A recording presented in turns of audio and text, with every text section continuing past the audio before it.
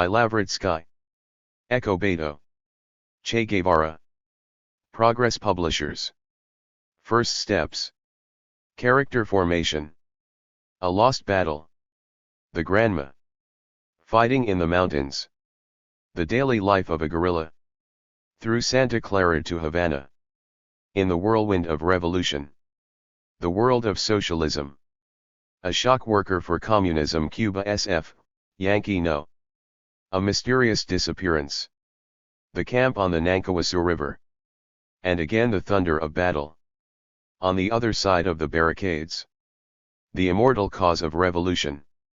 On a February evening in 1969 we were sitting in Alberto Granado's spacious living room in Miramar, a suburb of Havana.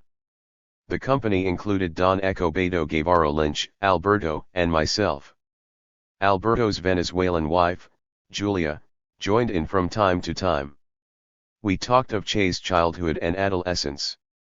A tropical downpour released floods of water over the villa. Lightning flashed through the Venetian blinds and thunder roared like a nearby cannonade. It made one feel cozy to be under shelter in such nasty weather. Pity the fellow who was caught in the mountains, or the Managua as the Cubans call their fields covered with prickly underbrush. The tropics are often called melancholy, but they are menacing as well. Life there is difficult and often dangerous. Earning a living in the tropics takes courage, stamina, iron will, resourcefulness and, of course, luck. At the time of the meeting, Che's father was just under 70 years old. He was of average height and had an erect figure. His keen eyes shone through his tortoise-shell glasses. He spoke with the typical La Plata accent with which it is so easy to pick out an Argentine, and, like all Argentines and Uruguayans, he made frequent use of the interjection Che. Pundits argue that the Argentines borrowed this Che from the Guarani Indians, for whom it means my. But for the residents of the Pampas, Che can express, depending on intonation and context, the entire 5. Spectrum of human passions: surprise, exhilaration, sorrow, tenderness, approval, or protest. It was because of fondness for this interjection that the Cuban rebels gave Don Ernesto's son, Echo Beto Guevara, the nickname Che. With time this nickname became his pseudonym in combat and was firmly attached to his name. He became known as Echo Beto Che Guevara both in Cuba and throughout the world. After the overthrow of Batista, Guevara, now the director of the Cuban National Bank, added the signature Che to the new banknotes and caused great indignation among the counter-revolutionaries. When he was once asked, after the victory of the Cuban Revolution, whether he liked his new name, he answered, "F or me, Che signifies all that is most important and valuable in my life. It couldn't be otherwise. After all, my first name and surname represent something small, private, insignificant." Don Echo Beto said to me, "In order to understand how my son became Major Che, one of the leaders of the Cuban Revolution, and what led him into the Bolivian mountains, we have to look into the past and find out something about our family ancestors. The first thing to note is that in my son's veins flowed the blood of the Irish rebels, the Spanish conquistadores and the Argentine patriots. Evidently Che inherited some of the features of our restless ancestors. There was something in his nature which drew him to distant wanderings, dangerous adventures, and new ideas. I myself couldn't sit still in my youth. At first I had a yerba mate one plantation in the remote Argentinian province of Misiones on the border with Paraguay. Then I built houses in Córdoba, Buenos Aires, and other cities. I set up construction firms and often burned my fingers. I never did manage to make a fortune. I couldn't make profit at other people's expense, so others made profit at mine. But I've got no regrets on that score. After all, it isn't money, but a clear conscience that's most important in life. Although my financial situation was never brilliant, all of my children, and there are 5 of them, received a higher education and made a success of themselves. But I am most proud, of course, of Echo Beto. He was a true man, a real fighter. We drank some hot coffee, real tinto, a strong brew prepared by Julia according to a Venezuelan recipe. 1 Paraguayan tea. 6. "Unfortunately I can't offer you mate," said Alberto. "Because of the damned blockade it's not easy to get it from Argentina. But Tinto isn't a bad drink during foul weather, especially since there's a bottle of Russian vodka added to Extra Secco on the table." Julia gave us a reproachful look. Her husband had a liver ailment and the doctors had forbidden him to touch alcohol. "I'm a sinner that likes a drink," Alberto defended himself. But as for Che, he didn't like liquor. Early in life he developed a passion for aromatic anti-asthma cigarettes, and while in Cuba grew fond of tobacco brand cigars. He swore that they warded off asthma attacks. He really did know a good cigar and smoked incessantly. So, young man, Don Escobedo picked up his story once again. As I already said, we have to delve into history. For you as an historian it will be all the more useful. When Batista was overthrown and Che became a celebrity, the newspapers began to print all kinds of fables about him. Some journalists even expressed the doubt that he was an Argentine. There were even those who argued that he was a Russian pretending to be an Argentine. But we are Argentines, in fact the kind of natives of whom there aren't many. In our country populated primarily by people of European origin. On my side Che is a 12th generation Argentine, on the side of his mother 8th. You know, you'd have a hard time finding an older Argentine family than ours. I'll begin with our ancestors. According to Spanish custom we have two surnames. I am Guevara after my father and Lynch after my mother. The Spanish ancestors of my father came to Argentina during the colonial era. 1 They settled in the province of Mendoza bordering on Chile, and there too I up agriculture. As I'm sure you know, Mendoza was, at the outset of the last century, the base for the army of our liberator General José de San Martin. It was under his leadership that the Spanish yoke was thrown off in Argentina. San Martin's army then traveled from Mendoza to Chile, where they also drove out the Spaniards. Then they liberated Lima, capital of the Viceroyalty of Peru. At that time civil war broke out in Argentina. San Martin was forced to retire. Colombian troops, under the command of Simon Bolívar and Grand Marshal Sucre, completed the liberation of Peru.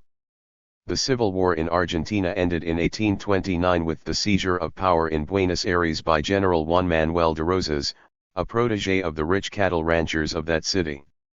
He was pitiless in eliminating his rivals, wiping out entire families and seizing their property. He remained in power a long 23 years.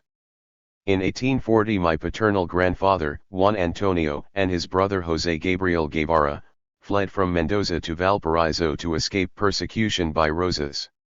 The latter confiscated their land. The brothers were accompanied in their flight to Chile by their neighbor Lieutenant Francisco Lynch, whose father, Colonel Lynch y Aranfa, had been killed by order of the tyrant. The Lynch land was also seized by Rosas. The founder of the Argentine branch of the Lynches was the Irishman Patrick, or as we call him Patricio, a participant in the struggle against English dominance. Patricio had done much to irritate the English and they set out in pursuit of him. He fled to Spain and from there to Argentina, or as it was then called, Gobernacy 6 en Rio de la Plata. There he married a rich Creole, the heiress of a large cattle estate in Mendoza. This all took place in the second half of the 18th century, during Spanish domination. Take note, young man, that Francisco Lynch was my maternal grandfather. So what happened next? Francisco Lynch traveled all over Chile in search of work and even made it to the Strait of Magellan, at the very edge of our continent. Then he was drawn into neighboring Peru when he fell ill with cholera. From Peru he set out for Ecuador where he caught smallpox. From Ecuador he returned to Valparaiso where once again he met up with the Guevara brothers. At that time there were many Argentinian exiles proponents of Rosas in Valparaiso. Among them were the writers Domingo Faustino Sarmiento and Bartolo Mitre, who later became presidents of Argentina. There was Juan Bautista Alberti, one of our country's outstanding Democrats, a follower of the French 8th utopians and advocate of their ideas. These men exposed Rosa's crimes in the local press and conspired against him. But at that time Rosas was firmly established in the presidential mansion, and attempts to overthrow him ended with the deaths of those who were involved. So once, early in 1848, when Lynch and the Guevara brothers were sitting with Sarmiento in a Valparaiso cafe and discussing the latest news from Argentina, a compatriot, José Carrillas, ran up with the sensational news that fabulous gold mines had been discovered in California. Carrillas suggested that they bolt in that direction. Possession of the accursed metal would allow them to arm the patriots and overthrow Rosas. The suggestion received a mixed reaction among the cafe's habitués. "You won't make it to California in time," said Sarmiento. "By the time you get there the veins will have dried up and you'll have to return to Valparaiso with nothing for your pains." But youth is gullible and unreasoning, and the advice of the older generation doesn't count for much. Francisco Lynch and the Guevara brothers were struck with the gold fever and were ready to set out for California without further ado. It was only a few weeks later that the would-be millionaires set out on a two-masted brigantine in the direction of San Francisco, where they arrived without incident in the winter of 1848. By the way, there were many Chileans heading in the same direction. Their adventures in this foreign land were described by Pablo Neruda in his dramatic cantata The Life and Death of Joaquin Murrieta. San Francisco was an indescribable scene at the time. The city was packed with gold seekers of all countries, races, and nationalities. It was some time before our seafarers could sell their brigantine and head off in the direction of the fabled Sacramento Valley, where, they were sure, boundless wealth awaited them. But not all of them made it out of the city. Lynch got bogged down in San Francisco, where he met Eloisa Ortiz, a young Chilean woman, the widow of an English sailor. Lynch fell in love and married her. Should he leave his young wife in San Francisco and set out on the search? Or should he take her with him? Both options seemed equally risky. Lynch, a true caballero, decided to remain in San Francisco and try his fortune there. He opened a saloon in the city and christened it the Placeres de California. This saloon turned out to be a gold mine of its own. Lynch raked in money. Lynch and Eloisa Ortiz became the parents of a daughter Anna while in California. Note that this Anna Lynch Ortiz was my mother, Che's grandmother. But what happened to the Guevara brothers? Oh, that was a true odyssey. Juan Antonio and Jose Gabriel had no luck. You know, it's in the stars, we weren't fated to be millionaires.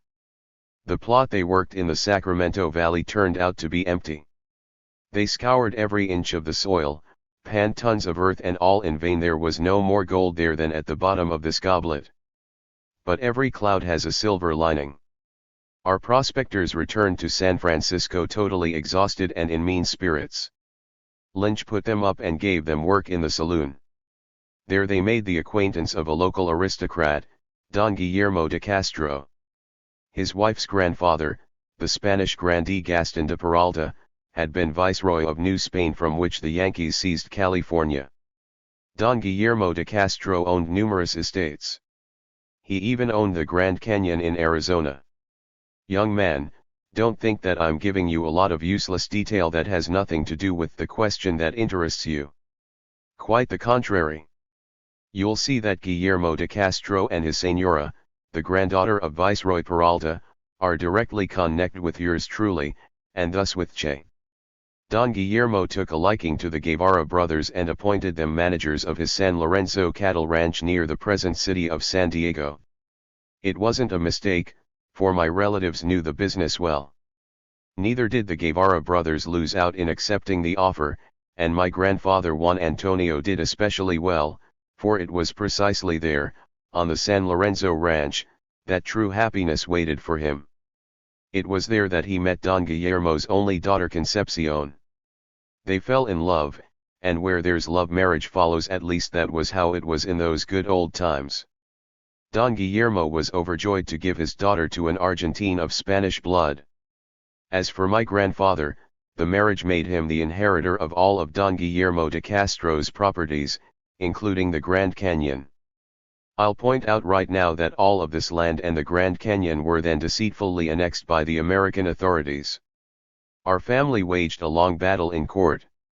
The matter went to the Supreme Court, which took 10. The side of the authorities, and we were left with nothing but court expenses, which added up to what was at that time a fabulous sum. However, we won't make a point of complaining on that score. After all, if they had returned the land to us, who knows, maybe our family's destiny would have been altered, and instead of producing the heroic figure of Major Che, who gave his life for the freedom of America, we would have turned out just one more rich and idle lounger to litter the landscape. I suppose you have already figured out that my grandparents Juan Antonio and Concepcion gave birth to a son. You're quite right. He was born in the United States and given the name Roberto. This was my father. Just like my mother, he was born a citizen of the United States of America. The surprise is that history drops in our laps. But in order for me to make my appearance, my father Roberto Guevara, son of Juan Antonio and Concepcion de Castro, had to marry my mother Ana Lynch, the daughter of Francisco Lynch and Eloisa Ortiz. That took place 26 years later under the following circumstances. We have a saying in Argentina that to each swine his hour will come. Well, the hour came for Rosas as well. In 1852 General Justo José de Urquiza, the governor of the province of Entre Rios, revolted against him. The entire nation joined in the revolt, Rosas was overthrown and the winds of freedom again swept over Argentina. When the good news reached San Francisco, nothing could restrain my grandfather and his brother from returning home as quickly as possible. He, like a genuine Spanish hidalgo, understood that a man's first duty was to serve his country. It took a few days to set their affairs straight. The ship got them from San Francisco to Valparaiso in good time, and making their way across the Andes they arrived in their native Mendoza. Of course, the new government soon gave back the Guevara brothers the land Rosas had taken away. Finally their lives returned to normal. You might ask what happened to Francisco Lynch, the owner of the Placeres de California. Well, Lynch remained where he was for another quarter of a century. Why? Who could give the reasons now? Perhaps he was reluctant to give up his saloon. Or maybe the very size of his family kept him from moving. In fact, Dona Eloisa, his wife, gave birth to no less than 17 children. But California is California and not the motherland. And although all of Don Francisco Lynch's children were born in the United 11 States, the former lieutenant in the Argentine army in the end couldn't resist the pull drawing him to his native Pampas. In the 70s he sold the saloon and took his entire clan to the ancestral land, to Mendoza, where once again he settled on the family hacienda adjacent to his friends, the Guevara brothers. It's not hard to imagine the joy with which my grandfathers greeted the Lynches. My father Roberto was then 26 years old, and Lynch's eldest daughter Anna a year older and still single. It was as if both had lived in anticipation of this meeting. They married and soon spawned one children. The sixth was yours truly, Escobedo Guevara Lynch. My father, Roberto Guevara, was a land surveyor by profession. He held a fairly high post in the government as head of the State Commission for rectifying the boundaries with Chile, Bolivia, Paraguay, and Uruguay.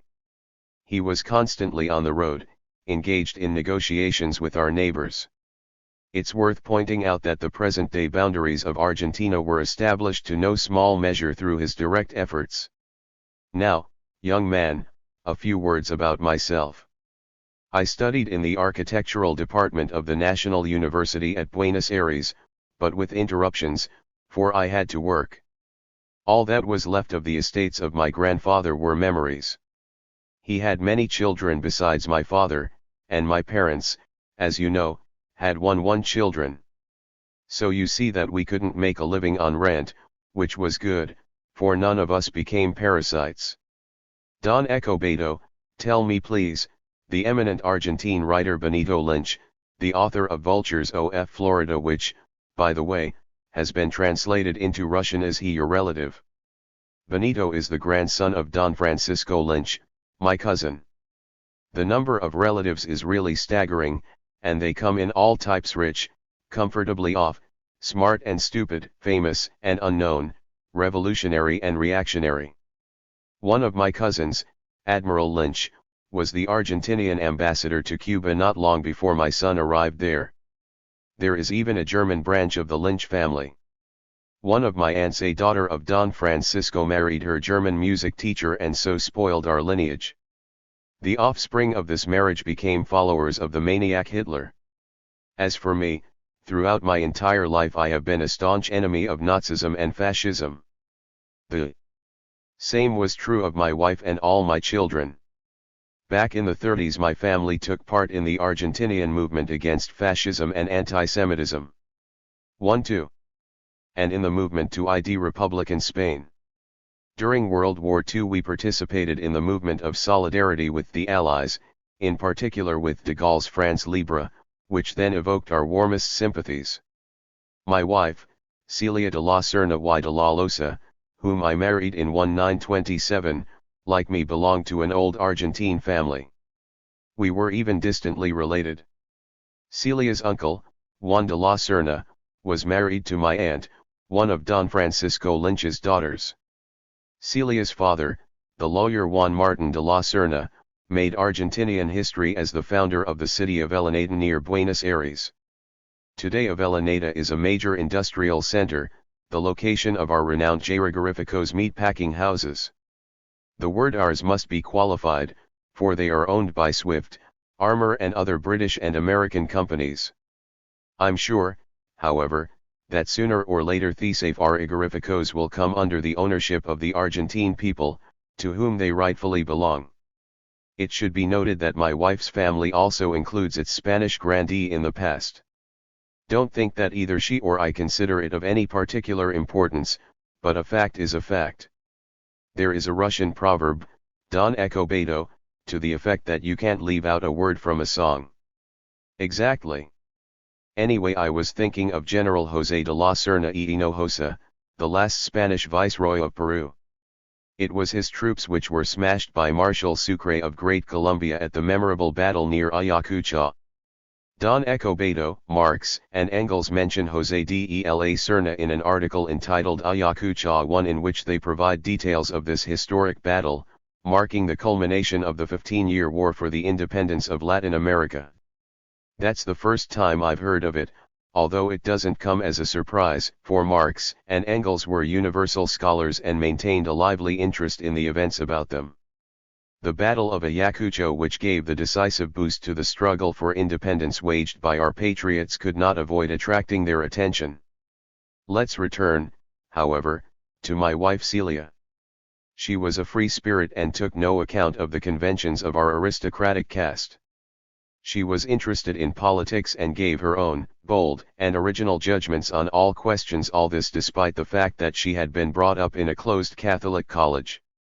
On second thought, maybe it was because of this, after all Voltaire and Fidel Castro were also brought up by Jesuits, and look what became of each. As far as religion was concerned, Celia and I were in complete agreement. Neither we nor our children went to church. In her youth Celia took part in the feminist movement and fought for women's suffrage. She was one of the first Argentine women to drive an automobile and even dared, in violation of the law, to ride along Florida Street, which was closed for all but pedestrians. She was one of the first to cut her braids and to sign her own name to bank checks. In those years her behavior disturbed the aristocrats. She was looked upon as an extravagant and eccentric woman. But those aspects which shocked others pleased me. I have in mind her intelligence, her independent and free nature. How did we begin our life together? Celia inherited a yerba mate plantation in Misiones and we moved there, wanting to turn it into a model economy. Prices on yerba mate were high at the time, and the tea was even called Green Gold. I bought the most modern machinery and tried to improve the conditions of the seasonal workers who harvested the crop. The Argentines are very fond of mate. They drink it as other nations drink coffee or tea. My son was also a great lover of mate. Our poet Fernan Silva Valdez speaks of this pleasant and healthful drink. You possess the gift of ruggy.d vigor. The vital force that flows from palms of manhood acrid mate. Whether I'm content or steeped in sadness. On eve one y side. I sense your presence near me. One drop I drink will banish from my heart all melancholic thought, expelling sadness so joy may take its place. In my house misfortunes soon are ended. Mate brings unhappiness, satisfaction. But to those who work with the leaves mate causes boundless suffering. The workers on yerba mate plantations were in the situation of outcasts, forced laborers, and the bosses held sway over their lives, could beat and even kill them with impunity. They worked 1 for peanuts, or even worse, for coupons with which they could buy inferior quality goods and produce at inflated prices in the company store. To make matters worse, the stores kept unlimited supplies of alcohol on hand. Any organized resistance on the part of the workers was cruelly suppressed by the plantation owners and the police. The first thing I did was to eliminate the coupons and begin to pay the workers a straight money salary. I also prohibited the sale of alcohol on the plantation. And I immediately won the hostility of the neighboring planters. At first they thought I was insane, then, convinced that I was in my right mind, began to label me a communist. In my political inclinations at the time I was a radical, a supporter of the Radical Civil Alliance. This was a democratic party, headed by President Hipólito Yrigoyen, who while in power did much of benefit for the country. He advocated an independent foreign policy and observed the Constitution. The plantation owners threatened to take reprisals against me. At that time there was no law in Misiones. The local authorities and police were in the pockets of the planters. I'm no coward, but I didn't think I had the right to risk Celia's life. I decided to move to Rosario, Argentina's second largest city, and there open up a Paraguayan tea factory. It was here that Che was born on June 14, 1928, a month prematurely, and Celia named him Ecobedo in my honor. At home we called him Ted. My plans to open a factory in Rosario fell through as well. It was just at that time that the world economic crisis erupted. Argentina's economy, dependent upon New York and London, suffered heavily from the crisis. Foreign trade was reduced, the prices on our raw materials fell catastrophically on the world market, many firms went bankrupt and unemployment spread. I couldn't get the credit on which I had been counting. I was forced to abandon my plans to become a factory owner and to return to the plantation in Misiones. On May 2, 1930, I remember the date so well, Celia and I set out with Ted for a dip in the swimming pool. Celia was a strong swimmer and loved the water.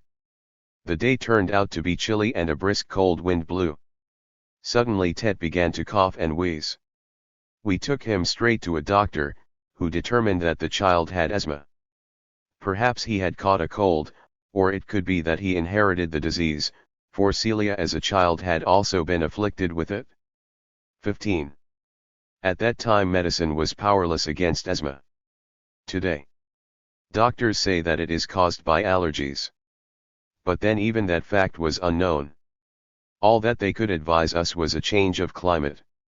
We chose Córdoba, the healthiest of our provinces, for it is located in an alpine region. The clear, transparent air, laced with the fragrance of the coniferous forests, is regarded as quite salubrious. We sold our plantation without any regrets and bought a home called Villa Nidia in the little spot Altagracia located near Córdoba, 2,000 meters above sea level. I began to work as a contractor building houses while Celia cared for the ailing Ted. From that unfortunate May 2, 1930, Ted suffered almost daily, or rather nightly, attacks of asthma. I slept next to his bed, and when he began to wheeze, took him in my arms, rocked, and soothed him until the attack had passed and the exhausted child had fallen asleep, often only just before dawn. Ted was followed by 4 other children: Celia, Roberto, Ana Marfa, and Juan Martin. All were given a higher education. The daughters became architects, Roberto a lawyer and Juan Martin a designer. They all had normal childhood and presented no particular difficulties.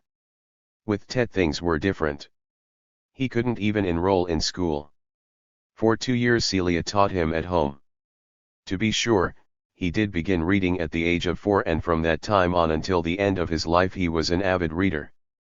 I was told that even when fighting in Bolivia, pursued by the enemy and suffering from asthma, he still managed to do some reading.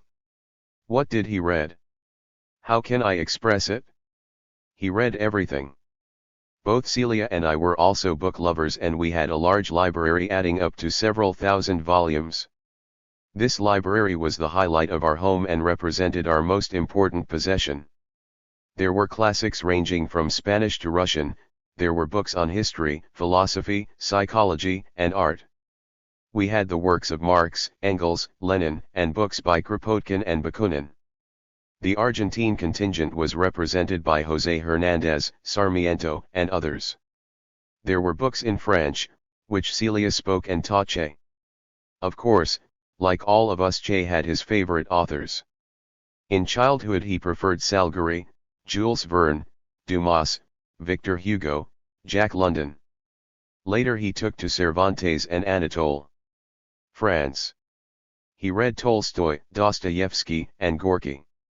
Of course he read through all the Latin American social novels which were in vogue then, the Peruvian Ciro Alegria, the Ecuadorian Jorge Icaza, and the Colombian José Eustaquio Rivera, who described the difficult life of the Indians and the slave labor of the workers on the estates and plantations.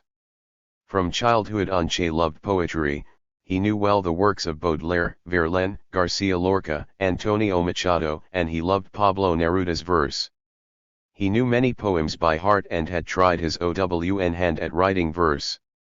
But, need I add, my son didn't consider himself a poet. He once called himself a revolutionary who never became a poet. In a letter to the poet and Spanish Republican Leon Felipe, whose book of verse, Reindeer, Che always had at his bedside, Escobedo called himself an unsuccessful poet.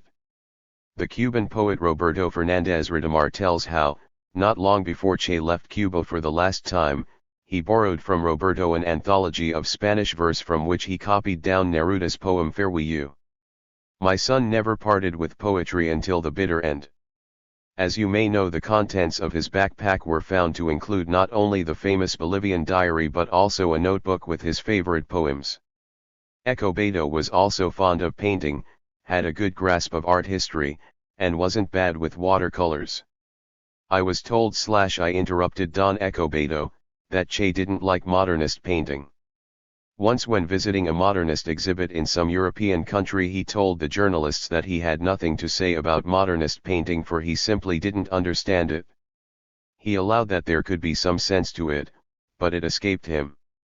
My son loved the Impressionists above all. He was also a chess enthusiast. After the victory of the Cuban Revolution he took part in tourneys and competitions. When he would call home and tell his wife that he was off to an appointment, she knew that he was going to play chess with his friends. But one thing he had no understanding of was music. He was tone deaf, and couldn't distinguish a tango from a waltz. He couldn't dance, which is a rarity for an Argentine. After all, we each fancy ourselves to be outstanding dancers, even if it isn't the case. I was told, Don Escobedo, that when Che was Minister of Industry and he was asked to give his opinion on the quality of 17 new records, he answered that he couldn't give any opinion on that score since his ignorance about music was complete. That sounds like him. He was never afraid to own up to his shortcomings. He loved to poke fun at others, but he didn't spare himself either. He was very self-critical, I would even say less about himself. Some people took this as a sign of forced originality, eccentricity, self-display. The actual reason was deeper and more serious, for this behavior was caused by his extreme candor and his unbending hostility to lies and conventions, to petty bourgeois morality. But honesty always surprises the Philistine. Such a Philistine looks at anything different as insanity or clever deceit, as affectation or ruse. Certain of Che's biographers have tried to explain this behavior, strange to them, by reference to Freudian complexes, and ascribe to his asthma almost the decisive role in the formation of his character and revolutionary views. Well, it's all a bunch of nonsense. Revolutionaries are spawned not by disease or by physical handicap and not by some kind of emotional inclinations, but by an exploitative social system and by man's natural striving for justice. Tet's inclinations were not confined to such elevated subjects as poetry and art. Not at all. He was quite a whiz in mathematics and other exact sciences as well. We even thought that he would eventually become an engineer, but he chose to become a doctor. Probably this was prompted by his own illness or by the disease which struck his maternal grandmother with whom he shared a warm love. She died of cancer, which also took Celia away. But here I am getting ahead of myself. At a very early age we began to encourage Tet, in fact all of the children, to engage in various sports. Tet loved sports and gave his all just as he did for whatever he took up, paying no heed to his illness. It was as if he were trying to show that he was capable, despite his damned asthma, of not only matching but surpassing his peers. As a schoolboy he joined the local sports club Ottalia and played in the second string of the local football team. He was an outstanding player, but he couldn't remain on the first string because he was susceptible to asthma attacks during playing time and would be forced to leave the field and rush to his inhaler. He played rugby, a game for the strong and T-pug and involving a lot of body contact. He also did some horseback riding, played golf, and even did some gliding, but the 1/8 real passion of his childhood and adolescence was unquestionably bicycling. He once wrote on a photograph which he gave to his fiancée Chinchina, to Chinchina suitors from the king of the pedal. If I'm not mistaken, Don Escobedo, your son's name first made the papers in connection with the bicycling event. I dug into my papers and found an announcement from the Argentine journal El Gráfico dated May 5, 1950. I read aloud to Che's father, February 23, 1950. Sapphires, representatives of the Micron moped firm. I am sending you a Micron moped for a going over. I traveled 4,000 kilometers through 12 Argentine provinces on it. This moped worked without a hitch for the entire trip, and I couldn't find a single thing wrong with it. I do count on having it returned in the same conditions. Signed, Escobedo Guevara Sir N.A. Tet made that trip when he was already enrolled as a student. The Micron company provided him with one of its mopeds as an advertising gimmick and paid for some of his expenses during the trip. Che certainly never was a homebody. While a student he signed up as a sailor on an Argentine freighter and spent some time traveling, among other places, to Trinidad and British Guyana. Then he traveled, or to be more accurate, hiked across half of South America with Granados. Were you never nervous when Tet took up such risky undertakings, especially in light of his health? Of course, Celia and I were always upset, and tormented ourselves over such happenings. But we kept our fear to ourselves. We had inculcated independence in our children and were firmly convinced that this would help them in the future. What's more, it would have been impossible to keep them from doing such crazy acts, for youth is youth. I recall how Tet and Roberto once disappeared from the house. Tet was then 11 and Roberto 8 years old. It was as if they had just vanished in thin air. We thought that they had lost their way in the woods nearby and looked for them there, then notified the police. A few days later they were found 800 kilometers from Cordoba. They'd sneaked into the back of a truck and taken a free ride there. But all of our trepidations connected with Tet's youthful escapades were just drops in the bucket compared with what awaited us in the future. 19. We were anxious and heavy of heart when we received a letter from him and Granados describing leper colonies they had stayed at during their travels through South America. Once he wrote us from Peru that he was setting out with Alberto on the Amazon on a raft given them by lepers into the very wilds. He added the warning, if you don't hear from me in a month it mectns that we been eaten by crocodiles or served up to the Hebrew Indians, who will shrink our heads and sell them to American tourists. In that case look for our debauched heads in the souvenir shops of New York. Of course, we knew our son well and were aware that he was sending us a bit of his black humor, for he was self-confident and assured that all would turn out for the best. But still. After all, the next letter came not 1 but 2 months later. When he wrote us from Mexico that he had joined up with Fidel Castro and was headed for Cuba to fight against Batista, I didn't have the courage, frankly speaking, to read his letter through to the end. To spare my net, Celia gave me a brief summary of it. And then 2 years passed without news of him, unless you include the accounts by the Argentine journalist Jorge Ricardo Massetti, who spent April and May 1, 1958 in the Sierra Maestra and brought back with him taped conversations with Che and Fidel. Massetti published a book on these meetings, Those Who Fight and Those Who Weep. The newspapers, however, carried several accounts of the defeat of the insurgents by Batista's troops, and every such account brought fresh anxiety about our son's fate. On December 3, 1958, the night before the fall of the Batista regime, our entire family met to celebrate the new year. Our mood wasn't very buoyant, for the radio broadcast contradictory stories on events in Cuba, and concerning Che we only knew that he had been wounded in the battle for the city of Santa Clara. In Buenos Aires there was a committee for solidarity with the Cuban people which even maintained radio contact with Fidel's headquarters. But this contact was unreliable and often was cut off. So we didn't know what was really happening in Cuba. On that New Year's Eve, when we had all gathered and expected no other guests, there was a knock on the door at about 1 p.m. We opened the door and found a letter there. To this day we don't know who delivered it. We read the following note. Dear parents, I am in excellent health. I have spent 2 and 5 remain. I am continuing to work. The news is scarce and so it will 20. Be from now on. But let's hope that God was in Argentine. My warmest embraces to you all. Ted. He always said that he had 7 lives like a cat. So when he said that he had spent 2 he meant that he had been twice wounded, and that he had 5 lives left. We were astounded and overjoyed with the unexpected message. But this wasn't to be the only surprise during that memorable night.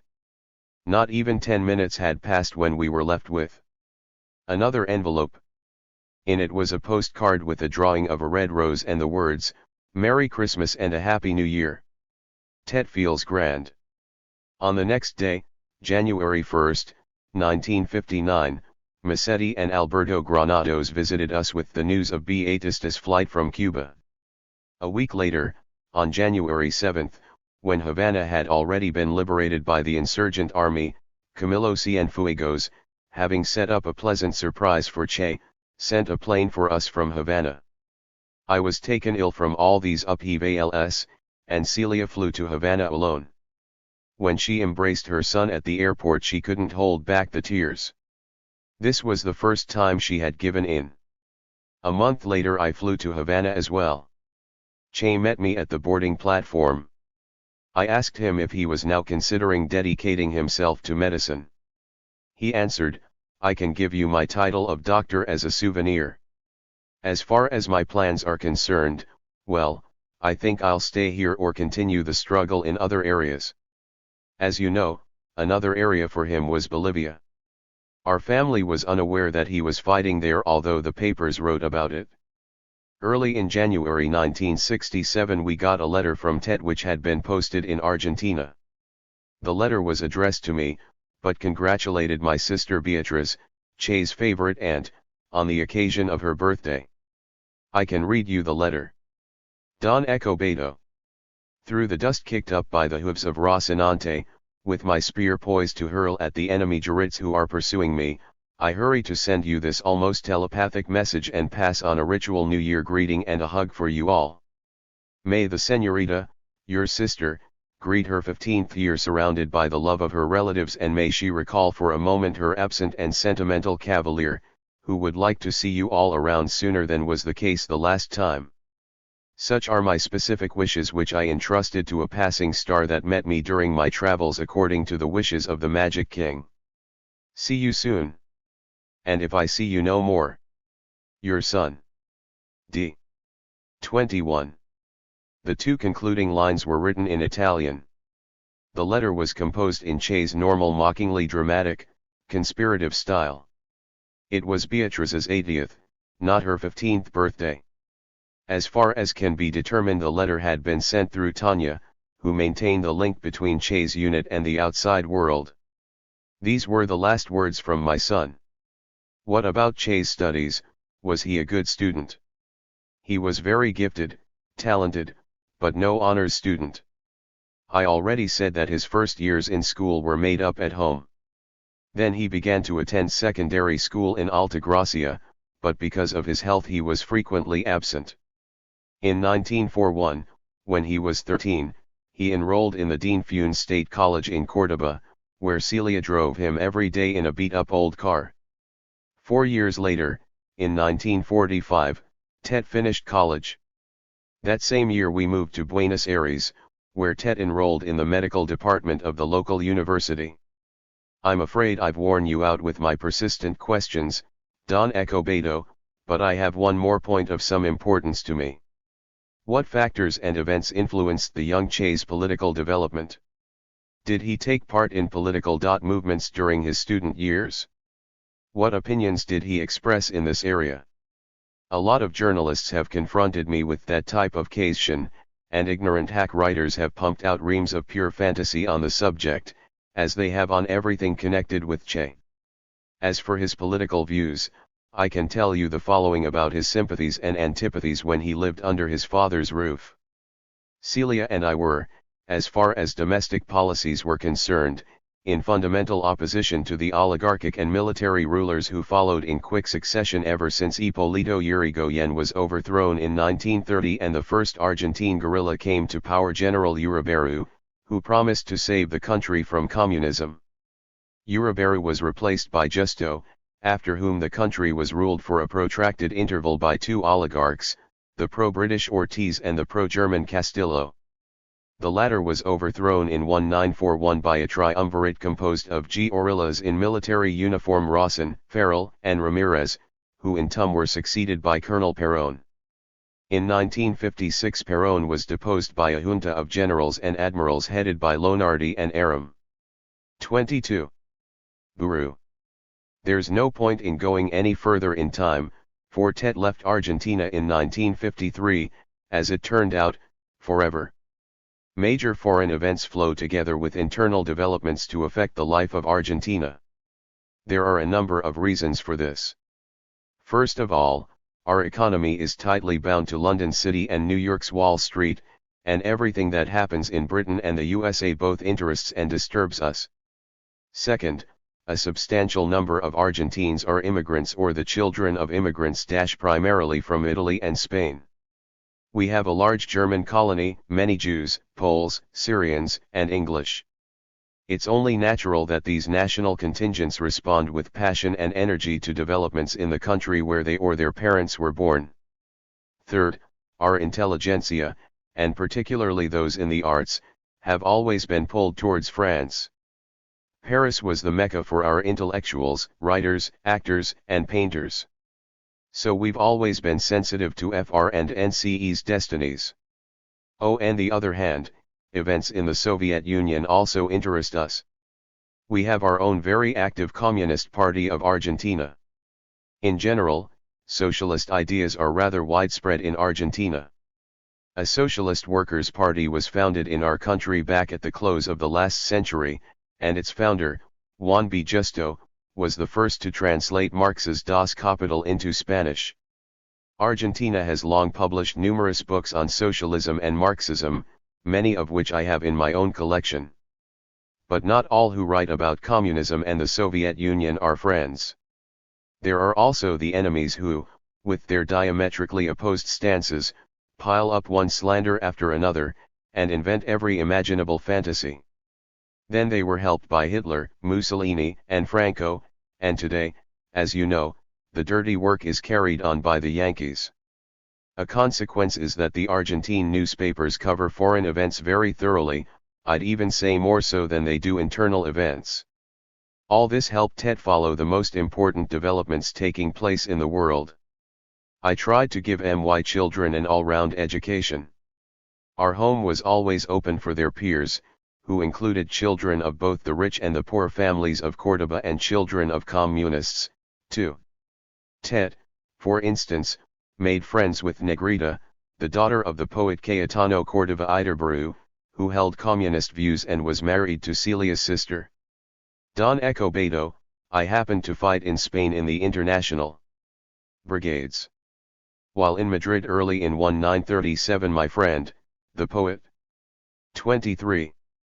Rafael Alberti, introduced me to Córdoba Iterburu, who had also arrived to help the Spanish Republic. It really is a small world. Your mention of Spain was appropriate as well. The Spanish Civil War caused a big stir in Argentina. We had a committee to aid Republican Spain, in which Celia and I made a big effort to help. All of my children were avid supporters of the Republicans.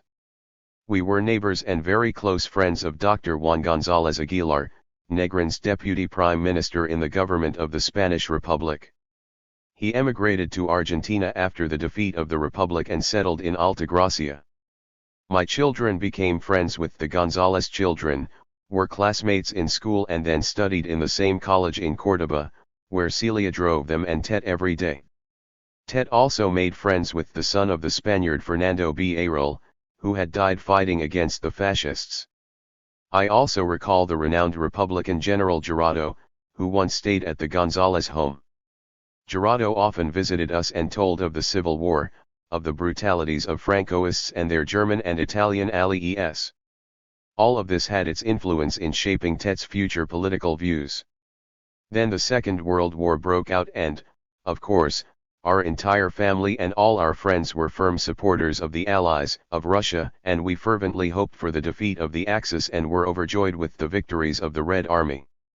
We were immensely impressed by the Battle of Stalingrad where the German Wehrmacht suffered a crushing defeat. Perón, then ruling Argentina, despite Allied pressure maintained diplomatic relations with the Axis countries. Argentina was flooded with Axis agents and spies who had secret radio stations at their disposal. The authorities not only didn't object to or interfere with their subversive activity, but concealed and even aided it in every way possible. We, as friends of the Allies, helped search out and expose fascist agents. I took part in such operations. Tet knew about this and constantly asked me to take him on as a helper. Celia JL and I were among Perón's active opponents. Celia was even arrested when during a demonstration in Córdoba she began to shout out anti-government slogans. In 1962 she was again detained by the police for participating in an anti-government demonstration. A year later she was arrested a third time upon returning from Cuba and was held in prison for several weeks. 24.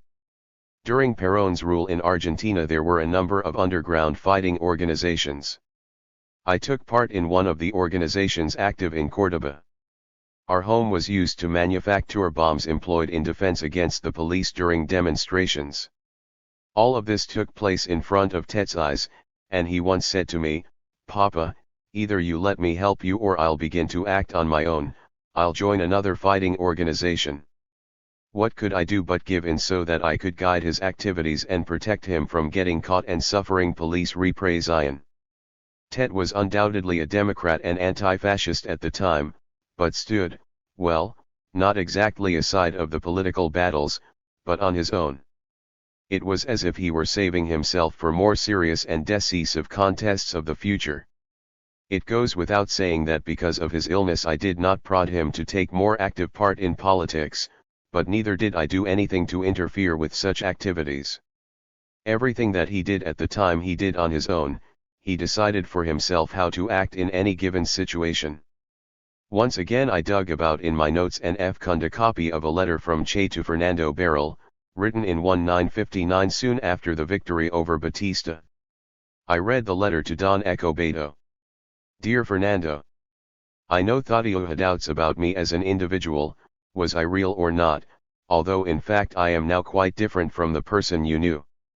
Much water has flown under the bridge since that time, and of the former asthmatic and individualist there remains only the asthma. I've been told that you've married, the same goes for me. I have 2 children, but I remain an adventure lover, although today my adventures are in pursuit of the right goal.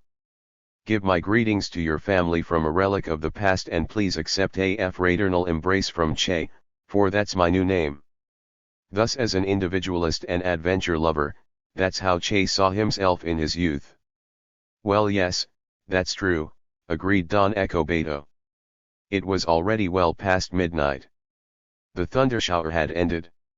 We parted with Don Ecobedo, this frank, honest and charming man so like his son Che. 25. Through a comb ben a tion of serm cumst ainses and probably bame ca use of my na tour I begin to able about the American contaminant andcame.to know it well. Ecobedo che Guevara. Julia, Alberto Granado's wife, brought us what must have been the 10th cup of aromatic tinto. We still had several waking hours before us. Alberto promised to tell me how his friendship with Che arose, and about their joint travels in Latin America. Alberto had already written about this in his reminiscences about Che published in Cuban press. But it is one thing to read and another to listen to a first-hand account. Few of Tet's friends in school or in the university could boast of real closeness with him. In fact, he was very different from his peers. Che paid no attention to his external appearance. He went around in a crumpled jacket, floppy, worn-out shoes and with unkempt hair. The young Argentines around him were very trendy, took pride in polishing their boots to a brilliant shine and slicked down their hair.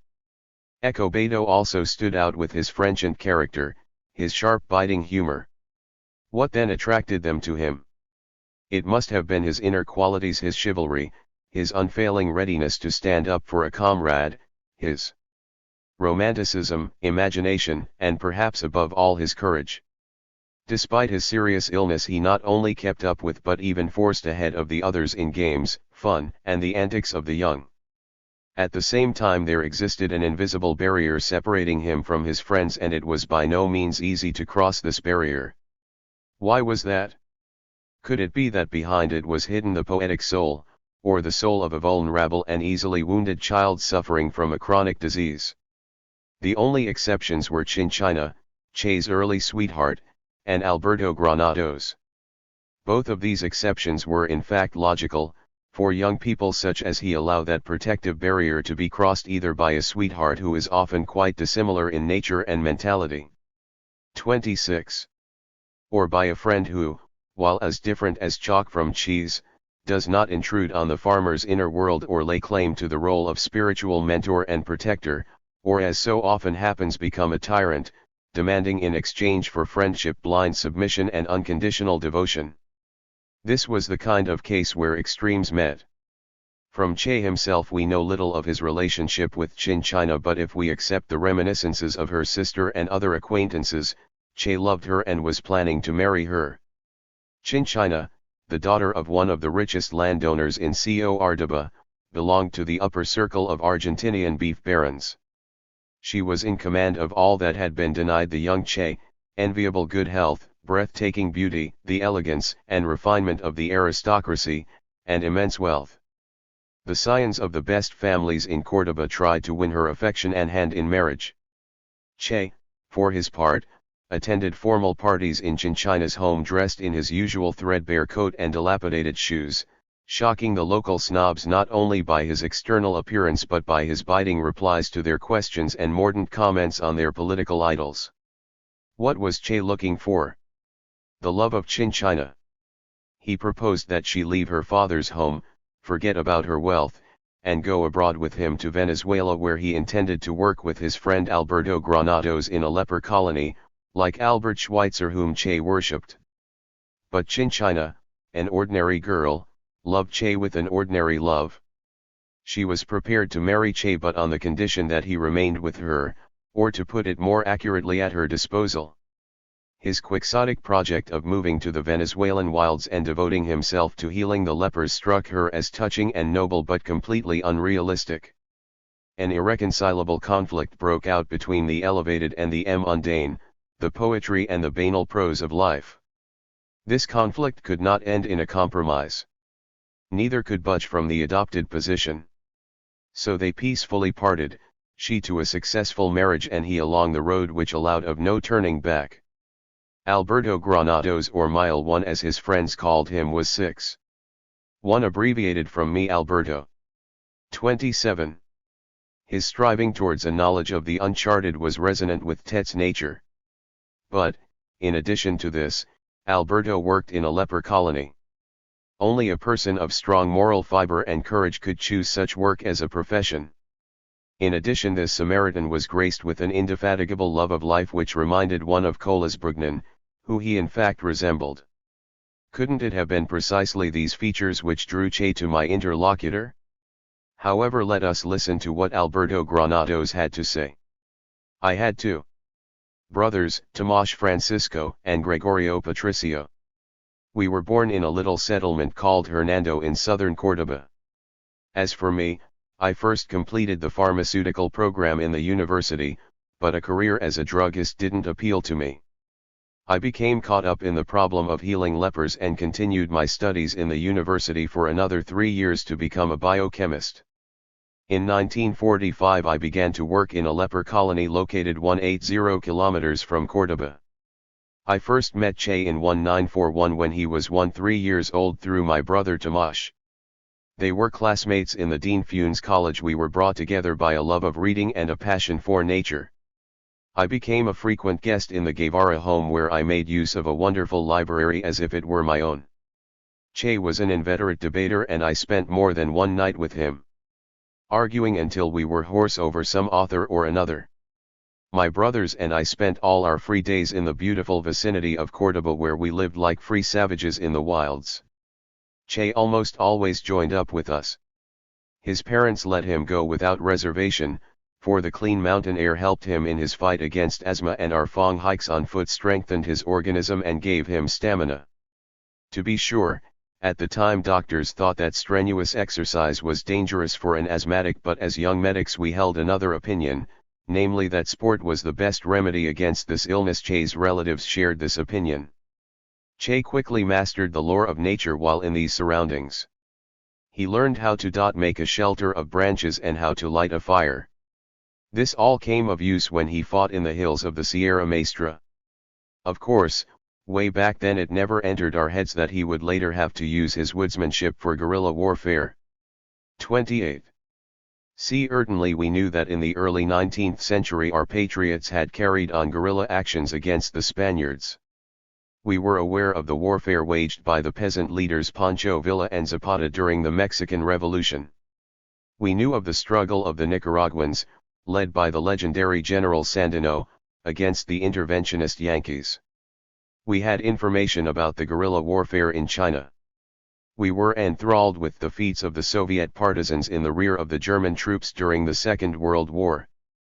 But none of us, including Che, imagined at that time that such was possible for us. I don't mean to say that we stood apart from the political struggle. It was quite the opposite. Throughout the country students were active participants. We considered ourselves anti-imperialists and anti-fascists, and we organized strikes and demonstrations, and fought with the police. Córdoba is one of Argentina's major cultural centers. We call it De Octa Córdoba, which means learned or wise Córdoba. In addition to the university, which was founded in 1613 and as such is one of the oldest in America, there are a museum of natural history, a large zoo and an academy of fine arts. The city is praised for its freedom-loving traditions. It was our university campus in 1918 that harbored the student movement for university reform, which proceeded under anti-imperialist slogans and the Q. swept through the universities of Latin America. In the 1930s an influential group was formed in Córdoba under the leadership of the eminent popular writer Deodoro Roca and boldly opposed police repression and fascism. Our city also nurtured such progressive organizations as the Committee for a.id to the Soviet Union and many others. I myself took part in the student movement. In 1943 I was arrested along with several other students after a demonstration against police intrusions on the territory of the university. My brother Tomasz came with Echo Beto to visit me at the police station. I asked THM to bring college students into the streets with the demand to free the arrested immediately. I have to admit that Che's answer to my request caught me off balap.ce. What do you mean, Mile, go into the streets, just so they can beat you over the heads with clubs? No thanks, I'll hit the street only when they give me a bufoso. Another reply of his stuck in my mind as well. When traveling through Latin America we arrived in Peru and visited the ancient 29. Inca city of Machu Picchu. We climbed all over the ruins and then sat down in a square near one of the ancient temples where according to legend the Inca priests carried out human sacrifices. We began to drink mate and let our imagination run free. I said to Che, you know, old man, let's stay here. I'll marry an Indian from a prominent Inca family, proclaim myself emperor and become the ruler of Peru. I'll appoint you prime minister and together we'll carry out a social revolution. Che answered, you're out of your mind, Mile, revolutions are not made without shooting. Alberto, tell me in more detail about this trip. I had a long-standing dream of visiting the Latin American countries, of which we, though neighbors, knew very little. We knew more about events and life in general in Spain, France, or the United States than about what was going on in the republics on our continent. I also had a purely personal professional interest in this trip. I intended to visit leper colonies in the neighboring countries, study the work done there, and perhaps write a book on the subject. Of course I didn't have the money for such a trip, but I did have wheels, an old motorcycle which I constantly repaired and hoped to bring into working order. Concerning outlays on food, well, I didn't worry much about it. I counted on odd jobs and also on the solidarity of my colleagues doctors in leper colonies. The day arrived when my steed was ready for the trip. At the time the Guevara family already lived in Buenos Aires, where Che was studying in the medical department and took a special course in the Institute for Research on Allergies, headed by the eminent Argentine scholar Dr. Salvador Pisani. The Guevara family was living through difficult financial times and Echo Beto worked on the side as a librarian in the municipal library. He came to Cordoba for the vacation and visited me in the leper colony. He took an interest in new methods for treating lepers and helped me with my experiments. During one such visit in September 1, 1951, I, on the urging of my brother Tomasz, suggested to Che that he be my companion on the upcoming trip. Echo Beto had dreamed of traveling since childhood. He had a passion for knowledge of the reality surrounding him, and not so much through book learning as through personal contact with 30. That reality. He took a lively interest in the lives of his fellow countrymen not only in the capital but also in the remote provinces. He wanted to know how the Argentine peasants, farm laborers, and Indians fared. Finally, he wanted to see what his homeland looked like, to feast his eyes on the boundless plains, the pampas, on the mountains and the torrid northern regions where plantations of cotton and mate, Paraguayan tea, were located. But that wouldn't be enough. For once seeing it all he'd realize that he needed to look at the other Latin American countries, come to know the lives, hopes and fears of the many naciones of the continent. Only then could a correct answer be found to the question which was bothering him more and more: how could the lives of the peoples living on the continent be changed for the better? How could they be released from poverty and disease? How could they be freed from the oppression of the landowners, capitalists, and foreign monopolies? So it should come as no surprise that Che was only too glad to accept my proposition, and only asked that I wait until he could pass the coming examinations. At the time he was in his last year of study in the medical department. Che's parents had no objections to his going with me, but under the condition that we be gone no more than a year and that Echo Beto return in time to take his final exams. On December 29, 1951, loading down our steed with equipment, a light tent, blankets, and arming ourselves with an automatic pistol and a camera, we set out. On the way we stopped by to say goodbye to Chin China. She gave Che $15 with the request to bring her a lace dress. Echo Beto gave her a little dog called Comeback. We also parted with Ernesto's parents. There was nothing more to keep us in Argentina, and we set out for Chile, the first foreign country lying in our path. Having crossed the province of Mendoza, where Che's ancestors had lived at one time and where we visited some haciendas to see how horses are tamed and how are gaucho lives, we then turned to the south, to avoid the peaks of the Andes, which were impassable for our puny two-wheeled Rocinante. We had to cope with a good many headaches. The motorcycle repeatedly broke down and needed servicing. We seemed to be pushing it more than riding on it. Oh, and the road, we spent the nights in field and forest, depending on which was at hand. It was more difficult with food. The handful of coins we started out with were exhausted after the first 31 few days. We also raced through Chinchina's $15, then had to earn our bread by the sweat of our brows. We washed dishes in restaurants, treated the peasants, worked as veterinarians, stevedores, porters, sailors. We repaired radios in the villages. Leper colonies served as life-saving oases, which we headed for as a Muslim heads for Mecca. There we replenished ourselves, not only physically but mentally, for we exchanged knowledge with our local colleagues and learned much that was both useful and interesting. Echo Beto felt a growing involvement in the problem of studying and treating leprosy. Like myself, he had no fear or revulsion when dealing with lepers. On the contrary, the sight of these unfortunates rejected and forgotten by both society and friends brought out a warm empathy in him and helped foster the idea of dedicating his life to treating the afflicted. On February 1, 1952, we arrived in the Chilean city of Temuco. On the next day, the local newspaper Diario Austral printed an article about us, which was reprinted in Granma soon after Che died in October 1, 1967. I have the text of this artide, I told Alberto, and to give him a chance to rest and finish his cup of hot tinto, which Julia, smiling sadly and understandingly, offered us. I read aloud the article from Diario Austral, entitled "Two Argentine Experts in Leprosy Travel Through Latin America on a Motorcycle." It read as follows. Yesterday saw the arrival in Temuco of Doctor of Biochemistry Señor Alberto Granados and final year student in the Department of Medicine at the University of Buenos Aires Señor Echo Beto Guevara Serna, who are journeying by motorcycle through the major Latin American countries. The motorcyclists began their travels in the province of C6R. Dabo on December 29.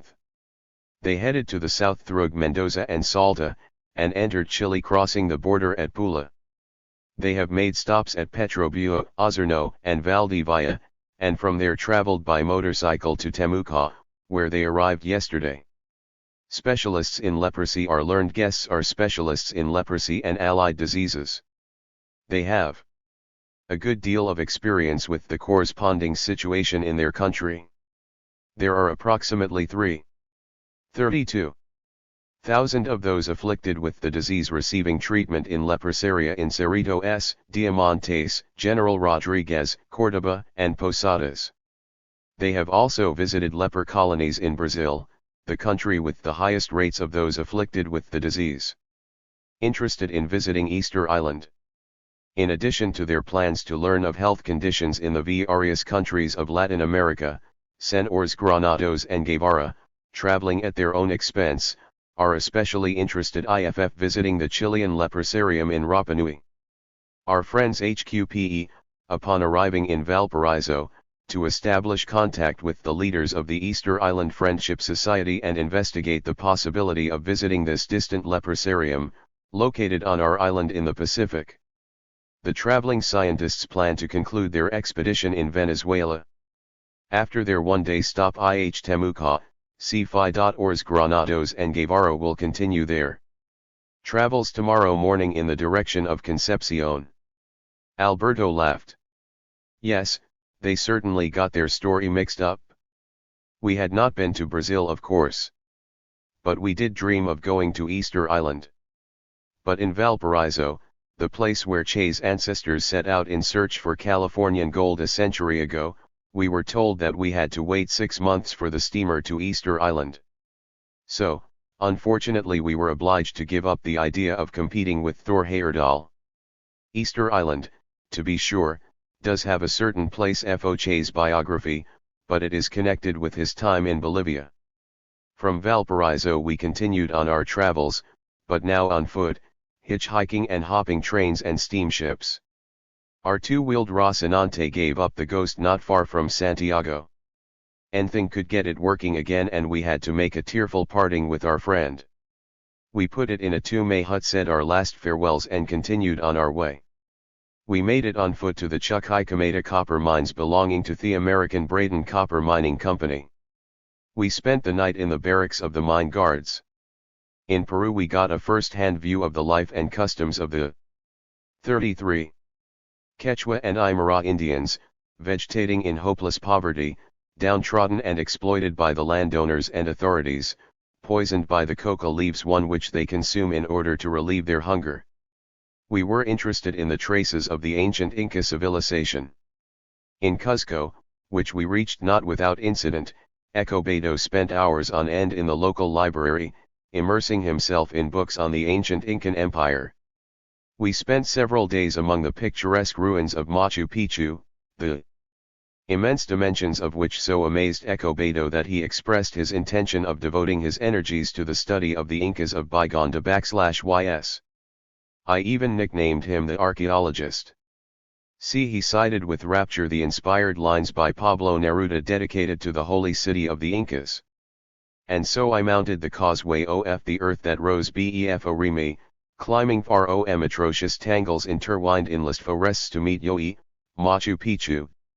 City built on high rocks to form terrace, at last an abode from which the terrestrial did not seek to hide, draping vestures of deep slumber. In you, like two straight lines running parallel, the cradle of the lightning and of mankind, intertwined to a wind of many splinters. Mother of rocks, you are the spume that fell oats with condors. Elevated stepping stones of the dawning of neonkind. Wooden essayed lost in this fire of arenas. I told Mile that a year ago the writer S.S. Smirnov had also visited Peru and been similarly struck by Machu Picchu. Then I read him a Spanish translation of the description of this Peruvian miracle from Smirnov's Essays on Peru. There are many stunning ruins in the world, monuments to the labor and art of our distant ancestors. Somewhere in the Himalayas, the Pamirs, or in these very Cordilleras you may find an alpine landscape of no less beauty and every bit as primitive and wild. But it is just that combination of the works of man and the majesty of nature which makes Machu Picchu a unique and incomparable spot. It is with a strange and unexpected sensation of sudden discovery that the realization dawns that the city and the huge stairway were built by people like you and I, so dwarfed by the gigantic mountains and bottomless abysses, but nevertheless their conquerors. It is as if an invisible but unbreakable thread were suddenly extended between these stone boxes that were the dwellings and temples of Incas, from the steps of that stairway which climbs into the sky, to you and me, the present generation, who fly high in the sky in our jet airplanes, who have burst into interplanetary space, who have walked on the soil of the moon and split the nucleus of the atom. The thread extends through the centuries and continues somewhere into the distant future. And you feel a moment of true happiness, prompted by the pride in the son of the earth, in mankind, and in belonging to the human race. People of today should be grateful to the once lost and now recovered city of the Incas, the Peruvian miracle, if only for this feeling, for the blissful pride of self-awareness and self-affirmation engendered by the sight. Mile listened attentively. The impressions recorded by your Soviet writer are so close to those we experienced when visiting Machu Picchu. To us this dead city seemed vibrant with life. The very fact of its existence inspired us with hope for a bright future for our peoples. The descendants of those who built Machu Picchu will sooner or later throw off the centuries-old chains of slavery. We were convinced of this and imagined how an Indian army under the leadership of a new Tupac Arharu won, of course with our active participation, wow.ld finally arouse ancient Peru to a happy and free life. So, for Machu Picchu we went deep into the mountains, to the settlement of Huambo, with a side trip to the leper colony founded by the scientist and devoted Dr. Hugo Pescia, a member of the Communist Party of Peru. He greeted us warmly, showed us his methods of treatment and gave us a recommendation for another major leper colony near the city of San Pablo in the Peruvian province of Loreto. It wasn't so easy to make our way to San Pablo.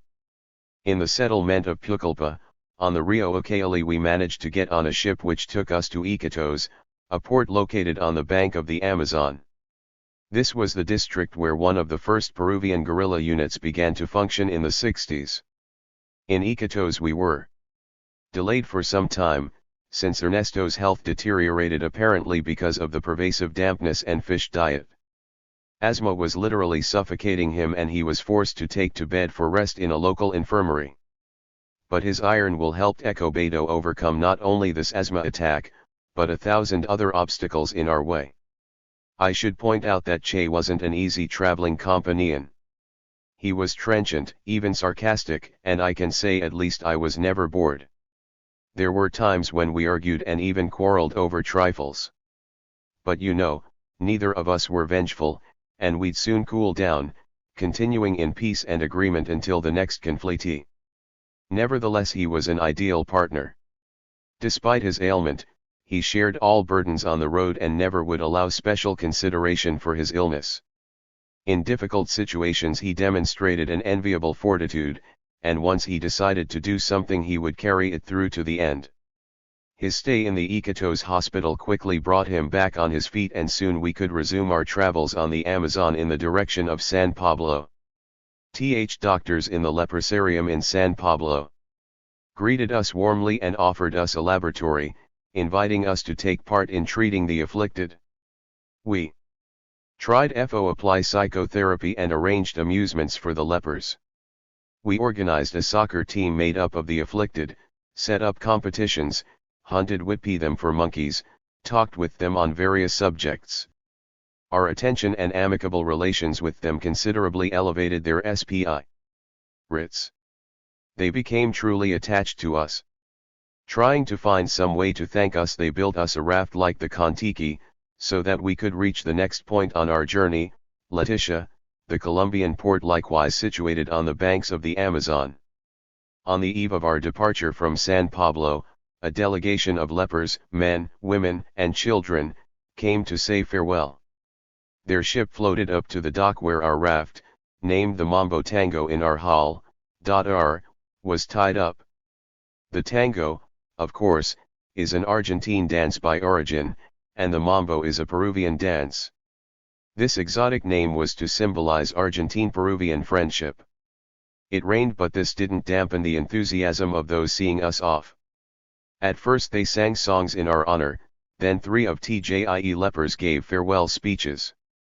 They couldn't express themselves perfectly, but 36.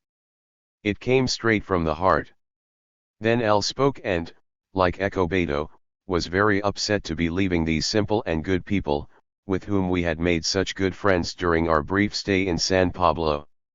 Oh, and the next day, June 2, 1952, having piled our meager bejonjings on the Mambo Tango, we set out with the current down the mighty Amazon in the direction of Leticia. The current carried us along. Escobedo took a lot of photographs and kept a diary following my example. Taking in the wild tropical scenery, we, much to our chagrin, floated right past Leticia without noticing it and learned of it only when our Mambo Tarago landed on a large island, which turned out to be Brazilian territory. It would have been hopeless to try to float upstream against the current. We had to exchange our Mambo Tango for a boat and make up the difference with what remained of our meager savings. As a result, we arrived in Leticia not only worn out but without a centavo in our pockets. Our disreputable appearance naturally aroused the suspicions of the police, and we soon ended up behind bars. This time the renown of Argentine soccer saved us. When the police chief, a real hincha, learned that we were Argentines, he offered us our freedom in exchange for our consent to be the coaches for the local soccer team, which was about to take part in the district competitions. And when our team won, the grateful fanatics of the leather ball bought us tickets on a plane which got us safely to Bogotá, the capital of Colombia. At that time President Laureano Gómez ruled in Colombia. La Vio/country in Latin America, then with around 1 million citizens. In terms of the political passions, however, this republic yielded to no other. At that time political refugees from Central American and 49 Caribbean countries crowded San Jose. Here conspiracies, coups, and revolutions were being planned, here preparations were made for expeditions of liberation, and here political plans, programs, and manifestos were debated. But matters never went farther. Tie won verbal battles over won a bottle of whiskey in the local cafes. The president of Costa Rica at that time was José Figueres, an owner of coffee plantations who in 1948 led the revolt against the government of Teodoro Picado. He accused him of sympathies with communism. However, Figueres was not a reactionary of the usual stamp. His ideal was bourgeois democracy. He spoke out against dictatorships in Central America and the Caribbean basin and supported various aspirants to power in these regions, many of whom were then living in San Jose. The same aim underlay the creation by Figueres of the so-called Caribbean Legion that included in its ranks adventure seekers, political refugees, and mercenaries. Among the participants in the Legion were Dominicans, Nicaraguans, Cubans, Guatemalans, and Spanish Republicans from those who had emigrated to Latin America after Franco's victory. Here in San Jose Guevara met the Dominican Juan Bosch. A talented writer, the author of vivid and true stories about the life of simple people, about the trials and tribulations of his country, Juan Bosch spent years wandering about Latin America and exposing the criminal tyrant Leonidas Trujillo, who had turned his homeland, the Dominican Republic, into a medieval dungeon. Bosch entertained no illusions concerning the American imperialists, who had on a number of occasions sent in the Marines to restore order and who fastidiously took care of their ally and fellow believer, the Caribbean jackal Trujillo.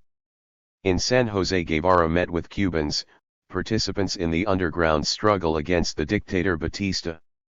Much later, in 1963, in a conversation with a correspondent from the Cuban newspaper El Mundo, Che told how he first took an interest in Cuba when he was 1 years old.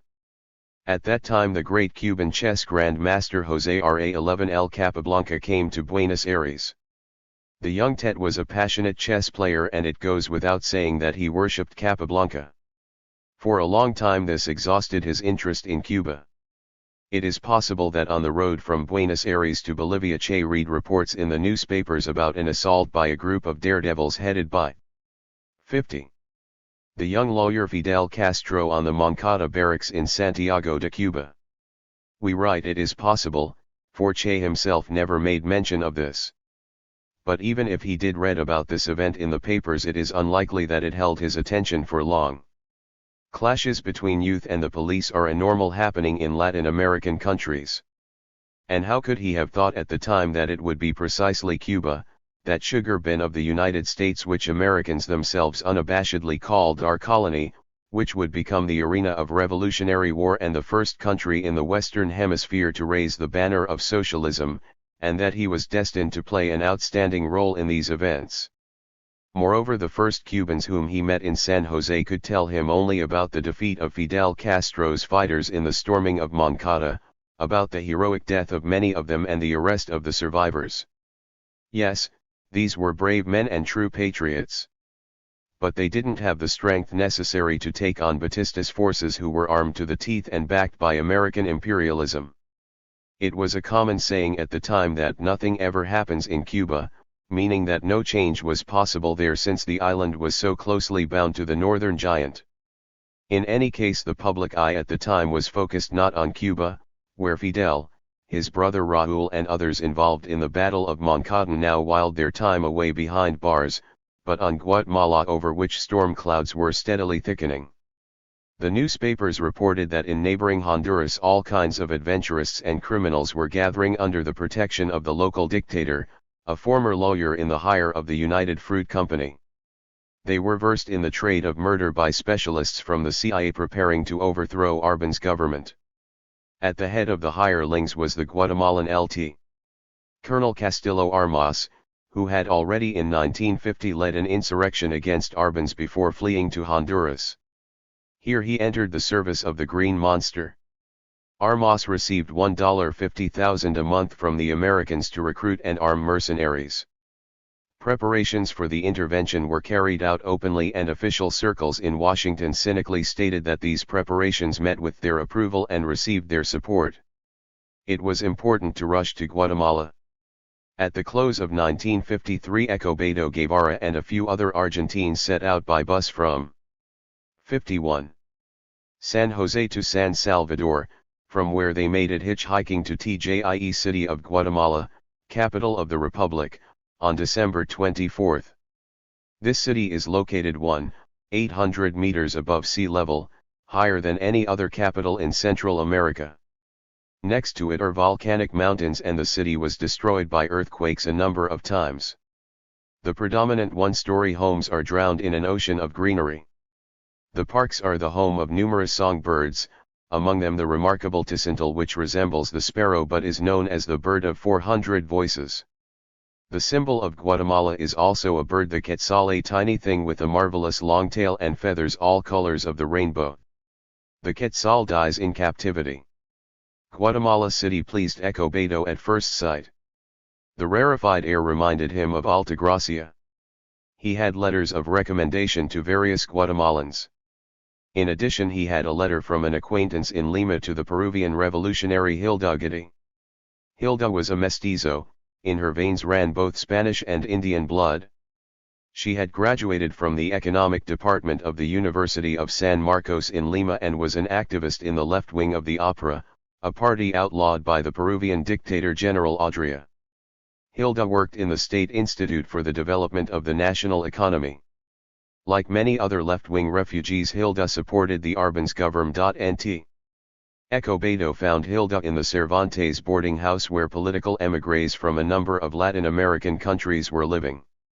This is where Escobedo settled in as well. Hilda Guidi, like Escobedo, had traveled widely throughout Latin America. She loved art and considered herself a Marxist. Their common views and interests soon brought the and close together. Hilda Guidi has given us her recollections of the impression that the young Argentine doctor produced on Hr. Dr. Escobedo Guevara impressed me from the start with his intelligence, seriousness, his views, and his knowledge of Marxism. Being from a bourgeois family and qualified to practice as a physician, he could easily have made a career for himself in his homeland, just as all specialists with a higher education do in our countries. However, he tried to work in the most backward districts and even offered his services free in order to trace the common people. But his attitude to medicine pleased me most of 52. All. He spoke with indignation, stemming from what he had seen on his travels through Latin America, of the terrible anti-sanitary conditions and the poverty suffered by our peoples. I remember well how we discussed A.J. Cronin's novel The Citadel and other books touching upon the subject of the doctor's duty to the working people. Escobedo referred to these books when asserting that in our countries a doctor must not be a privileged specialist, he must not serve the upper classes or invent useless medicines for hypochondriacs. Of course, such a path could bring in a substantial income and personal success, but should that be the goal of the young and conscious specialists in our countries? Dr. Guevara believed that the medic must devote himself to improving the living conditions of the people at large. This inevitably led him to a condemnation of the systems of government prevailing in our countries, which were exploited by oligarchies and in which interference of Yankee imperialism was more and more prominent. Here Che also met Cuban émigrés and comrades of Fidel Castro. Among them were Antonio López Fernández, known as Nico, Mario Dalmo, and Dario López, all of whom were future members of the Granma expedition. They told Escobedo of the heroic struggle against the tyrant Batista. They hoped that the Guatemalan Revolution would shift the balance of power in the Caribbean basin to Batista's disadvantage and help them overthrow the hated dictator. The same hopes were nurtured by refugees who had fled to Guatemala from other countries ruled by tyrants, the henchmen of American imperialism. It seemed that Escobedo had gained personal happiness and many like-minded friends while in Guatemala. But this was not enough for him. He strove to take part in the revolutionary process in Guatemala, to act and do something useful and necessary for the common people. After all, that was why he came here. But he didn't find the outlet he was searching for. So, Escobedo Guevara came to Guatemala to join the revolution. But what kind of revolution was it? As we already pointed out, the government of Jacobo Arbenz had carried out certain measures to protect Guatemalan national interests. He pushed an agrarian reform through parliament, gained a twofold increase in wages for the workers of the United Fruit Company, expropriated 554,000 hectares of latifundia holdings, among which 160,000 hectares belonged to Mamita Yunao, and he observed 53 democratic freedoms. These measures brought on the ire of American officials. The U.S. president at the time was Dwight D. Eisenhower. His right hand, Secretary of State John Foster Dulles, was one of the shareholders in the United Fruit Company. The U.S. government appointed the well-known expert of political intrigue John Purifoy as ambassador to Guatemala with the task of overthrowing Arbenz. Purifoy had been ambassador to Greece. There, according to Eisenhower, he had come to know communist tactics, and, while in Guatemala, he soon arrived at a definite conclusion concerning the nature of the Arbenz government. What conclusion? After the overthrow of the Arbenz government, he wrote, "We cannot permit a Soviet republic to be established between Texas and the Panama Canal." Soon after this, the American reactionary press began to bait the communist Arbenz government. Guatemala, the red outpost in Central America, the Caribbean Sea, a communist lake. With these and other inflammatory bold headlines, American newspapers tried to convince the man on the street that Guatemala had gone communist and almost threatened the very existence of the powerful M_peer of the dollar. High-placed officials in Washington began publicly to call for the overthrow of Arbenz. Ambassador John Purifoy told Time magazine that, "It seemed to me that the man was thinking and talking like a communist, and this, if not expressed directly, could have an effect later on. I informed John Foster Dulles of this and he passed it on to President Eisenhower." The U.S. Assistant Secretary of State for Inter-American Affairs asserted that the Guatemalan government lived on salaries from the Kremlin and was a marionette of Moscow, and that the situation would be changed in the near future. The role of avenger was to be carried out by henchmen led by Castillo Armas, with whom Purifoy kept in constant touch. Was Arbenz government in reality communist one? By no means. Arbenz was a career soldier who had distinguished himself at the military academy even under the tyrant Jorge Ubico, nicknamed the Little Napoleon of the Caribbean Sea. Taking part in the military coup which in 1944 overthrew Ubico, Arbenz next occupied the post of Minister of War in the Liberal 54 government of Juan José Arevalo. In 1945, President Arevalo established diplomatic relations with the Soviet Union, but no Soviet embassy was established under either Arevalo or Arbenz. Colonel Arbenz was elected president of Guatemala in the autumn of 1950. He received 267,000 votes and his opponents all told 140,000. Arbenz was supported by the bourgeois democratic parties taking a position of national independence, and by the young Guatemalan Labor Party. But this latter party had very limited influence. It was formed as late as 1949 and had in its ranks but a few hundred members. In the National Congress it had only 4 out of a total of 56 deputies. The Arbenz government was progressive but bourgeois with all the accompanying vacillations and indecisiveness, and it included some flagrantly conservative elements. It should come as no surprise that in these conditions it was difficult if not impossible for the young Argentine doctor with openly Marxist views to set himself up in Guatemala. Escobedo offered his services to the Ministry of Health, requesting to be sent to the most remote region of Guatemala, Putan Jungle, to work as a doctor among the Indian communities. He was ready to do any other job of use to the revolution. However, the government officials responded to the young Argentine's offer with noticeable lack of enthusiasm. They demanded that he first confirm his certificate to practice medicine, a complicated procedure which would have required no less than a year. At the same time, it was necessary to earn money for at least minimal subsistence. Escobedo worked at odd jobs, wrote observations in the local press and hawked books. Hilda joked that he was reading more than selling. He cooperated with the Patriotic Working Youth, the youth organization of the Guatemalan Labor Party. With a knapsack on his back he traveled about the country studying the ancient culture of the Maya Indians. All of his friends at the time observed that he was a tireless debater. The chief subject of argument with his friends was the choice of means and of forces with which the Latin American countries could be liberated from the yoke of imperialism, exploitation, and poverty. Young people, his friends, yearned for change and for struggle. They argued themselves hoarse over the class struggle, the necessity of agrarian reform, the role of the working class, and about socialism, communism, Marxism, and Leninism. 55. As distinct from certain of his friends at the time, Escobedo Guevara did not limit himself to argument but read Marxist literature voraciously. At that time, recalls the Cuban revolutionary Mario Dalmo, who befriended Che in Guatemala, he had already developed a fairly clear Marxist viewpoint. He had absorbed the writings of Marx and Lenin and read through volumes of Marxist literature. Escobedo was very disturbed with the course of events in Guatemala. The country was crawling with American agents and saboteurs. In one village Escobedo met up with the renowned American specialist on communism in Latin America, Professor Robert Alexander.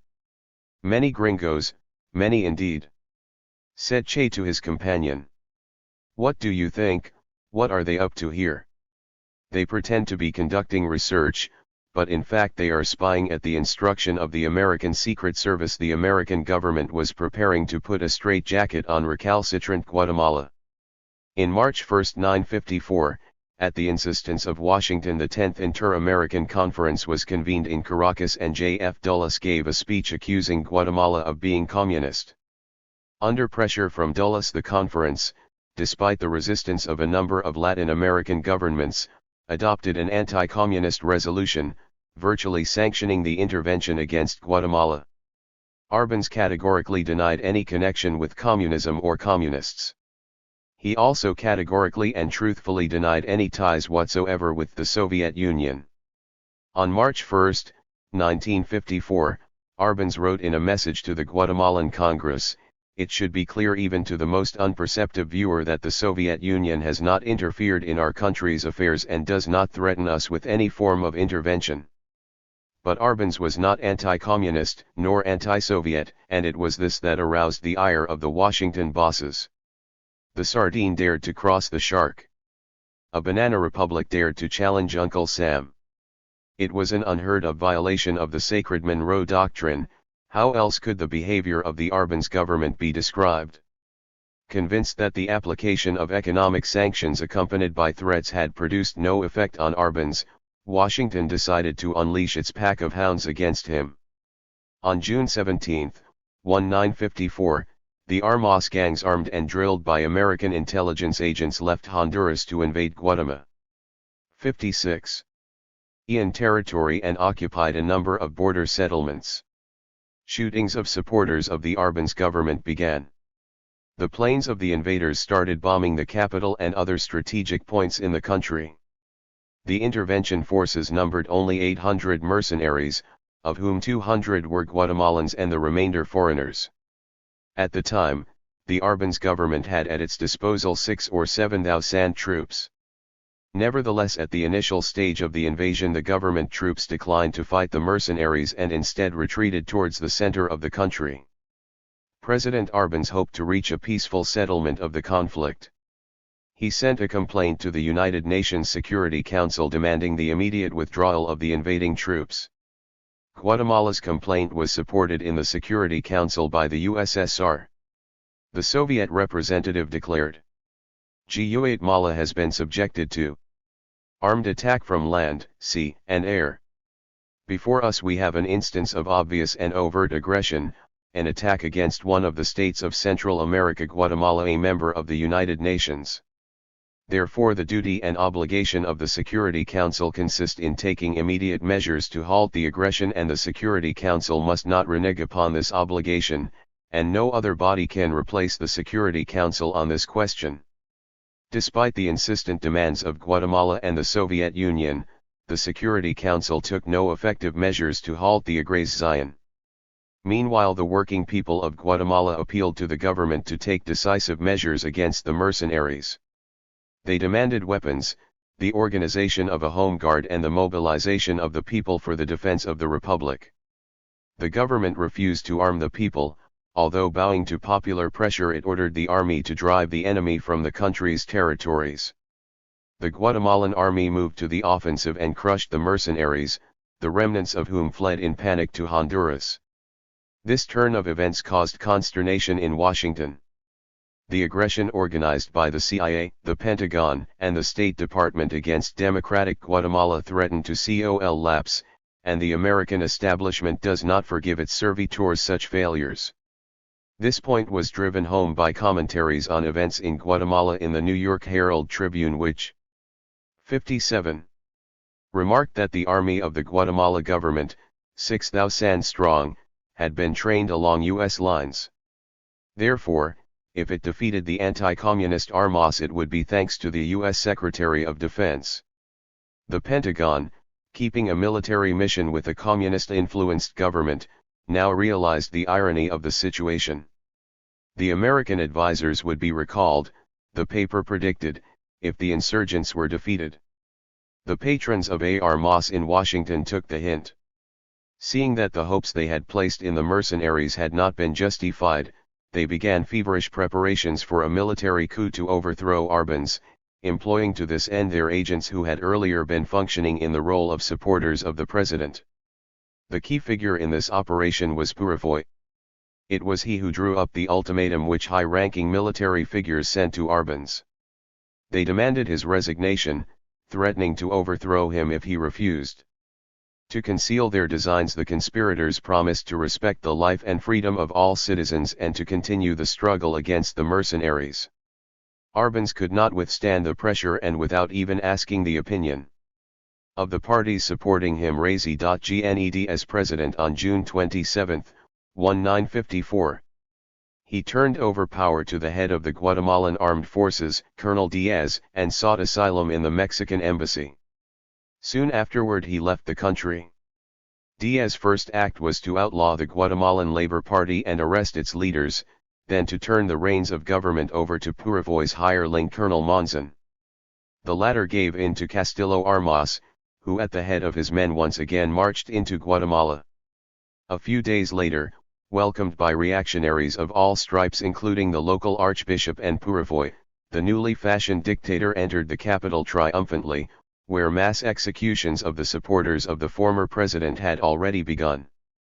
During these somber times, what did Escobedo Guevara do for Guatemala? Like all opponents of American imperialism, he was burning with the desire to take up arms and fight in the defense of the Arbenz regime. He called for the creation of a home guard and the arming of the working people. He stood in support of decisive measures against the reactionaries who planned the coup.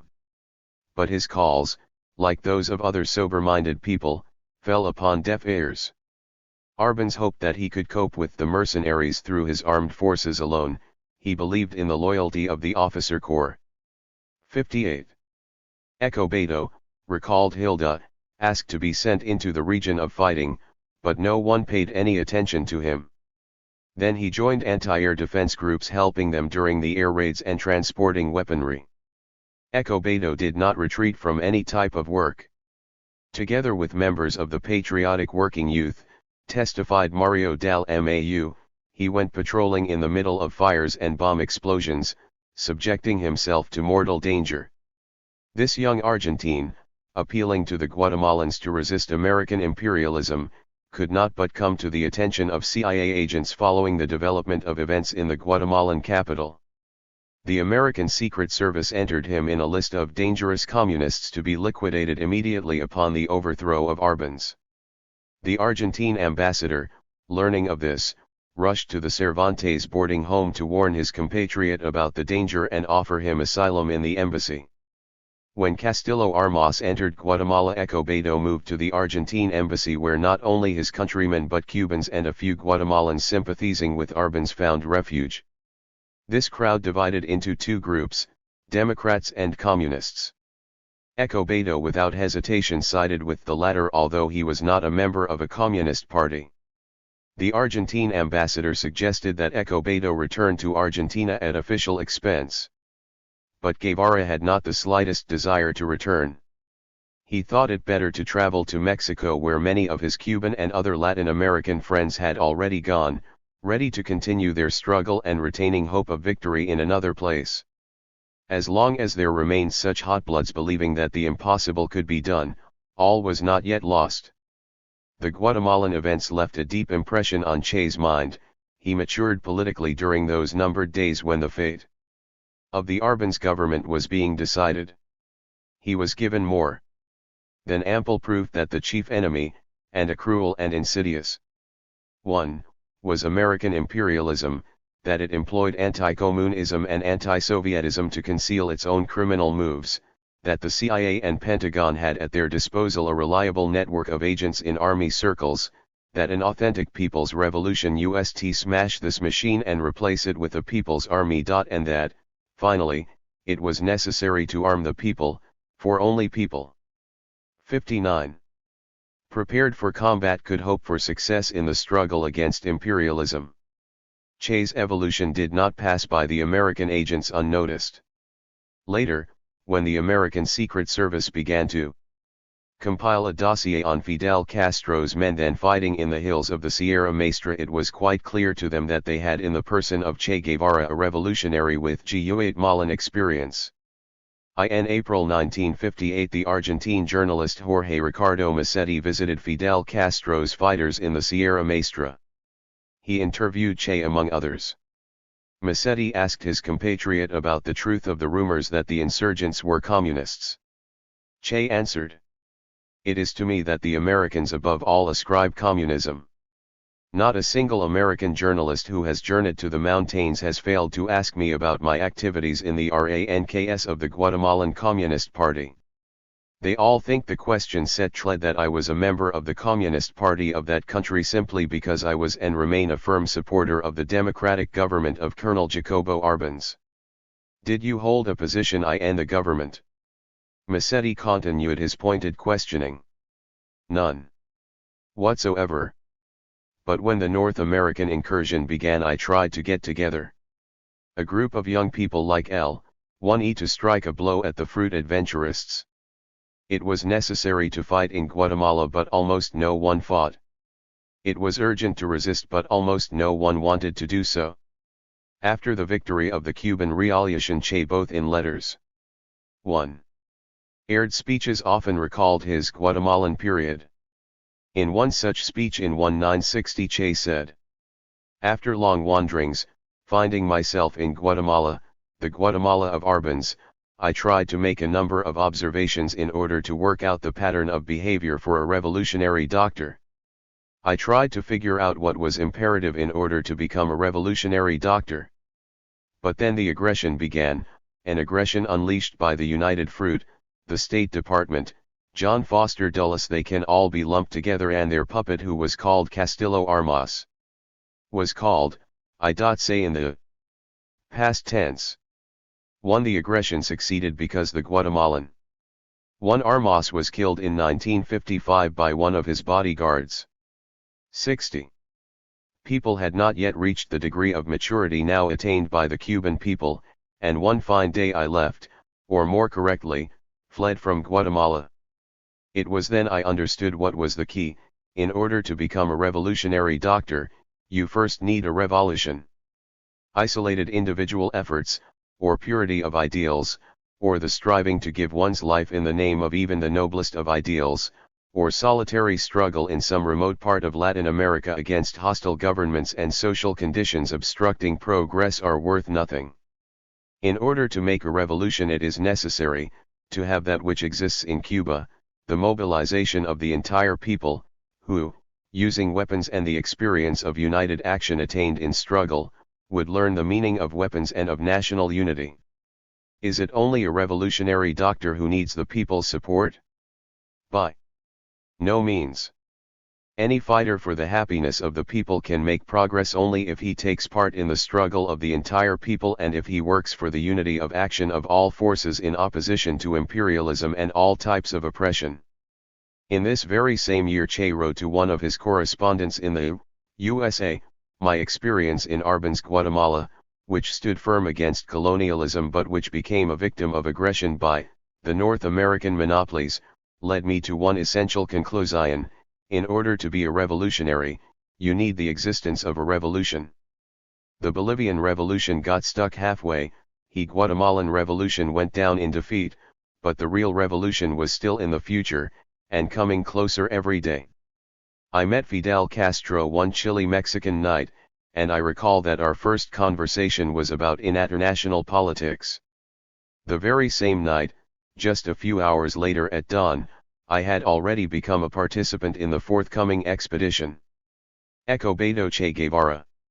The Argentine ambassador in Guatemala, having managed not without difficulty to gain permission from the new authorities for Che to leave, then persuaded his Mexican colleague to give his 61 ward a visa and bought him a train ticket to Mexico. He took him to the suburban station and escorted him to the train. This train moved as slowly as had the milk train which brought him to La Paz a year ago. It pushed on deliberately as if hacking through the dense tropical underbrush, now approaching the Pacific coast, then moving away from it. At the empty stations, military patrols kept guard, a reminder that the country was under military rule. What did Che think when he saw these patrols? Possibly about the fact that once again the American imperialists, using their local puppets, had emerged victorious. How many times had this happened in the banana republics? How much of the people's blood had been spilled by these tyrants? But still, despite what seemed to be an unending scene of failures, defeats, betrayals and disillusionments, just let a little time pass and that same people whose blood had recently flowed, who had been virtually drawn and quartered, would once again hurl itself at its eternal enemy only to be cruelly suppressed once again. In this people there must be hidden an inexhaustible wellspring of revolution, which inevitably, despite 1,000 defeats, will lead to victory. The people can win earlier if it has wise and able leaders. Arbenz was going in the right direction, but demonstrated his weakness in the day of trial, so his government collapsed like a deck of cards. Che's thoughts were interrupted by a timid knock on the door. A tiny figure entered the compartment, more like a child than a man, holding a small suitcase in his hand. He introduced himself. "Julio Roberto Caceres Valle, at your service." Not a half hour had passed when the companion told his simple story. A rookie journalist and member of the Guatemalan Labor Party, he was heading for Mexico to escape persecution. "Call me Patojo," he told Che, "in Guatemala it means Tom Thumb." Patojo, a few years younger than Che, became one of his closest friends, second only after Alberto Granados. Patojo was a communist and hence an optimist. Despite the defeat, he believed in the eventual triumph of his ideas. In an article written on Patojo's death in the mountains of Guatemala, where he had returned after the victory of the Cuban Revolution to fight with weapon in hand for his country's freedom. 62. Che wrote of him as a staunch communist, intelligent, sensitive and observant, and noted that the Guatemalan events had taught him a lot. "Revolution," wrote Che, "cleanses people, it improves them just as an experienced peasant corrects defects in his plants and ensures high quality." Patojo, like Che, loved poetry and wrote verse, and this brought them closer too. In the article mentioned above, Che described how before Patojo left Cuba he gave Che his poetry. Che cited a verse written by Patojo to his girlfriend. Take it, it's nothing more than my heart, hold it in your hand so that when the day has come you'll open up your hand that the sun may bring warmth to it. On September 2, 1954, Che and Patojo arrived in Mexico City, a huge and unfamiliar city where neither of them had any friends or even acquaintances. Che and Patojo made friends, quite by accident, with Puerto Rican émigrés. They were looking for a place to settle and someone gave them the address of Juan Werby, a Puerto Rican, who let them a modest room. Juan Werby turned out to be an important figure in the Nationalist Party which advocated independence for Puerto Rico, an island occupied by the Yankees in 1898 and transformed into a colony. Trying to attract public attention to the destitute situation of Puerto Ricans, members of the Nationalist Party opened fire at one of the sessions of Congress in Washington. The party was declared illegal in Puerto Rico and the United States. Its leader Albizu Campos was sentenced to a long term in a hard labor prison in the USA. The Puerto Rican revolutionaries could not but attract the sympathy of the Argentine. Although they were but a handful, they had nevertheless dared to challenge the mightiest imperialist power in the world, to declare war against it, for they were ready at any time to suffer a martyr's death. Their burning faith in their cause, their idealism, courage, honesty, fanaticism in the face of the complete futility of hoping for any progress at the time evoked his admiration. Che was also sympathetic because these were people concerned with revolutionary actions rather than mere idle talk. At least they weren't cheap, being led humbly to the slaw. 63. Buff true men ready if necessary to fight with weapon in hand for their freedom. Yet another political refugee lived in Juan Werby's apartment, a young Peruvian named Lucho de la Puente, completely caught up in hopes for revolution in his homeland. An inveterate obsequient of Colonel Adria, at the time dictator of Peru, Lucho dreamed of leading the Indian people to struggle for their social liberation. Later he would be a supporter of the Cuban Revolution and head a guerrilla unit in one of Peru's mountain regions until killed on October 23, 1965, in battle with Rangers specially trained by American agents for anti-guerrilla warfare. Jarb's family was generous but lived in semi-starvation. To be sure, this is not of central importance for the young. We were flat broke at the time, wrote Che. Patojo's pockets were empty and all I had was a few pesos. I bought a camera and we did contraband photography in the parks. A Mexican who owned a small developing laboratory helped us print our pictures. We came to know Mexico City, walking its every street in search of customers for our miserable pictures. How many times we had to cajole and flatter that a child was so cute that the parent just had to pay a peso to immortalize such a face. We got by for a few months on this trade. Little by little things got better. Che wrote an article entitled Eyewitness to the Overthrow of Arbans, but he couldn't find work as a journalist. Meanwhile, Hilda arrived from Guatemala and they got married. Now Che had to think about her as well, so he began to look for work. Once again he began to hawk books for a local publishing house, Fondo de Cultura EC on 6 Mica, dealing in a wide range of literature on social problems. But as a bookseller Che was a flop. Lai spent more time arguing about them with the publishers than hawking them. He continued to be fascinated with books. In order to get his hands on new editions he once took a job as a night watchman at a book exhibition where he consumed one book after another.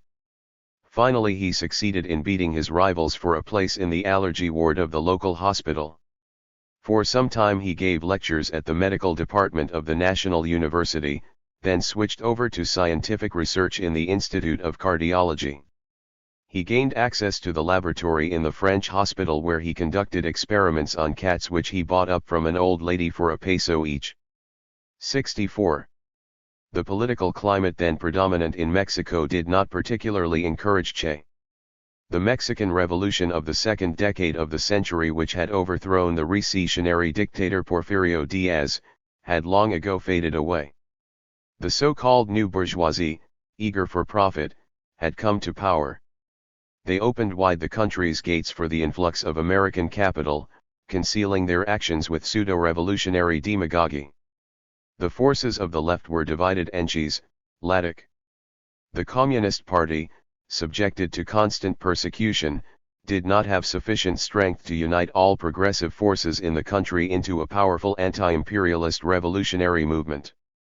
Che fell in love with Mexico, her working people, artists and poets, her ancient Indian culture, her wild and picturesque land, her clean and transparent alpine air, the best medicine against the asthma which continued to torment him. On February 1, 1956, Hilda gave birth to a baby girl who was given her mother's name. When my daughter was born in Mexico City, said Che in an interview with a correspondent from the Mexican journal Siempre in 1959, we could register her as a Peruvian or Argentine. Either would have been logical, for we were transients in Mexico.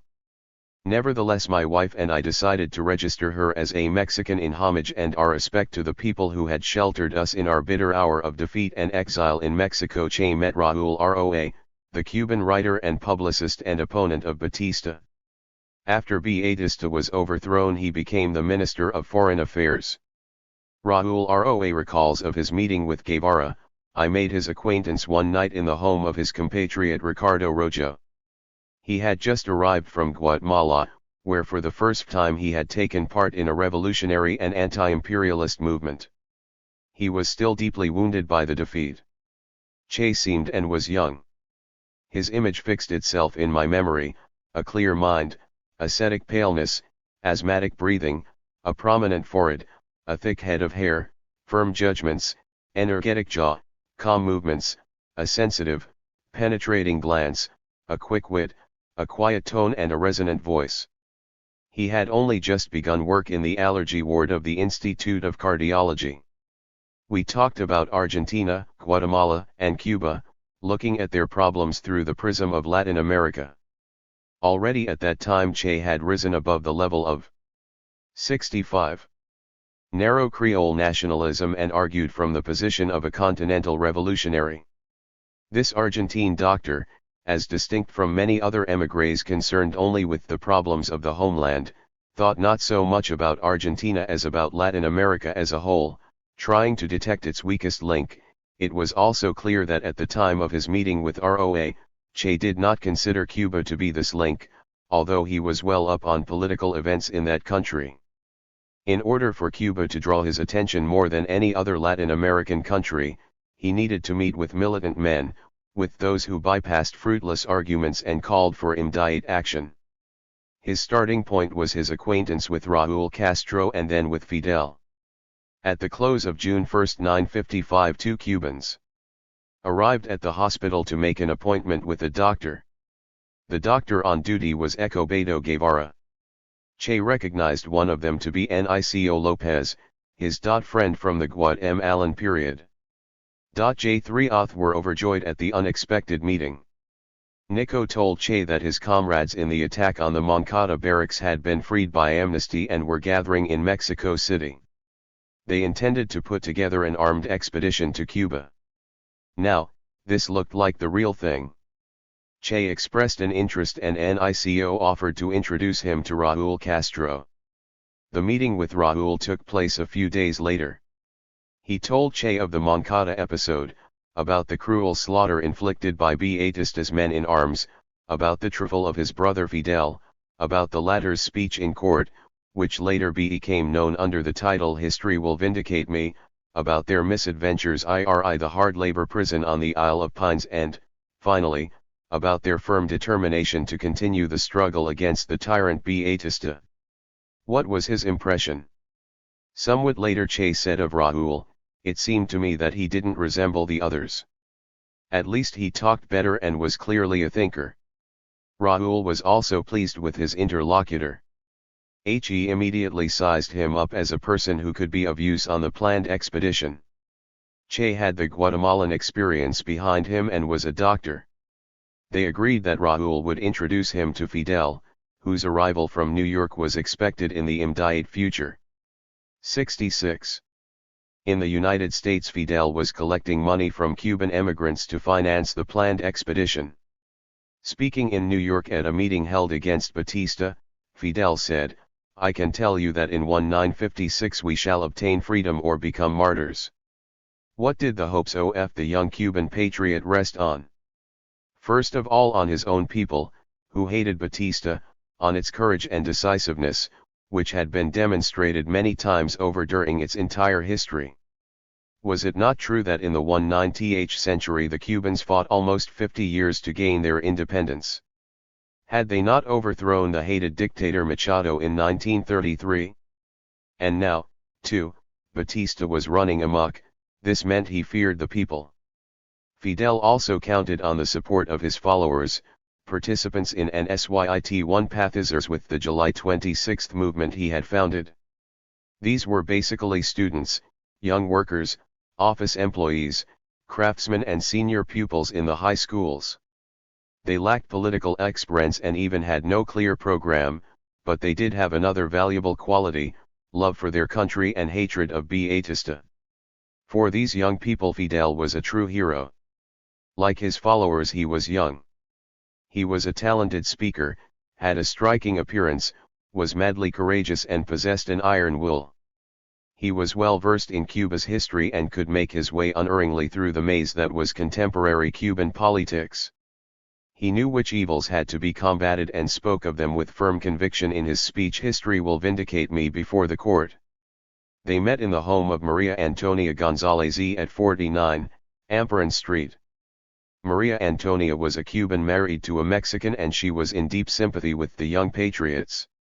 One of her brothers, Isidoro, a participant in the underground struggle against Batista, had been subjected to barbaric tortures in the tyrant's cells. Soon after emigrating to Mexico he died. Maria Antonia offered her modest apartment to Fidel's adherents who turned it into their headquarters. They not only ate at her table but lived in the apartment as well. The place was strewn with mattresses, folding beds, all kinds of literature, and even weapons. A whole system of signs and passwords was worked out for the visitors. A neighboring storekeeper and friend of Maria Antonia would signal the arrival of the conspirators. 67. As chance had it, Fidel arrived in Mexico City on July 9, 1955, the 8th anniversary of Argentina's independence. Raúl told him about the young Argentine doctor who had taken part in the events in Guatemala and advised Fidel to look him over. What did Fidel and Che talk about during their first meeting? According to Che, the conversation centered upon international politics. Fidel, of course, acquainted Che with his plans and political program. "We shall begin our military operations in Orient," Fidel told his new friend. "Orient is the most militant, patriotic, and revolutionary of all Cuban provinces, and it's where I have the most supporters and friends. This is where we tried to capture the Moncada barracks. It was in Orient that the battle for independence began, and it was the residents of this province who spilled the most blood, made the greatest sacrifice and showed the most heroism. The atmosphere of this heroic epoch can still be sensed in Orient. At dawn when the roosters crow waking the soldiers as if during reveille, and when the sun rises over the pine-covered mountains, it's as if the days of Yara and Bear were coming back one." Fidel noted later that during their meeting Che had more mature revolutionary views than I. In terms of ideology and theory he was more advanced. Compared to me he was a more advanced revolutionary. Che later described the impression that Fidel had produced on him during that first meeting. "I talked with Fidel throughout the night. By morning I was already enlisted as a doctor in the forthcoming expedition. As a matter of fact, after what I experienced during my wanderings through Latin America ending with the events in Guatemala, it wouldn't have taken much to convince me to take part in a revolution against any tyrant. In addition, Fidel impressed me as an extraordinary person. He was capable of resolving the most complex problems and had a deep faith and conviction that setting out for Cuba he would reach the island, that having reached it he would begin the struggle, and that once it was begun, victory was inevitable. I was caught up in his enthusiasm.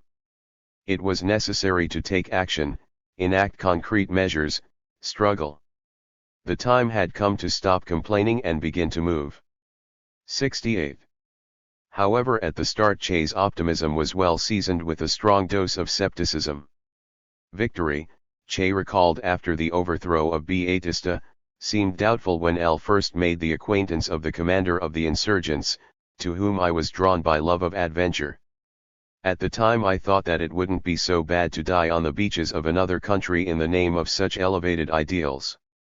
What ideals was Che talking about? We can find the answer to this question in Che's song in honor of Fidel, written soon after his first meeting with the leader of the July 26 movement and published after the author's death. The following two stanzas are the most outstanding in the poem. WHN your voice resounds in all directions, agrarian reform, justice, bread, and freedom, there at your side, repeating your call, you will find us. The day when the monster is licking its flank, where the sharp lance of nationalization has plunged, there at your side, with our hearts proud and loyal, you will find us. The first stanza speaks of the necessity of agrarian reform, which Fidel first mentioned during his speech in the court. The second points to the nationalization of the property held by the American imperialists. A short time after the meeting between Che and Fidel, a military coup took place in Argentina. Perón was overthrown and fled abroad. The new authorities declared that émigré opponents of Perón could return to Buenos Aires. Rojo and other Argentines living in Mexico City began to make preparations to return home. They tried to talk Che into doing the same, but he refused. He did not believe in the possibility of fundamental changes in Argentina in the prevailing conditions. Now all of his thoughts were directed on the forthcoming expedition to Cuba. In the meantime, however, this expedition existed only on paper.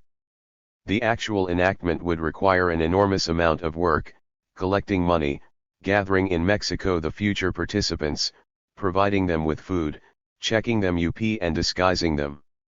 The unit had to be prepared for guerrilla. 69. Activities. Arms and a ship had to be obtained. Support had to be organized for the unit once on the island. There were 1,000 other details, both big and small.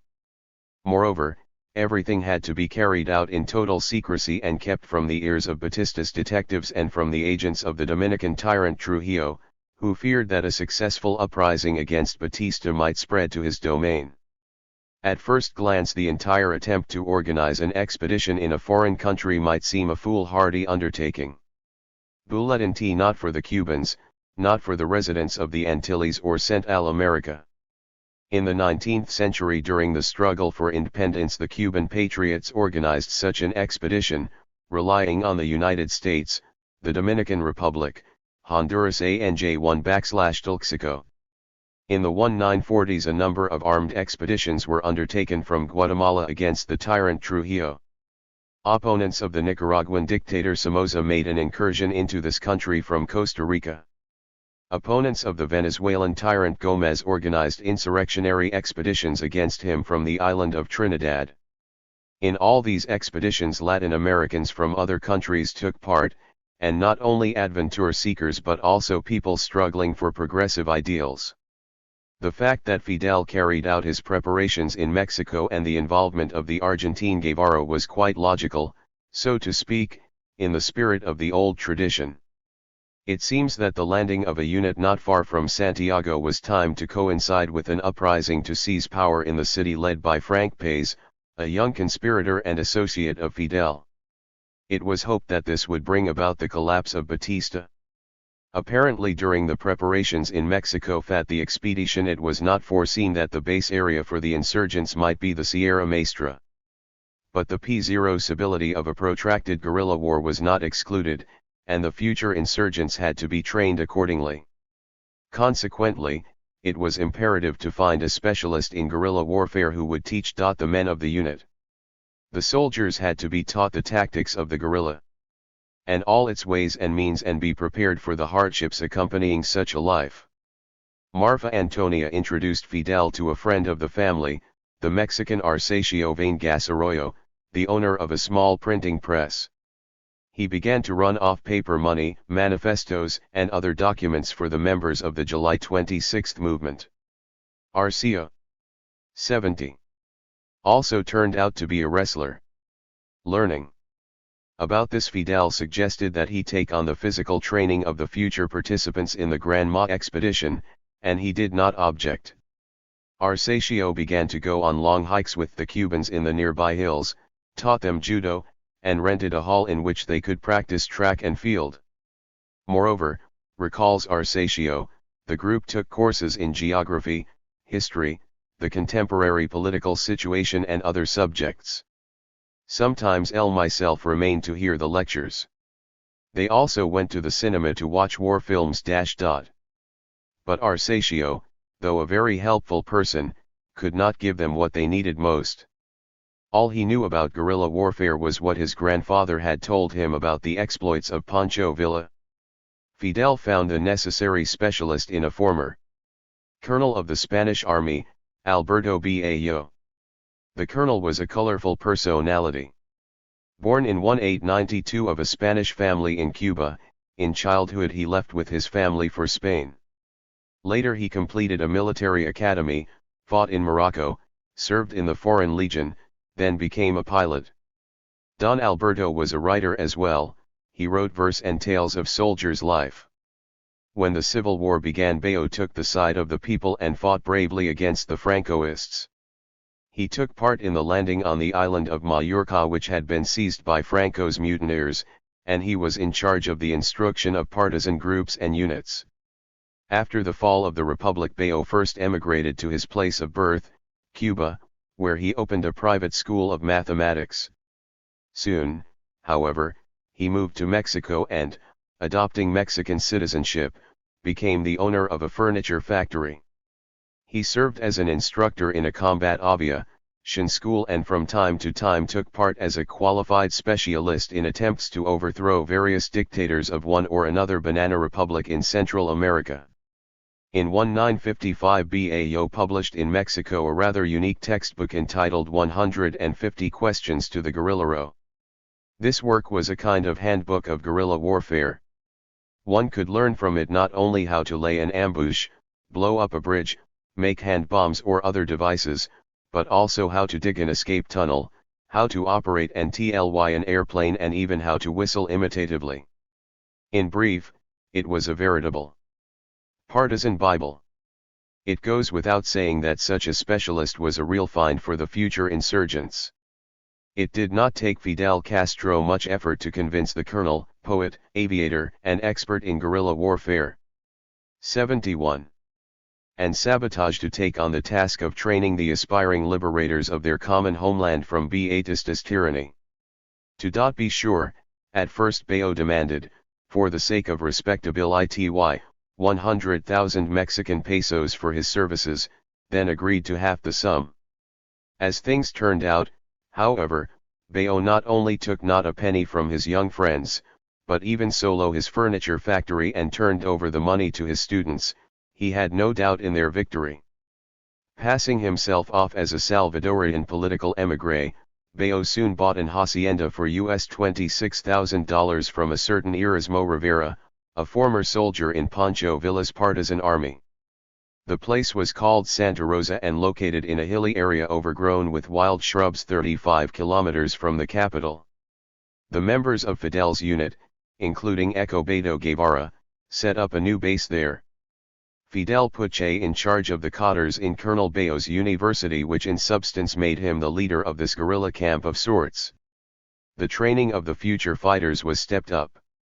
Bayo, whom they called Professor of English for security reasons, was inexhaustible, insistent, and stern with his charges. He demanded of them the utmost discipline, physical stamina, restraint from alcohol, and what amounted to almost a monastic way of life. Bayo trained his pupils from dawn to dusk, teaching them how to fire, read maps, use camouflage and move stealthily, prepare explosives, hurl grenades and carry out patrols. He loaded them with weapons, knapsacks, and tents, and took them on long and tiring marches in all kinds of weather and at different times of the day. Che studied the science of guerrilla warfare with profound seriousness and a deep sense of responsibility. As he wrote later, all his doubts of victory disappeared with the first lessons. Che was a model of discipline and excelled in carrying out the tasks assigned by the professor of English. The latter took to marking his students. Che always got the highest, mark 10. The former colonel in the Spanish Republican Army called him his most able student. Che taught while he was learning. As the unit's doctor, he taught them how to set a fracture, dress a wound, and give an injection. He even used himself as the guinea pig for his instructions. During the course of lab studies he got more than 100 injections, one or more from each of his students. 72. At Santa Rosa, Che was also the political commissar. The Cuban Carlos Bermudez later recalled, "Studying with him at the Santa Rosa Ranch, I learned what kind of man he was, always the most diligent, displaying the highest sense of responsibility, ready to help each of us. I repit him when he stopped the flow of blood after I had a tooth removed. At the time I was just barely literate. He told me, 'I'll teach you how to read and understand what YMVE read.'" Another student, Dario Lopez, wrote in his reminiscences, "Che himself chose Marxist literature for the library for our political studies." Fidel Castro appeared rarely at Santa Rosa. He was up to his neck in preparations for the expedition, collecting money and weapons, sending messengers to Cuba and receiving them, negotiating with various other groups in opposition to Batista, writing articles, appeals, instructions. Preparations proceeded at full speed. Bayo was pleased with his insurgents and promised to complete the course of instruction by the middle of 1956. In Cuba, Batista continued his atrocities. The police subjected the opposition to horrifying tortures and threw the mutilated bodies into the streets or the ocean. The dictator broke off diplomatic ties with the Soviet Union and other socialist countries, closed down the Cuban Soviet Friendship Society, drove into the underground the Partido Socialista Popular, the Party of Cuban Communists, and put the trade unions under the control of gangsters in the hire of the entrepreneurs.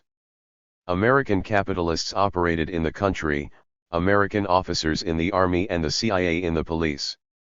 Cuba was flooded with anti-communist and anti-Soviet literature. It had truly been turned into a Yankee colony. It shouldn't come as a surprise that the then Vice President of the USA proclaimed Batista a reliable defender of freedom and democracy because of his marvelous deeds, or that the U.S. Ambassador A. Gardner without hesitation described the dictator, well known as an embezzler of state property and taker of bribes, as the most honest man in the political arena in Cuba. But the Cuban people were anything but spondent. Cuban working people, intellectuals, university and high school students joined in the struggle against the tyrant and his American protectors. Underground press exposed Batista's crimes. Meetings, demonstrations, and strikes against the regime increased in frequency. The dictator was forced to close down all institutions of 73. Higher education in the country. Through bribery, blackmail and threats he tried to win the support of the bourgeois opposition leaders. He flirted with the Churchly. He arranged for the construction of a monumental statue of Christ at the entrance to Havana Harbor. In his speeches he talked of progress, prosperity, patriotism, and had the nerve to make references to José Martí, the great patriot who gave his life in the struggle for independence. But barbaric terror, social demagoguery, political intrigue, laudatory hymns in his honor by American senators, and the blessings of the Cuban Cardinal Artiega and other Catholic dignitaries were ineffective in keeping down the growing movement against the former sergeant and now general and self-proclaimed president of Cuba, Fulgencio Batista. Fidel was aware of this and did everything in his power to hasten his preparations for the expedition. But agents of Batista and the CIA were not idle either. On June 22, 1956, Mexican secret police arrested Fidel Castro on one of the streets of the capital, then broke into Maria Antonia's apartment, set up a trap and arrested everyone who entered. A raid was organized against the Santa Rosa Ranch as well, where Police succeeded in seizing Che and several of his comrades. The press shouted in bold headlines about the arrest of Cuban conspirators. Of course Colonel Bayo's name, This one professor of guerrilla warfare, was dragged in as well. The Cuban newspapers, genuflecting before the tyrant, alleged that the Mexican police had proof that Fidel Castro was not only a member of the Communist Party but the secret leader of the Mexican Soviet Cultural Institute. It later became clear that one of Batista's spies, a certain Venerio, had penetrated the ranks of the conspirators. The arrests were the result of his efforts. On June 26, the Mexican newspaper Excelsior published a list of those arrested. Among them figured the name of Escobedo Guevara Serna. The newspaper described him as a dangerous international communist agitator who had earlier functioned in Guatemala under Arbenz as what amounted to almost an agent of Moscow. After being arrested we were brought to the Miguel Schultz. After the victory of the Cuban Revolution, Bayo returned to Cuba, where he died in 1965. 74. Prison where they incarcerated émigrés, recalls Maria Antonia. There I saw Che. Dressed in an inexpensive transparent nylon raincoat and an old hat, he looked like a scarecrow. Trying to cheer him up, I told him what kind of impression he produced. When we were taken out for interrogation, Che was the only one to be handcuffed. Angered at this, I objected to the representative for the prosecution that Guevara was not a criminal who needed to be restrained and that it was not a practice in Mexico to handcuff even criminals. He returned to the prison without handcuffs. So it seemed that Fidel Castro had once again been defeated in his efforts to overthrow the tyrant Batista. The timid and ill-wishers rubbed their hands in glee. Didn't this defeat offer still more proof of the futility and frivolity of such conspiracies? Children playing at revolution. They were reinforced by the fact that on April 29, not long before the arrest of Fidel and his friends, a group of youths inspired by the example of the Moncada heroes tried to seize the Goycurfa barracks in Matanzas, and all participants were killed by Batista's butchers. But Fidel thought in categories quite different from those of his critics. He accepted failures as the inevitable cost of revolutionary struggle. Defeats merely stiffened his will and strengthened his faith in the ultimate victory of the cause to He had dedicated his life. His stoutness and optimism were transmitted to his followers. We never lost our faith in Fidel Castro, wrote Che, recalling his period of confinement in the Mexican prison.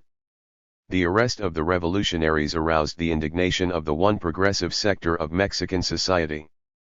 Among those who began to make appeals in their behalf were the former president of Mexico Lázaro Cárdenas, his former naval minister Heriberto Jara, the labor leader Lombardo Toledano, the famous artists David Alfaro Siqueiros and Diego Rivera, as well as other eminent writers, scholars, and university figures. Batista was, in fact, too odious a figure even for the Mexican authorities. Deciding that the arrests and the newspaper coverage had buried Fidel Castro's plans, the Mexican authorities demonstrated their humanism by releasing all of the prisoners after months confinement, all except Escobedo Guevara and the Cuban Calixto Garcia. They were accused of entering Mexico illegally. Once released from prison, Fidel continued with all his energy to prepare the unit for the move to Cuba. Again he collected 75. Money, bought weapons, set up conspiratorial apartments and established passwords and signals. The soldiers, divided into small groups, conducted military exercises in the country's remote forests. From the Swedish ethnographer Wennergren they bought a yacht called the Granma for $12,000. The Granma had been built for 8 or at the most 12 passengers, but she had to fit more than 80 soldiers. This did not upset Fidel. In fact, there was no other way out. Fidel made use of all of his connections to get Che and Garcia out of prison as quickly as possible. Che tried to convince Fidel not to waste time and energy on them, fearing that this might hold back the departure of the Granma. Fidel replied firmly, "I won't abandon you." In prison someone stole Che's clothes while he was asleep. Hilda Gadirika jailed that we decided to collect money and buy him some new clothes but were afraid that he wouldn't accept a gift. To our surprise he even wanted to choose the suit himself. He picked out a dark brown one, but within a half hour gave it to Calixto Garcia. The Mexican police arrested Hilda as well, but everything turned out fairly well. Some time later they were both released. Che had spent 57 days behind bars. Now he returned to his former position next to Fidel and Raúl. Police agents continued to watch the Cubans. From time to time they broke into their apartments. The papers wrote that Fidel had not relented and was preparing his men for departure for Cuba. It was imperative to rush the preparations or else the undertaking might really collapse. But much still remained to be done and much was yet unfinished. They were short of weapons and ammunition, and they had no money. Here Frank Paez came to the rescue. He brought $8,000 from Santiago and reported that his people were ready for the revolt in the city. Early in November the police again burst unexpectedly into several of the apartments.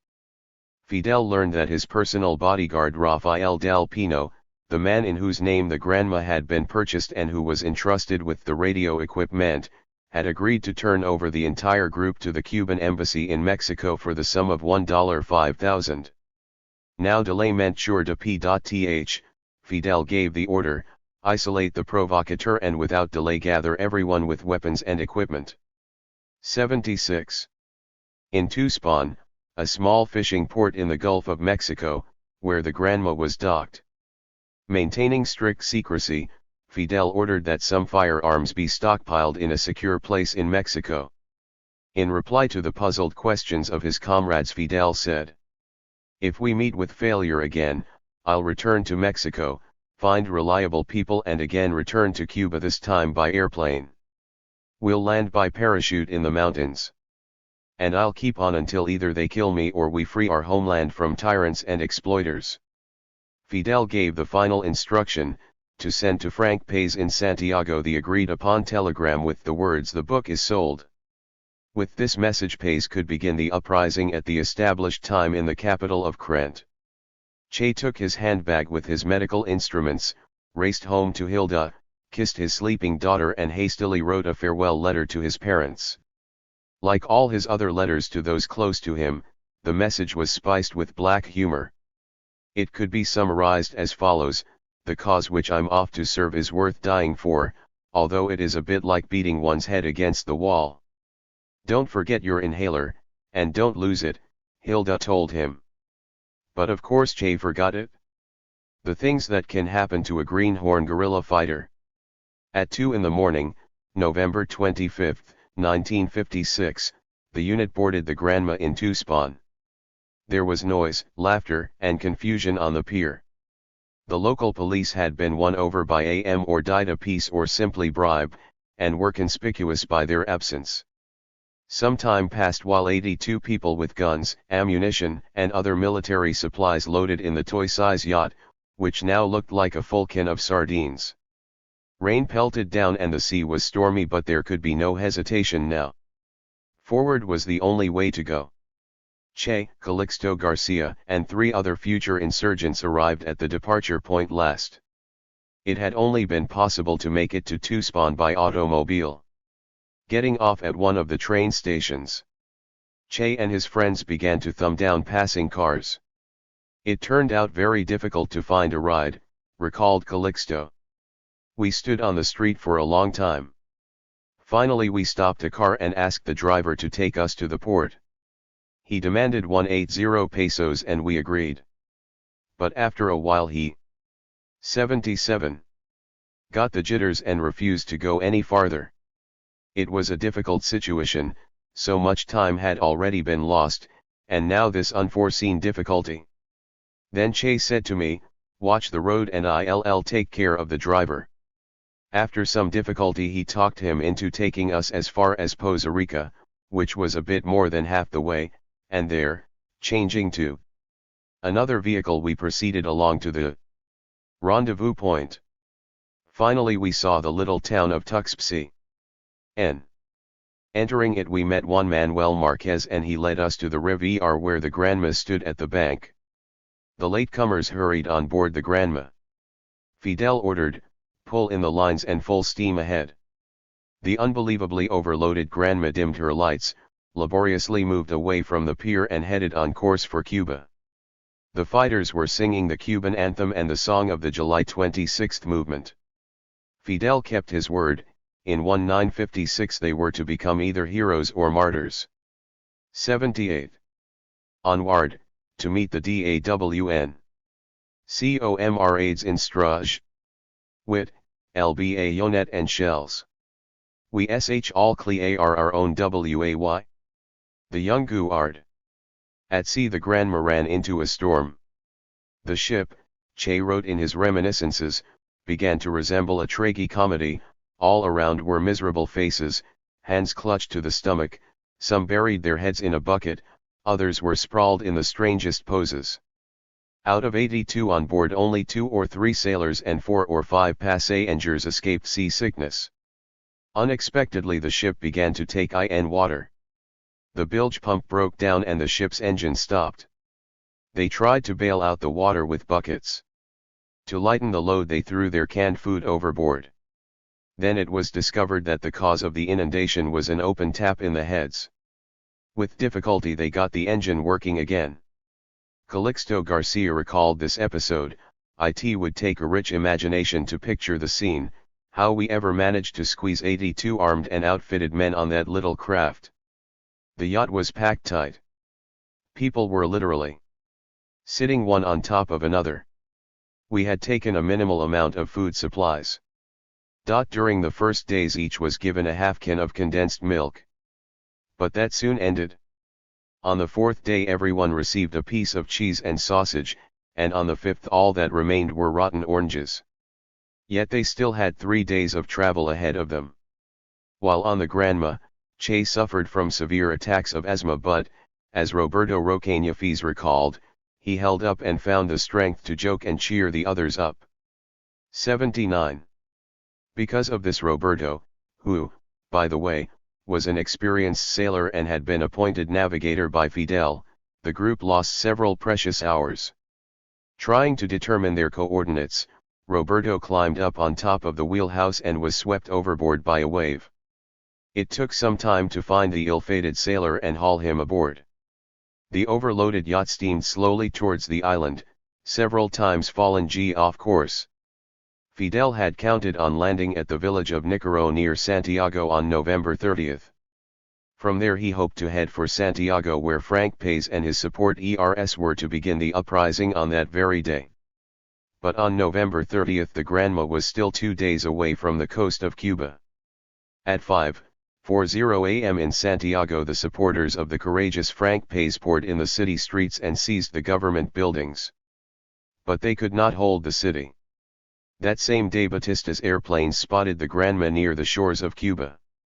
It was only on December 2 that the Granma finally reached her destination.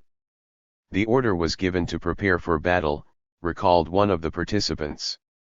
No words could describe our sensations then, especially for those of us who had long ago left our homeland. We glided along silently, our engine muffled. Everyone strained his eyes ahead trying to make out the shore. We could hear the keel and bottom scraping against the sand. We were in Los Colorados in the area of Cape Tuz, the municipal district of Nicaro, Orient Province. The Granma came to a halt on a shoal. The yacht had a lifeboat, but as soon as they let her into the water she sank. The soldiers had no choice but to wade ashore in water up to the neck. All they could take with them were weapons and a bit of food. Batista's patrol boats and aircraft immediately swarmed to the spot and opened up a murderous fire against Fidel's men. This was a shipwreck, not a landing, Raúl Castro later observed. The revolutionaries had to spend a good deal of time making their way through the swampy and silty coastland. Wanda Wasilewska, who visited the spot in 1961, described it in her book The Archipelago of Freedom, Swamp and Mangrove Undergrowth. Ferruginous sticky swamp, over which is spread a fantastic weave of bare roots and mangrove branches, covered with fleshy and glossy leaves. This is not an alder thicket which one can easily part, nor is it a grove of willows, whose branches bend to the touch. It is a network of firm, closely spaced bars. Their roots go deep into the silt. In places the soil seems firmer, Sometimes the mangrove branches are interwoven just above the water that makes small lakes, but there, too, the bottom is reddish muck. Overcoming this barrier comparable to a series of barbed wire fences required an inhuman effort on the part of these exhausted, hungry and thirsty soldiers. Wasilewska noted that if she hadn't gone through the war and seen the retreat of 1941 along roads buried in autumn mud, she might not have sensed such anguish at the sight of this undergrowth in distant Cuba. But she could see from experience what these men from the Granma had gone through and how some of them had died in this muck. It seems that history really does repeat itself. 60 years back, somewhere not distant from this spot, the legendary Mambises, Cuban patriots, had fought. They had been led by the courageous fighter for Cuban independence, General Antonio Maceo. Peter Streltsov, a Russian volunteer fighting in the ranks of the insurgents, left his recollections published in Vestnik Evropy.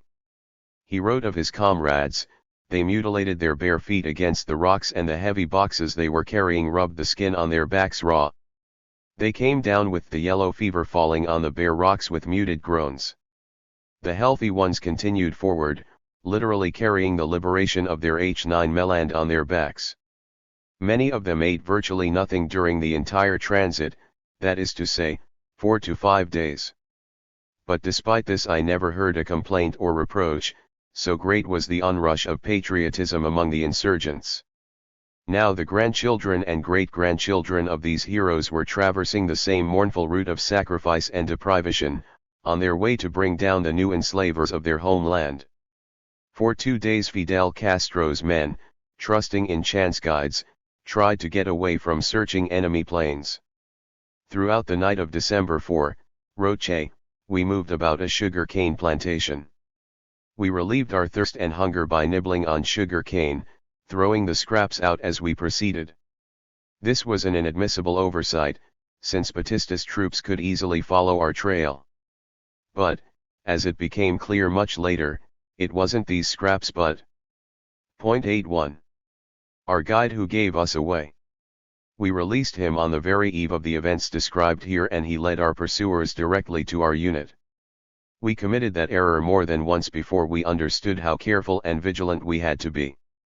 By morning we were completely exhausted and decided to make a brief halt on the territory of a Centra/1 at a place called Alegria de Pio. Sleep overcame us almost before we had settled in. Around noon airplanes droned overhead. Exhausted by the difficult march, we at first paid little attention. Since I was the unit's doctor, I had to provide first aid to those whose feet were covered with sores and rubbed to the flesh. I clearly remember that the last whom I treated that day was Umberto Lamotte. Leaning against a tree trunk, Comrade Montaigne and I were talking about our children and eating our scanty ration, a piece of sausage and 2 biscuits, when suddenly the shooting started. A second later a hail of gunfire swept into our group of 82. Mine wasn't the best rifle. I had deliberately asked for one of the worst weapons, for I had been racked with asthma throughout our sea crossing, and it made no sense for one of the best guns to be wasted on me. We were almost defenseless before the furious enemy assault. All that remained of our military equipment after the landing from the Granma and the march through the swamps were a few rifles and a handful of cartridges, most of them soaked through. I remember that JMM Almeida ran up to me asking what to do. We decided to make it as quickly as possible to the sugar cane, for we knew its cover was our hope for salvation. Then I noticed that one of our men was throwing away his cartridges as he fled. I seized his arm trying to stop him, but he broke away, crying, "We're finished." His face was contorted with fear. This must have been the first time that I was confronted with the dilemma of choosing between the professions of doctor and soldier. I had with me a knapsack stuffed with medicine and a box with cartridges. I only had the strength to carry one of them. I grabbed the box and raced across the clearing separating me from the cane field. One Central A sugar factory with a plantation. 82. The volleys intensified. Machine gun fire sputtered. Something struck me hard in the chest and I fell. Obeying some instinct of the wounded, I fired once in the direction of the mountains. And at that moment, When all seemed lost, I suddenly remembered a story by Jack London. His hero, understanding that he was to die, prepared himself to accept death with dignity. Arbentosa lay next to me. Though covered with blood, he continued firing. Not able to muster the strength to get up, I signaled to Faustino, and he, still shooting, turned, nodded amicably and shouted, "Never mind, brother, hold on." Overcoming the terrific pain, I raised my rifle and began to unload at the enemy, firmly determined that if it was time to die, I'd make them pay for it as dearly as possible. One of our men shouted that we should surrender, but right away we heard the loud voice of Camilo Cienfuegos, "Coward! Fidel's men never give in." Almeida suddenly appeared. He grabbed me and pulled me into the reeds where the other wounded lay, and Faustino dressed their wounds. At that moment enemy airplanes roared just above our heads. The frightening din, sputter of automatic fire, cries and moans of the wounded, everything blended into an indistinguishable rumbling. Finally the airplanes disappeared and the firing died down. We gathered together again, but now there were only 5 of us left: Ramiro Valdez, Chao, Benitez, Almeida, and myself. We succeeded in making our way through the plantation and hiding in the forests without incident. A loud crackling could be heard from the direction of the cane reeds. I turned around. The recent battle site was engulfed in thick clouds of smoke. I'll never forget Alegria de Pio. There, on December 5, 1956, our unit was baptized in battle. There we first took on the overwhelming forces of Batista.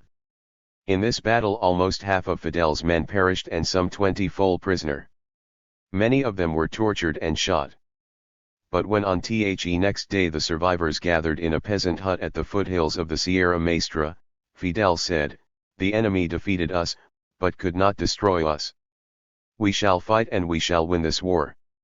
The bitter pill of defeat at Alegria de Pio was somewhat mitigated by the friendliness of Guajiro, Cuban peasants. We all felt 83. The sympathy and cordiality of the peasants, Roche. They welcomed us warmly and, helping us hold up through a succession of trials, hid us safely in their homes. But it was Fidel's faith in the people which was truly unlimited. He demonstrated an unusual talent both as organizer and leader. Somewhere in the woods we spent the long nights drawing up bold plans. We dreamed of battles, major operations, and victory. These were happy hours. I joined the others and tried my first cigars, smoking to drive away the pesky mosquitoes. From that time the aroma of Cuban cigars has never left me. My head spun, whether from the strong Havana or from the audacity of our plans, I don't know which. However, not all of the survivors of the first battle shared Che's and Fidel's optimism. The heavy losses depressed them, the long marches wore them to the bone, the soldiers were short on discipline and lacked battle toughness. How did Che evaluate the existing situation? In 1963 he wrote of the days following the landing from the Granma, "Reality disrupted our plans, there weren't all the necessary subjective conditions for carrying out successfully the undertaking as such, not all the rules of revolutionary warfare were observed. These we were to learn only at the cost of our own blood and that of our brothers over a period of 2 years of hard struggle. We suffered defeat and then the most important part in the history of our movement began. Only then did we realize the true strength and historic significance of the movement. We understood that we had made tactical errors and that the movement was remiss in certain subjective factors. The people recognized the necessity of change, but they didn't have enough faith in the possibility of implementing these changes. Our task consisted in convincing them of this possibility. But self-conviction had to precede efforts to convince the people. To gain this confidence an attack had to be launched and a serious, if inner battle had to be won. After all, it is success which breeds confidence. So the insurgents did win a victory on January 16 by attacking and seizing a military post on the La Gelada River. Che took part in this operation. The battle tally was 2 dead, 5 wounded and 3 taken prisoner on the enemy side and no casualties for the insurgents. In addition the victors Seized rifles, a Thompson submachine gun, about 1,000 rounds, other ammunition and provisions. Fidel ordered that the 84 wounded soldiers be treated, then released with the other prison ERS. But still it could only be said that the fortunes of the rebels had made a slight upturn. Che observed in his diary that the peasants, although favorably disposed to Fidel's men, were still not ready to take part in the struggle, and we lacked any communication with our supporters in the city. Batistas troops, aircraft, and police continued to pursue the insurgents. In these conditions Fidel made the decision to head for the Sierra Maestra, dig in there and use the mountains as a home base to launch their struggle against Batista's forces. What is the Sierra Maestra? 20 years before the Granma landing, the eminent Cuban writer and communist Pablo de la Torre Brau wrote that if someone wanted to see another country without leaving Cuba, he should visit the Sierra Maestra. There he would find not only different surroundings and different customs, but also people who looked at life quite otherwise, freedom-loving, intrepid and noble people who kept their own scores with the police and authorities. It was here that in the 19th century, during the War of Independence, the Cuban patriots found shelter and support. Only grief will come to he who bears his sword against these peaks, wrote the author. The insurgent with a rifle, hiding away in these indestructible cliffs, can hold out against 10 times his number. A machine gunner with his nest in a gorge can withstand an onslaught by 1,000 soldiers. Whoever wages war against these summits can forget about using airplanes. The caves will hide the insurgents. Only grief will come to he who intends to destroy the mountaineers. Like the trees clinging to the cliffs, they will hold to their native land. Only grief will come to he who raises his sword against them. They have done what was never done before. Nurtured by their land and steeped in the history of their austere life, they have covered themselves with everlasting glory by demonstrating miraculous courage. Let everybody know, the mountaineers stand as firm as the ancient. One Pablo de la Torre Brau fought as a volunteer in the international brigades in Spain and died giving battle against the Francoists. 85. Pines. Better to die among their native rocks than to perish of hunger and poverty as Cuban trees perish when they are transplanted to alien soil in a prim English park. Fidel Castro, though born in Orient Province, had never been to the Sierra Maestra mountains and knew of them only second-hand.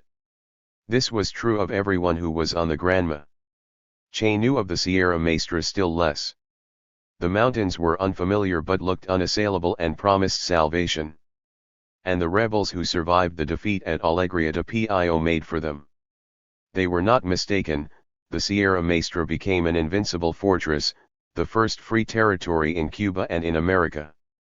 The rebels had not even become accustomed to their new Alpine home when on January 22, 1957, they defeated a unit of Casquitos under the leadership of one of Batista's bloodiest henchmen, Sanchez Mosquera, in a brush near the creek Arroyo de Infierno. Che wrote of his own role in this engagement. Suddenly I noticed another enemy soldier trying to hide from our fire in the nearby hut. I fired and missed. The second shot caught him square in the chest, and he collapsed, dropping his rifle, which stuck, bayonet first, into the ground. Covered by the Guajiro Crespo, I made my way to the corpse and took his rifle, cartridges, and some equipment.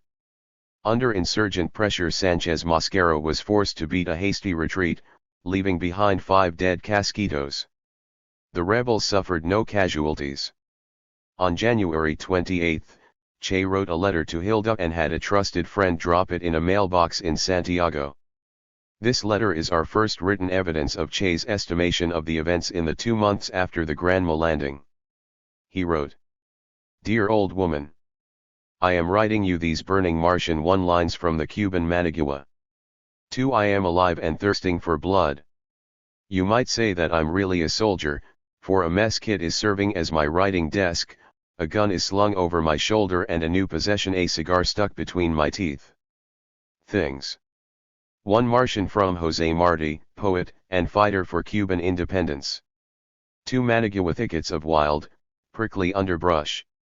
86. Haven't been easy. You already know that after 7 days on board the Granma, where we were packed so snug you couldn't even breathe, we ended up by fault of our navigator in some fetiduna or growth, and our Mr. Toon can't mute until we were attacked in the already notorious Allegria de Pio and had to scatter like pigeons. I was wounded in the neck and remain among the living only thanks to my cat's lives, for a bullet from a machine gun found my cartridge case, which was slung around my chest, and from there it ricocheted against my neck. I wandered in the hills for a few days, regarding myself seriously wounded, for besides my neck wound my chest ached badly. Of those you know only Jimmy Herzl died. He surrendered, and they killed him. I spent 7 days with Almeida and Rami Rito, you know them, fearfully hungry and thirsty, until we _read from the encirclement and with T1E help of the peasants joined up with Fidel. It took a good deal of effort to get organized again into a unit and arm ourselves once more. After that we attacked an army post, killed and wounded a few soldiers and took the others prisoner. We left the dead on the field of battle. A bit later we captured and disarmed another 3 soldiers. If you add to this that we haven't suffered a single loss and that in the mountains we feel very much at home, it becomes clear how demoralized their soldiers are. They'll never succeed in surrounding us. Of course the battle isn't over yet, we've still got a lot of fighting to go, but the scales are already tilted to our side and with every day more weight is added to our advantage. Now, about you, I'd like to know whether you are still at the same address, where I should write you, and how things are going, especially with our most tender petal of love. Hug her and kiss her as hard as her little bones will allow. I was in such a hurry that I left your photographs at Pancho's house. Send them to me. You can write me sending the letters to Uncle S' address or to Patojo. The 1E might be a delay, but I think the letters will arrive. The rebels continued to wander about the Sierra Maestra, pursued by enemy aircraft and Batista soldiers. Hungry, thirsty, dirty, clad in rags and worn-out shoes, they avoided settlements, fearing treachery. But the traitor was in their midst. He was the peasant Eudemio Guevara, who had joined the unit soon after the landing. Eudemio knew every mountain pth and found food for the rebels. But once he fell into the hands of the soldiers of 87 Batista, an ignorant and downtrodden peasant, he was tempted by the promises of his captors, who offered him a large reward if he would kill Fidel Castro. He waited for a convenient moment to carry out the crime and only chance helped expose him. Guevara confessed his treachery and asked before dying that after the victory of the rebels his children be given an education. His wish was fulfilled. During these first months in the mountains Che's health was miserable. The period of acclimatization was difficult for him. In February he was taken out of action by an attack of malaria and then by a spell of asthma which he couldn't relieve for the lack of medicine. During one of their marches the insurgents were caught unawares by their pursuers, who opened fire on them. They retreated in search of cover, but Che couldn't move. The peasant Crespo, putting Che on his back, carried him out of danger. The rebels found a place for Che in the home of a farmer, an opponent of Batista, and left him there under guard. The farmer procured some adrenaline, which helped Che back on his feet, after which he returned to his comrades. But he was so weak that the distance which a healthy person could cover in a few hours took him 10 days. These were, wrote Che, my most bitter days in the Sierra Maestra. I moved with difficulty, leaning on tree trunks and on the stock of my gun, accompanied by a cowardly fellow who trembled every time gunfire was heard, and became hysterical every time my asthma made me cough, for we could attract the attention of the enemy.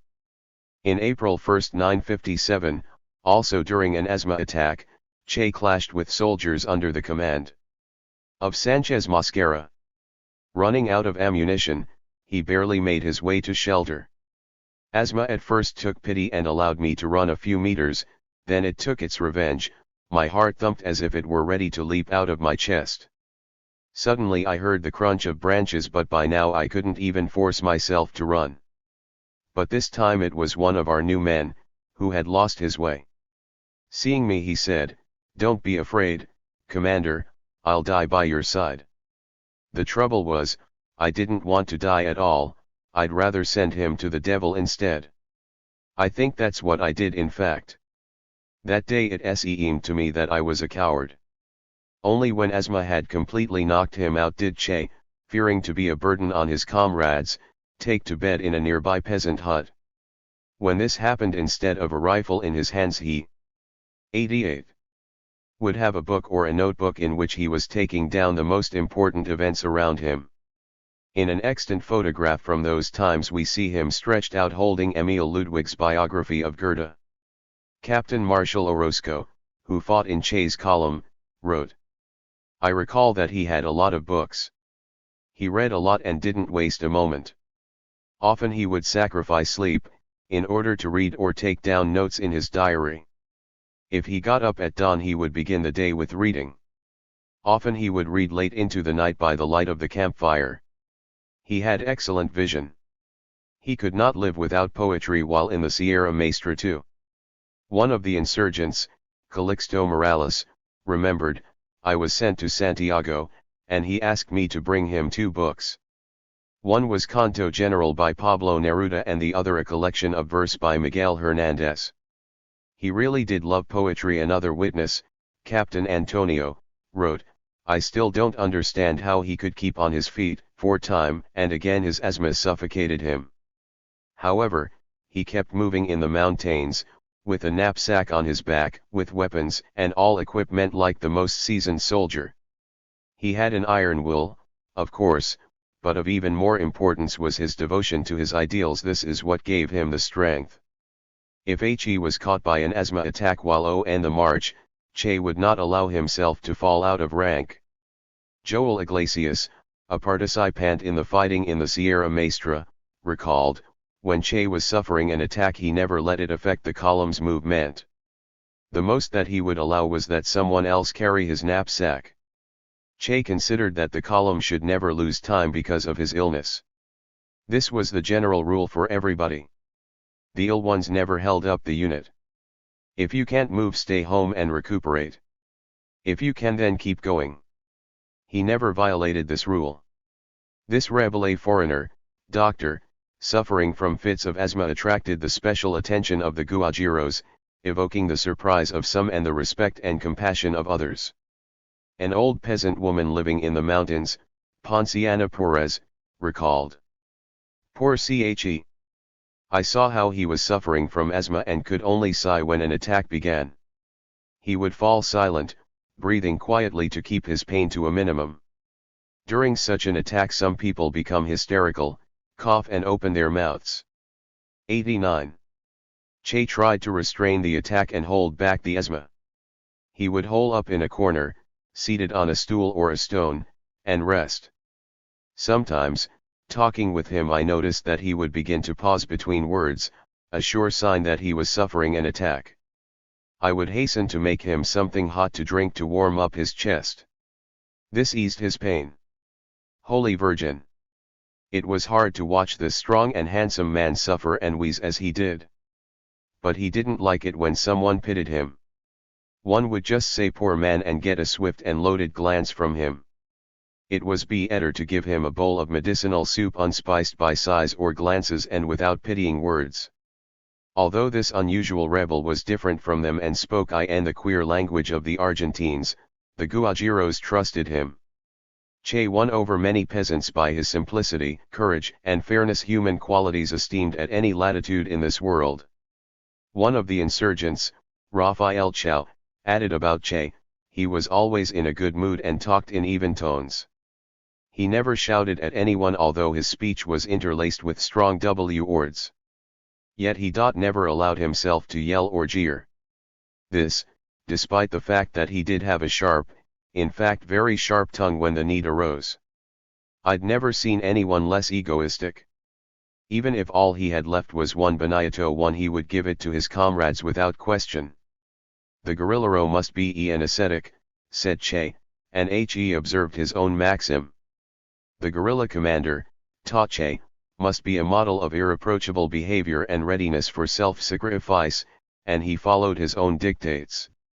Fidel Castro said that Che was unusual in that he would throw himself into the most dangerous assignment without a second thought.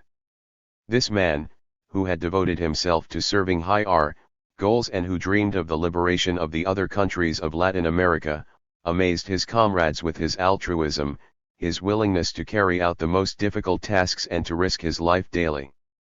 The guerrilla fighter, wrote Che, must be in perfect health in order to cope with all adversities without falling ill. It is not difficult to read between these lines a sigh of regret for his own illness. How much moral effort it took to maintain his spirits during his bouts of asthma he can only guess. One sweet potato. 90. It should come as no surprise that this man was held in respect not only by the rebels but also by the guajiros among whom he lived and fought. The diary which Che kept during the entire war served as the foundation for his famous episodes from the Revolutionary War. This remarkable book is a truthful and dramatic account of the stern life of the guerrilla, of the sorrows, hopes, and dreams of the people who came to Cuba to win or die in an unequal struggle against the insidious and ruthless enemy. But this book is also about Che, about a courageous, modest, and kind man, although the author is laconic on the subject of himself and uses more than a touch of irony or humor, as if trying to reduce his own image. Che's reminiscences are distinctive in style within the genre of Latin American memoirs. They are neither verbose nor melodramatic and they reveal no effort by the author at self-aggrandizement. Che would not tolerate posing, boasting, exaggeration or self-advertising. His courage needed no touching up. Discussing in the episodes a battle at the village of Buicito in which he led his men, he wrote, "My role in that battle was insignificant and by no means heroic. The few shots that actually rang out in the air I greeted not with my chest but quite with the opposite." Eventually ties were established with the underground July 26 movement active in Santiago and Havana. Leaders and functionaries of the underground Frank Paez, Armando Hart, Vilma Espin, Haiti Santamaria and Celia Sanchez came to the mountains where they met up with Fidel. They undertook to supply the rebels with weapons, ammunition, clothes, medicine, and money and to send volunteers into the mountains. They were also to mobilize the masses to struggle against Batista. As long as even a handful of men were free in the mountains under Fidel's leadership, Batista could not sleep in peace. From the time of the landing on, he made almost daily announcements that the forajidos had been surrounded, crushed, exterminated. He threw his best troops and aircraft in pursuit of the rebels. But the shooting in the mountains kept up, which meant that the insurgents' hopes that all was not lost were growing stronger and that the spark ignited by Fidel might 91. In the final result turn into the flame of a people's liberation struggle. To refute Batista's specious claims that the rebels had been crushed, Fidel Castro sent Faustino Perez to Havana with instructions to find a reputable American journalist and bring him to the mountains. The choice fell upon Herbert Matthews, correspondent for the New York Times. Matthews slipped through Batista's agents and made his way to the mountains where he met Fidel Castro on February 17, 1957. A week later the New York Times carried Matthews' sensational article about the leader of the rebels. The article established that Castro was alive and fighting successfully in the rugged and almost inaccessible mountains. From the looks of things, Matthews wrote prophetically, General Batista cannot possibly hope to suppress the Castro revolt. His only hope is that an army column will come upon the young rebel leader and his staff and wipe them out. Is hardly likely to happen. Matthews' article, accompanied by photographs of Fidel and his fighters in the mountains, dealt another blow to the already tenuous authority of Batista. His opponents abroad stepped up their activity. In the capital and other cities on the island the struggle against the dictator increased in scope. On January 4, in Santiago a massive women's demonstration was held against the dictator. The women carried signs saying "Stop killing our sons." In Havana the student organization Directorio Revolucionario prepared for an uprising. On March 1, 1957, its members attacked the university, radio station, and the presidential palace hoping to capture Batista. Although this attempt ended in failure, the majority of the rebels died in battle against the police and army. The anti-Batista sentiment continued to grow.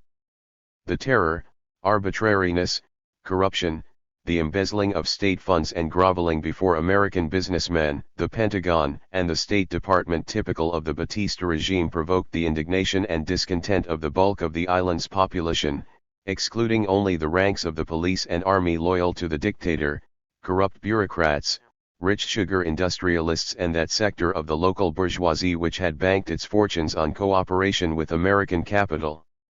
92. In the middle of March the rebels received reinforcements. Frank Pace sent them a unit of 50 volunteers under the command of Jorge Sotelis, an underground fighter from Santiago who had taken part in the November 30th uprising. The volunteers were trucked to their destination by Huberto Matos, the owner of a local rice plantation. Both Sotis and Matos were bitter anti-communists, later betrayed the revolution and were sentenced by a revolutionary tribunal to long terms in prison. Fidel instructed Che to meet Sotis' unit and take it under his command.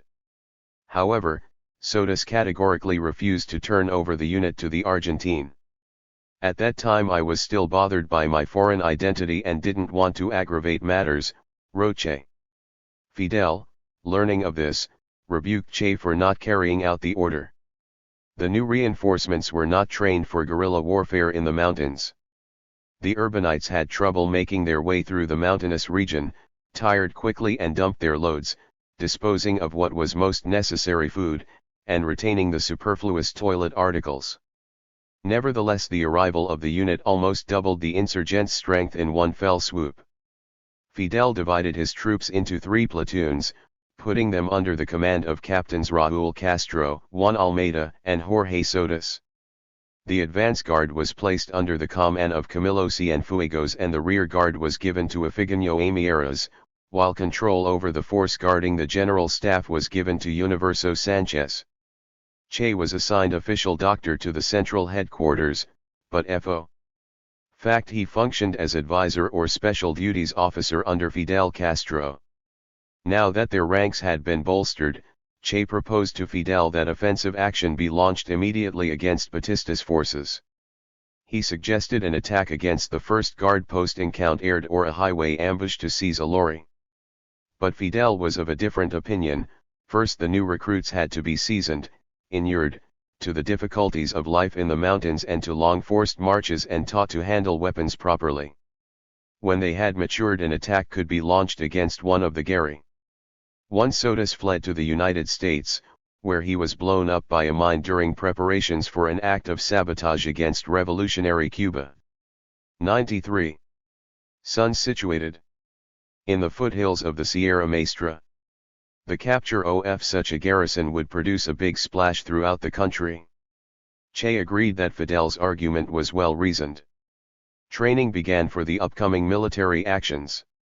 In those trying days, recalled Che, I finally obtained a canvas hammock.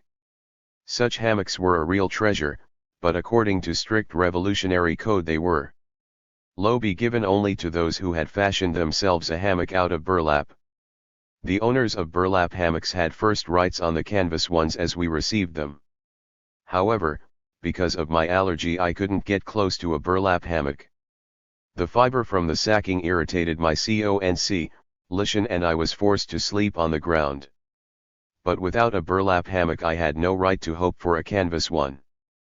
Fidel learned of this and made an exclusion, ordering that I be given one. I'll always remember that this happened on the banks of the La Plata as we were climbing the spurs leading to the Palma Mocha. It was on the day after we had tried horse meat for the first time. Horse meat was not simply a luxury, it also became a kind of battle test of human adaptation. The peasants in our unit indignantly rejected their portions of horse meat, and some of them regarded Manuel Fajardo as almost a murderer. In peacetime he had worked as a butcher, so we took advantage of his profession and had him carve up the horse. This first horse belonged to a peasant by the name of Popa who lived on the opposite bank of the La Plata. The guerrillas mixed him up with an informer and confiscated a worn-out old nag. A few hours later the horse was served for dinner. For some it was a delicacy, but for the peasants Stan Ix it was a sore trial. They regarded themselves as almost cannibals, chewing the flesh of man's old friend. Batista's army and police did everything in their power to finish off the rebels in the Sierra Maestra and crush the opposition movement in the country. Terror, however, did not yield the desired results. The mountains turned out to be an insurmountable obstacle for Batista's troops. The press and radio told of the bold assaults by the rebels against the garrisons. The Barbudos, as the peasants baptized Fide-one's men who were hirsute through the absence of razors, received an onrush of volunteers of all political stripes. Outside Cub, emigrants made collections for them, purchased medicine and weapons which were secretly shipped to Cuba. 94. In May 1957, a ship called El Corinthia was to arrive from Miami, Florida, with volunteers under the command of Calixto Sanchez. Fidel decided to distract the attention of the foe patrolling the shores in expectation of the Corinthia, and he gave the order to take by storm the barracks in the village of Uvero, 15 kilometers from Santiago. The garrison served to block the rebels' egress from the Sierra Maestra. The seizure of the fortified point in Uvero would clear the road leading into the valleys of Orient province and would demonstrate their ability to attack as well as defend. For Batista this would be the first major military defeat. Che, who took part in the battle for Uvero, described the events in his episodes From the Revolutionary War. After we had chosen the object of attack, all that remained was to draw up a detailed plan of assault. For this we had to determine the number of the enemy troops and outposts, the communications they used and the approaches affording access. Comrade Caldero, who later became a major in the rebel army, was of great help in carrying this out. We believed that the enemy had more or less precise information about us. 2 spies that we caught indicated that they had been sent by Batista's man Casillas to pinpoint the location of the units of the rebel army as well as our assembly positions. On the same day, May 27, the entire command staff gathered.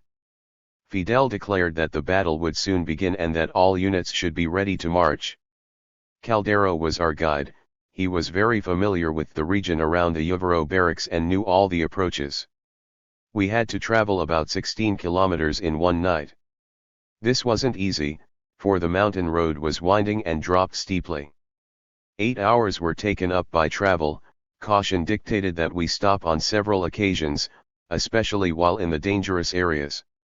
Finally the order was given to attack the enemy. We had to seize the outposts and pour all manner of lead into the enemy barracks. We were aware that fortified outposts surrounded the barracks, each with no less than 4 soldiers. The shrubbery permitted us to creep up very close to the foe. Our staff directing the battle chose a command post on a slight elevation just opposite the barracks. A strict order had been issued not to open fire against residences where women and children might be found. 95. The Uvero barracks was situated on the seashore and to surround it we had to move in from 3 sides. The attack on the outpost on the road running along the shore from Peladero was assigned to a group under the command of Jorge Sotas and Guillermo Garcia. Almeida was charged with liquidating the outpost opposite the elevation. Fidel was located on the elevation, while Raúl and his platoon were to attack the barracks from the front. I was given an intermediate direction. Camilo and Amieras were supposed to operate in the interval between my group and Raúl's platoon, but they lost their bearings in the darkness and ended up to the right instead of to the left of me. Crescencio Perez's platoon was to take the Uvero-Chivirico road and block the arrival of enemy reinforcements. It was assumed that the battle would be brief, since our attack was to be accompanied by total surprise. However, time passio and we couldn't get into our battle positions according to instructions. Reports flowed regularly through our guides Caldero and a local inhabitant named Eligio Mendoza. Light was already breaking, but the battle hadn't even begun. I lay on a large hillock, the barracks quite far below. So we decided to move forward and find a more advantageous position. Other detachments moved up. Almeida advanced towards the outpost covering the approaches to the barracks. To the left of me moved Camilo Cienfuegos in a cap resembling those worn by the Foreign Legion and bearing the emblem July 26th movement. The enemy spotted us and opened fire. But we continued to advance, taking every possible precautionary measure. Soon our small detachment was reinforced by stragglers from other groups. These included a comrade from Pilan, nicknamed Bomba, Mario Leal, and Acuna. The enemy fire was growing heavier. We had already come up to a clearing which we would have to cross. The enemy kept up directed fire. From our position, which was roughly 60 meters from the enemy's closest point, I could see two soldiers jump out of a trench and dash for the homes. I began to fire, but they had already entered a home where we were forbidden to fire. Women and children were there. Meanwhile the group pushed out into the clearing. Bullets whistled all about. Suddenly I heard a moan next to me. It seemed to me that it must have been one of Batista's soldiers. I, 96, crept up cautiously. It turned out to be Mario Leal. He was wounded in the head and needed to be bound up immediately, but with what? A short time later Joel Iglesias, moving behind me, dragged the wounded man into the bushes. Then we pushed forward. Soon Acuna fell. We stopped, hit the ground and began to pour fire into the well-camouflaged enemy ditch ahead of us. The ditch could only be taken by a bold assault. I made the decision and we liquidated this pocket of resistance. It seemed as if the fighting took place in a flash, but in reality 2 hours and 45 minutes passed between the first shot and the taking of the barracks. Finally an enemy soldier, hands high, jumped out of the log shelter opposite us. Shouts of surrender came from all directions. We got up and raced to the barracks. Standing in the courtyard we took prisoner 2 soldiers, a doctor and a medic. The number of wounded grew with every moment. I had no time to treat them, so I decided to turn them over to the doctor taken prisoner. Suddenly he asked how old I was and when I had received my diploma and candidly confessed, "You know, fellow, you'd better take care of the wounded. I just finished my studies and don't have any experience." Apparently this man, through a combination of fear and inexperience, had forgotten everything he had been taught. Once again I had to exchange my rifle for a doctor's smock.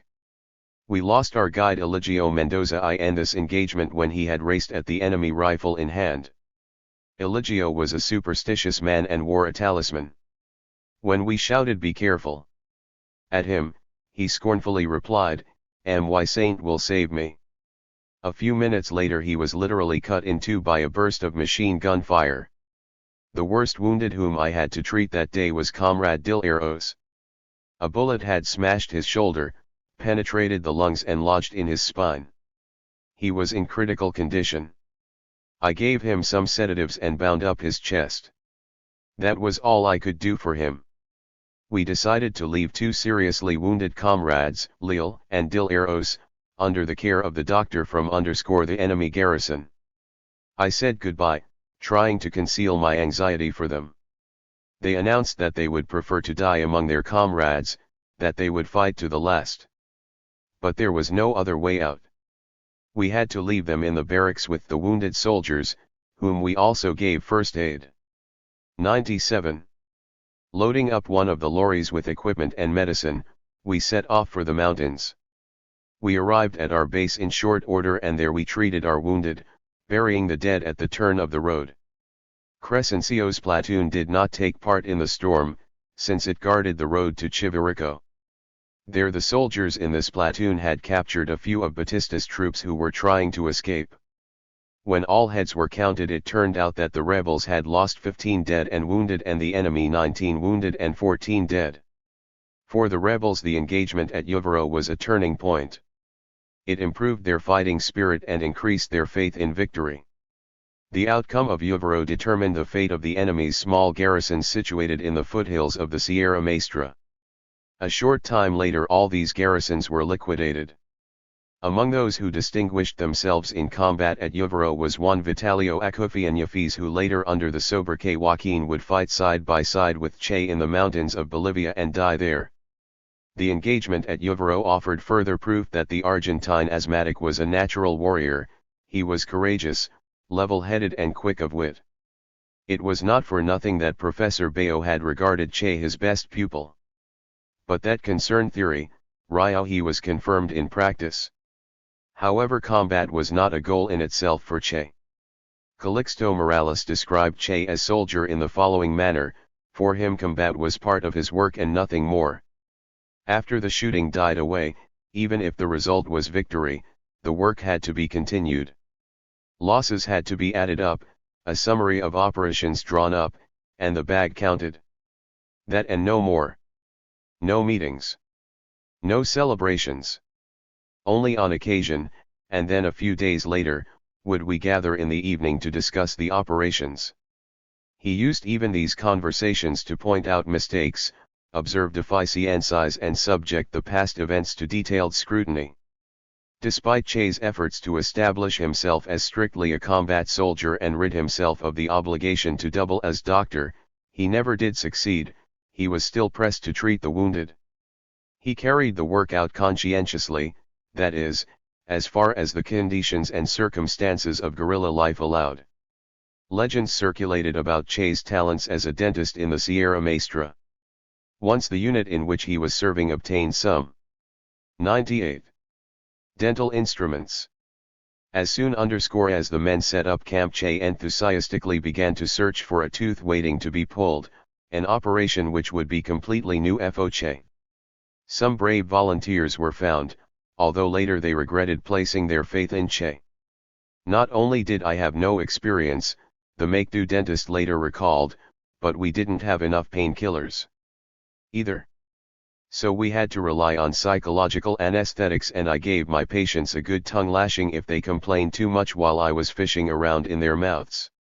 Che also treated peasants, young women who had prematurely aged from the burden of work, and children with rickets.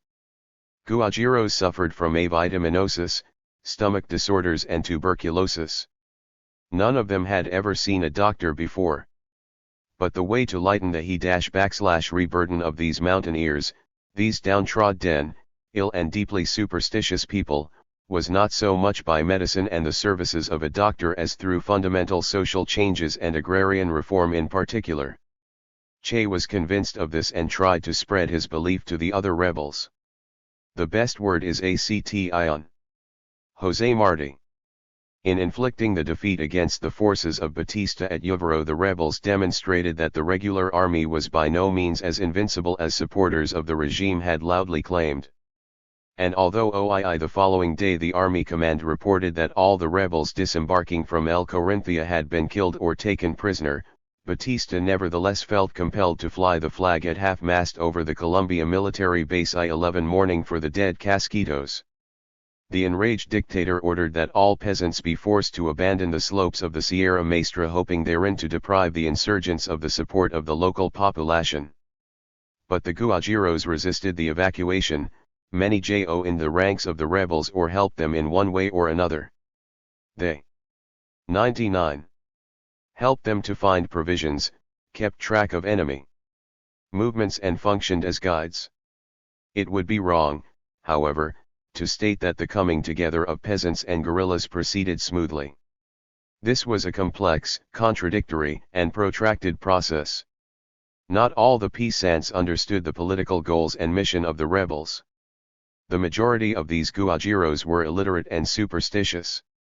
Sometimes it would only take one careless word, gesture, or thoughtless deed to lose their trust. We can take a glimpse at the spiritual world of the Guajiro through a story by Joel Iglesias, who took part in the partisan struggle. It describes the life of the rebels in one of the mountain settlements.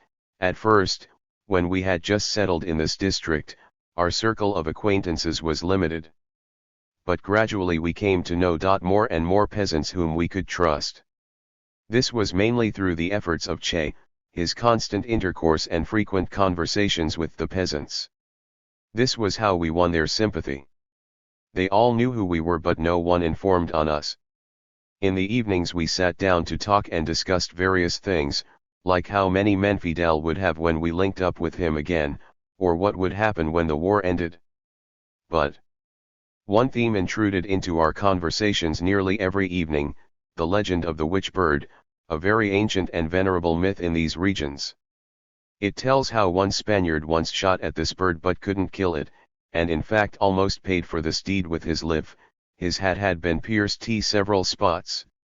There was one unfortunate who didn't believe that such a bird existed, but once at night it appeared before him, and from that time on he was a cripple. During one such conversation I announced that if only the bird appeared I would kill it on the spot with my rifle. The peasants warned that anyone who talked like that was sure to encounter the bird, and the results would be dire. The next day my boast was the center of conversation. Certain peasants even refused to be seen with me on the street.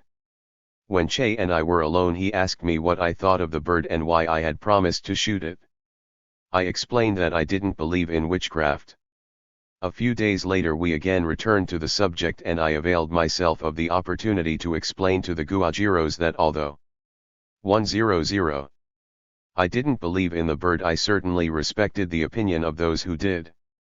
The Guajiros hated Batista and his henchmen, who plundered even their miserable hovels bohías, raped their daughters and cruelly harassed their families. But at the same time many Guajiros regarded communism as what amounted to nearly the evil eye.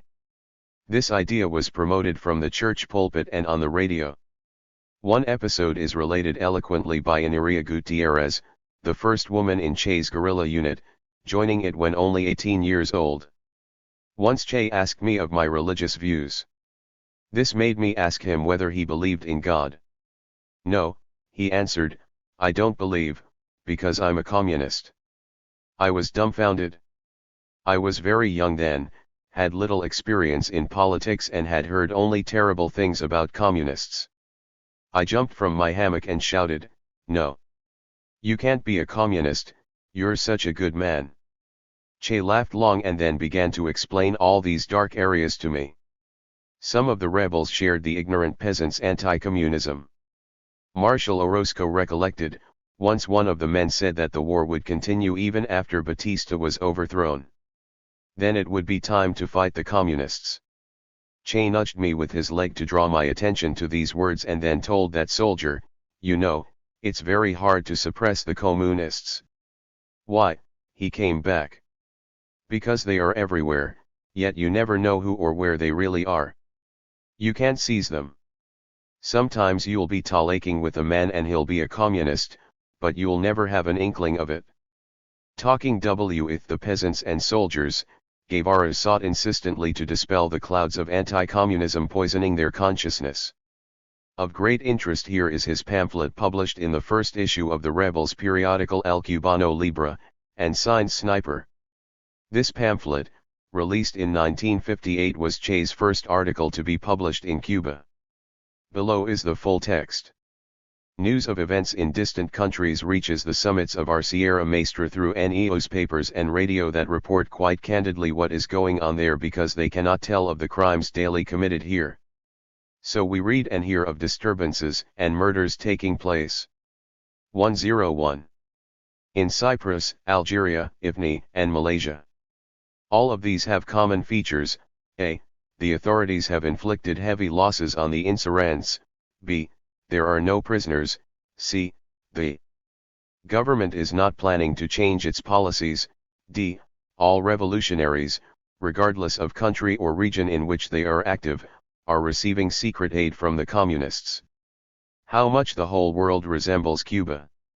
Everywhere the same events are taking place. A group of patriots, armed or unarmed, in revolt or not in revolt, is being killed, and the punitive force is once again victorious after protracted shooting. All the witnesses are killed, so there are no prisoners. The government forces never suffer losses, which sometimes fits with reality, for it is not very dangerous to kill unarmed people. But often the absence of casualties is mere fiction. We offer the Sierra Maestra as irrefutable proof of their losses. Finally, what of the old, threadbare accusation of communism? Communists, it would seem, all who take up arms, because they are fed up with poverty, and it does not matter what country we are discussing. Those who kill common people, men, women, and children, call themselves Democrats. How much the whole world resembles Cuba. But in Cuba and everywhere else the people will have the last say against injustice and evil, and the people will have their victory. In Batista's newspapers and in official reports, Che was always referred to as the Argentine communist boss of a gang of bandits operating in the Sierra Maestra. Batista's official propaganda exposed the rebels as communists and agents of Moscow and claimed that by defeating them Batista's troops would save Cuba and Latin America from communism. The tyrant knew the weak spot of his North American master. The persecution of communism always brought in immense dividends for the Latin American guerrillas in the form of handouts from Washington's rich annual haul of profit. The degree of trust in the rebels shown by the peasants of the Sierra Maestra depended on the behavior of the former vis-a-vis the mountaineers. To ensure that this behavior be exemplary, the 102 rebels were to bring order to their own ranks, and weed out the anarchistic and déclassés elements which always appear in such movements, particularly in the initial stages. Discipline among the rebels during the first months of combat was decidedly lax. Che discusses in the chapter Acontecimiento Extraordinario of his Reminiscences. Che was in a detachment under the command of Lalo Sardinas, a dedicated and brave comrade, respected and loved by his soldiers. This detachment established a commission to enforce discipline with the powers of a military tribunal. Once a group of soldiers, trying to play a prank on the commission members, summoned them on urgent business to a place quite distant from the detachment's location. The jokesters were arrested and Lalo began to interrogate them. Flaring up, he struck one of the soldiers with his pistol. The weapon accidentally went off and the soldier fell dead. By order of Fidel, Lalo was arrested. An investigation was launched and the witnesses questioned. Opinion was divided. Some felt that the killing was premeditated and others that it was an accident. But no matter what the case, arbitrary reprisals by a commander against his subordinates were completely unacceptable. Fidel arrived and the interrogation of witnesses continued until midnight. Many demanded the death penalty for Lalo. Che spoke out against this demand, but his passionate speech could not sway the opponents of Sardinas. It was already late into the night but the discussion showed no sign of slacking. Finally Fidel had his say. He spoke long and heatedly, explaining why Lalo Sardinas' life should be spared. Fidel spoke of the poor discipline among the insurgents, of the mistakes committed daily and the reasons for these mistakes, and in conclusion underscored that Lalo deserved a severe punishment, but that his act had been committed in defense of discipline, a fact which they should all keep in mind. Fidel's powerful voice, his emotional speech and imposing figure had a strong impact on the soldiers and many of those who had demanded that Lalo be shot now began to support Fidel.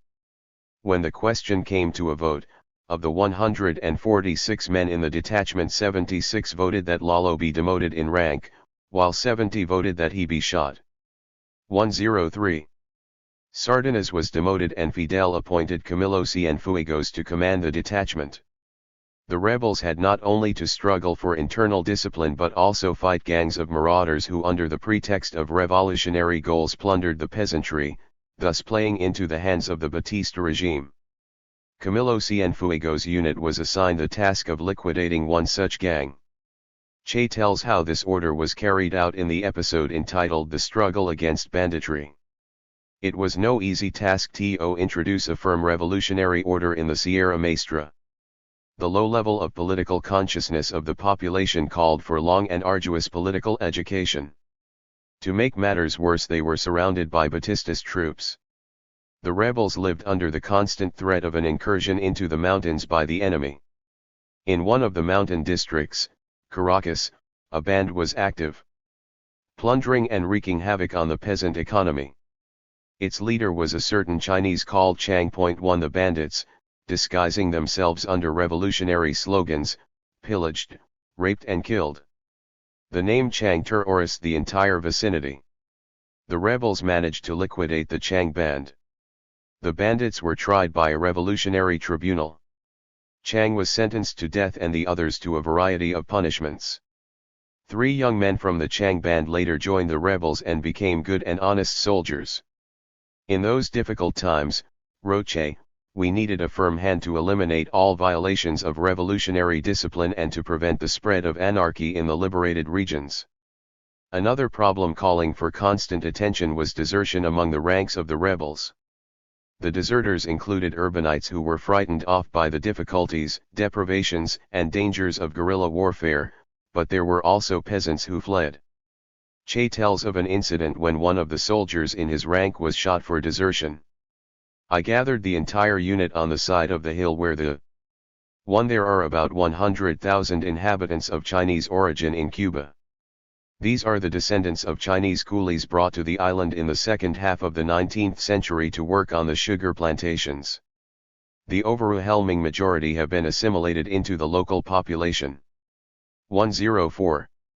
Tragedy had occurred and explained to the rebels what this meant for us, why desertion would be punished by death and why he who betrayed the revolution deserved such a punishment. In grim silence we passed by the body of the man who had left his post. The incident produced a deep impression upon many of the soldiers, which was prompted most likely by a personal attachment to the deserter and frailty of political conviction rather than by a lack of fidelity to the revolution. There is no need to drag in names in this story. I will only say that the deserter was a simple, backward country youth from this region. Establishing a revolutionary consciousness among the rebels was a complex and difficult matter. Everyone, leaders, rank and file and peasants, took part in the guerrilla school in the Sierra Maestra. The peasant world uncovered by Che in the Sierra Maestra attracted him most of all. In substance, the peasants were the first humiliated and oppressed whom he came to know really closely and with whom he had constant contact. He loved them without idealizing them. Without their support the rebels could not have won or even survived in the mountains for any length of time. However, the Guajiros also needed the rebels. Their life and hopes for a better future depended on the success of the guerrillas. In order to ensure the goodwill of the mountain people, the insurgents had to demonstrate that they were their friends in deed as well as in word. And prove it they did. The guerrillas defended the Guajiros from reprisals by the government soldiers and from the rich bloodsuckers. They taught and healed the peasantry men, women and children. And they backed up the principle of land to the tiller. Che told a journalist who was visiting the Sierra Maestra in April and May of 1958. Earlier we didn't even dream of much that we are doing today. You could say that we became revolutionaries during the process of revolution itself. We arrived here with the goal of overthrowing a tyrant, but found a broad peasant zone which became the bulwark of our struggle. This zone needed liberation more than any other in Cuba.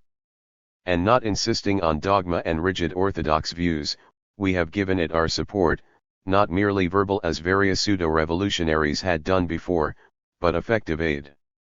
105. Asterisk.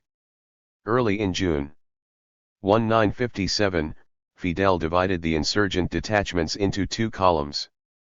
He personally retained command over the first one, the José Martí column, while the second was put under Che who, as everyone recognized, had already demonstrated remarkable military ability.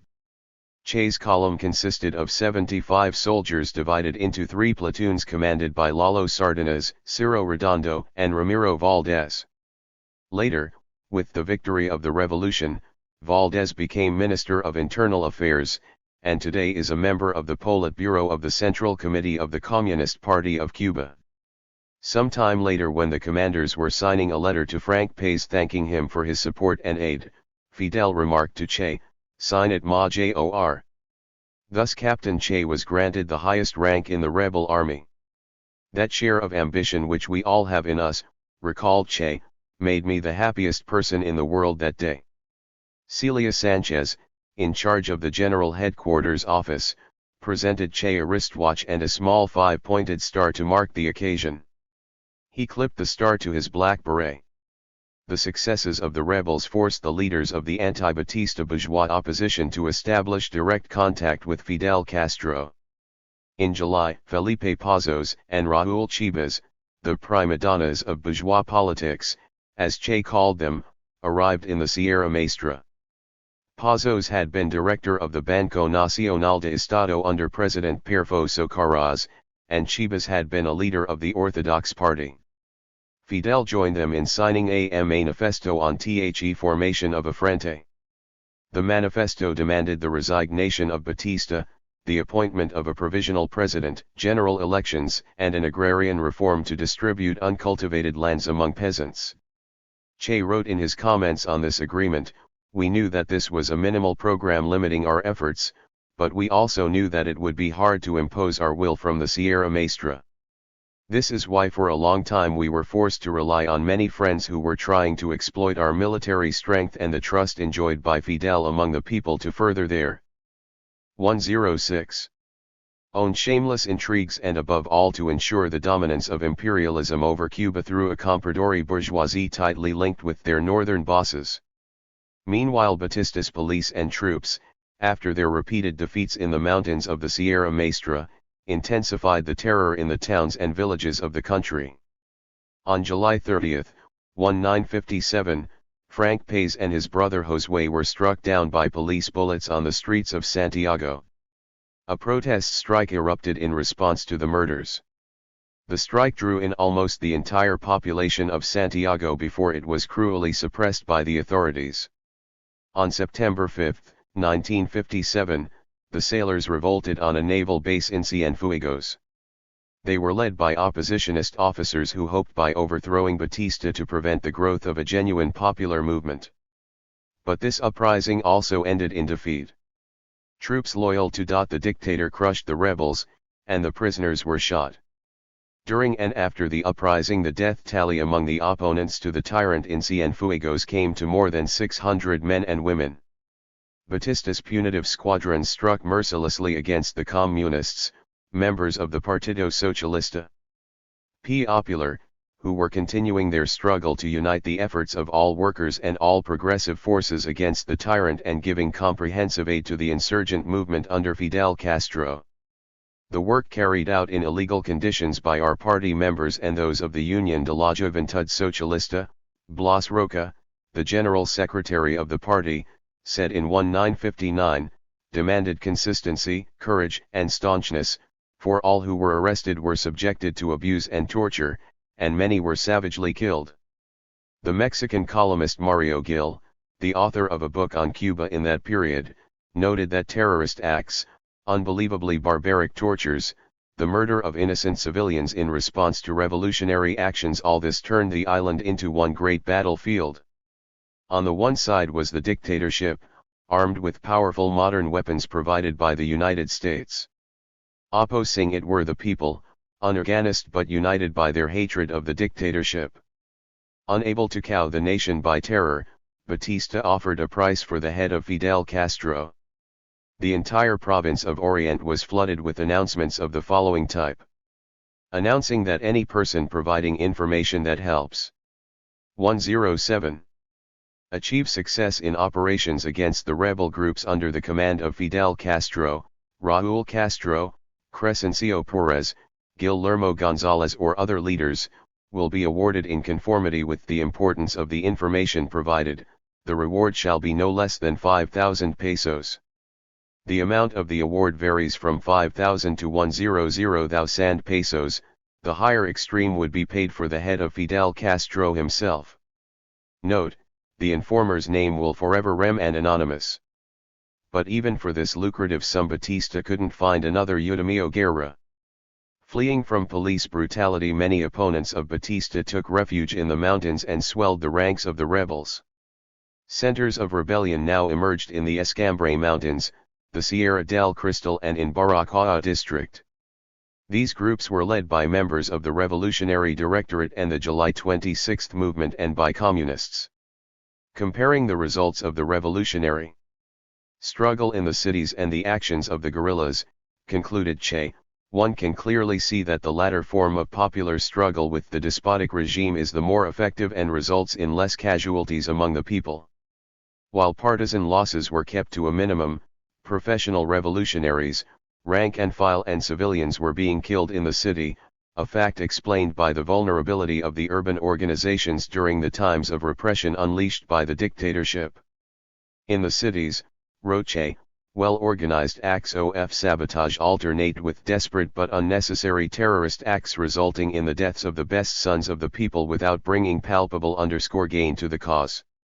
Cuban bourgeois politicians, still hoping to make political capital of the rebels' exploits in the Sierra Maestra, assembled in Miami in October and began to divide up the hide of the bear before it was even slain. They set up a Council of Liberation, proclaimed Felipe Pazos provisional president and drew up a manifesto to the people. Figuring in these maneuvers was Jules Dubois, an agent of the CIA in constant touch with the Miami conspirators. In a public statement, Fidel Castro sharply condemned the intrigues of the bourgeois prima donnas who groveled before the USA. "We remained in isolation," said Fidel after the victory. 108. Of the revolution, but it was a case where it was 1,000 times better to act alone than in bad company.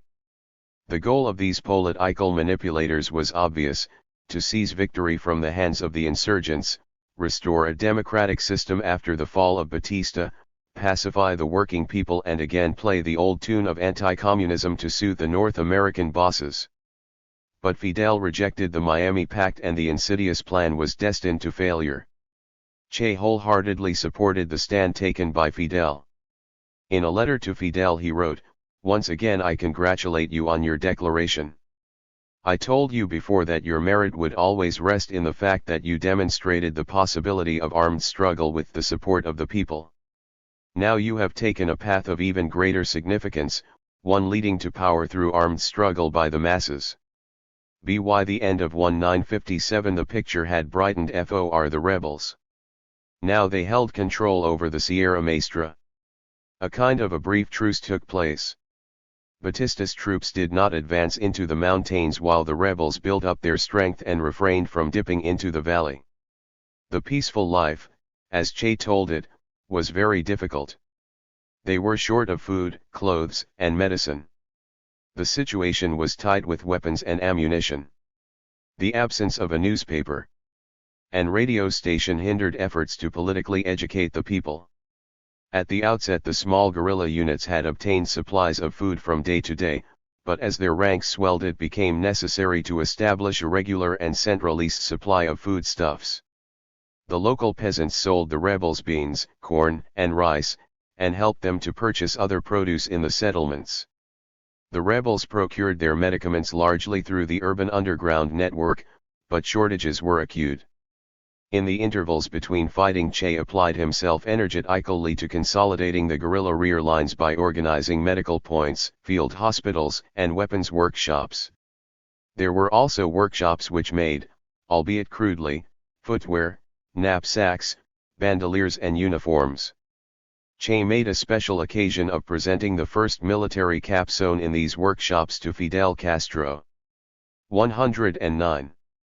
Che also tried his hand at setting up a miniature tobacco factory turning out cigarettes which the soldiers smoked with great pleasure despite the admittedly inferior quality for beggars can't be choosers. The guerrillas confiscated their meat from traitors and large-scale ranchers and turned over a portion of this meat to the local population. At Che's initiative and under his editorship a newspaper was established in the mountains. The first copies of El Cubano Libro were handwritten, and later they were printed on a hectograph. The Cuban patriots struggling for independence at the close of the 19th century had published a newspaper by the same title. Informing Fidel of the publication of the first issue, Che wrote him, "I am sending you the first number and some printed programs. I hope that the inferior technical quality will shock you into writing something to put over your own signature." The leading article in the second issue /J.11 be devoted to fires on sugar cane plantations. In this issue Nota presents an article on agrarian reform, Quail reaction and crime, the doctor on the life of the Cuban peasant, Ramiro the latest news, and I have given an explanation of the title of the newspaper, the editorial, and an article called Not One Bullet Wasted. The rebels were able to procure a small radio transmitter. The quality of broadcasts improved steadily, and by the end of 1958 the installation was placed with column number 1 of the rebel army and the station became one of the most popular in Cuba. By the end of the first year of struggle close ties had been established with residents of the nearby towns and settlements. People traveled by secret paths to the mountains bringing the latest news. The local guajiros immediately informed the rebels of the approach of Casquitos, in fact of the arrival of any stranger in the mountains, and this rendered harmless the activities of many enemy scouts. As far as TP.E political situation was concerned, Che wrote in his episodes, there were many complexities and contradictions in this period. In its activities the Batista dictatorship relied upon a venal Congress, and disposed of powerful propaganda means, day in and day out calling for national unity and consent from the people. A multitude of groups and groupings mushroomed in the country, and a muted but bitter struggle was carried on among 110 them. The overwhelming majority of such groupings dreamed of seizing Pofer. They were infested with agents of Batista, who was kept informed of their activities. Despite the gangland features marking the activities of such groups, they also included honorable men whose names still enjoy the respect of the people today. The Revolutionary Directorate, though adopting a line of insurrectionary struggle in March, nevertheless soon parted ways, proclaiming its own slogans. We received support on certain concrete issues from __the Partido Socialista Popular, but mutual distrust prevented us from uniting. In our own movement there existed two distinct points of view concerning struggle methods. One, defended by the guerrillas in the Sierra Maestra, emphasized the necessity of expanding the partisan movement to other regions and the liquidation of the apparatus of tyranny through persistent armed struggle. The revolutionaries from the plains supported a different position, proposing organized action in all cities, which would eventually turn into a general strike resulting in the toppling of the hated Batista regime. At first glance this viewpoint seemed even more revolutionary than ours. But in reality the proposals by our comrades for a general strike were far removed from the demands of the moment. The political level of those who defended this notion was not quite advanced. These points of view enjoyed roughly equal support among the leadership of the July 26 movement, whose composition fluctuated more than once during the period of struggle. In a speech at Sagua La Grande on April 9, 1968, Fidel had the following to say concerning this issue: elementary justice calls for the observation that because of the nature of our struggle which began in the Sierra Maestra and due to the fact that in the final result the decisive fighting was waged by guerrilla forces, over an extended period almost all attention, all recognition, and all praise went to the guerrilla movement in the mountains. It should be noted, for it is both wise and useful to be fair, TL1 at to a large measure these circumstances led to an overshadowing of the role of the underground Renouveau in the revolution, the role and the heroism of thousands of young people who sacrificed their lives and struggled in extremely harsh conditions. We must also point out the fact that in the history of our revolutionary movement, as 111. In all similar processes, and mainly in new historical phenomena, at the outset there was a lack of clarity concerning the role of the guerrilla movement and that of the underground struggle. No doubt even many revolutionaries regarded the guerrilla movement as a symbol supporting the flame of revolution and popular hopes as well as weakening the tyranny, but believed that in the final result it would be a general uprising which would bring about the overthrow of the dictatorship. I would like to emphasize, however, that given the existence in the revolutionary movement of various criteria and points of view a phenomenon, in our opinion, both natural and logical, nobody could make claims to possession of the truth. We, for our part, relied on the victory of the guerrilla movement, but if events had developed in such a way that before the guerrilla movement had sufficiently developed to defeat Teep Army, a popular uprising succeeded in one of the cities, we were prepared to give such an uprising our immediate support and to take part in it. I mean to say that in the revolutionary process there could be a number of alternatives and that it was necessary simply to be prepared to use each and every one of them. It must be remembered that the rank-and-file guerrillas fighting heroically in the mountains and valleys on the whole maintained correct views on the goals and tasks of the revolution, and the militant revolutionary spirit among them grew steadily. After victory they fought for the creation of a united revolutionary party under the direct leadership of Fidel. The July 26 movement group united its efforts with those of student organizations and the Partido Socialista Popular of Cuba.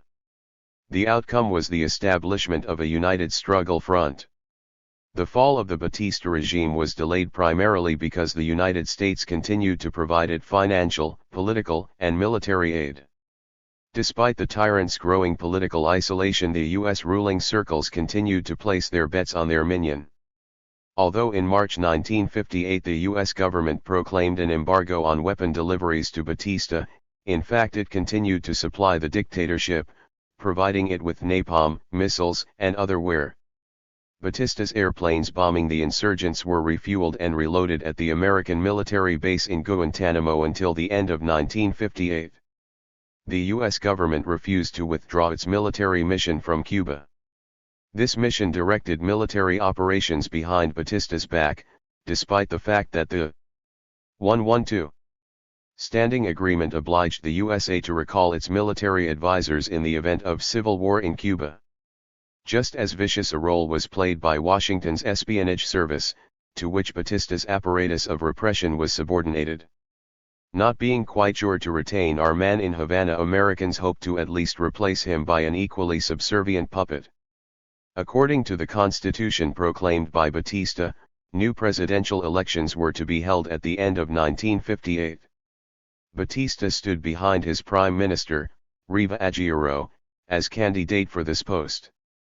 There was little doubt who would emerge victorious in these elections. Fidel Castro and his supporters had to demonstrate particular flexibility and political tact.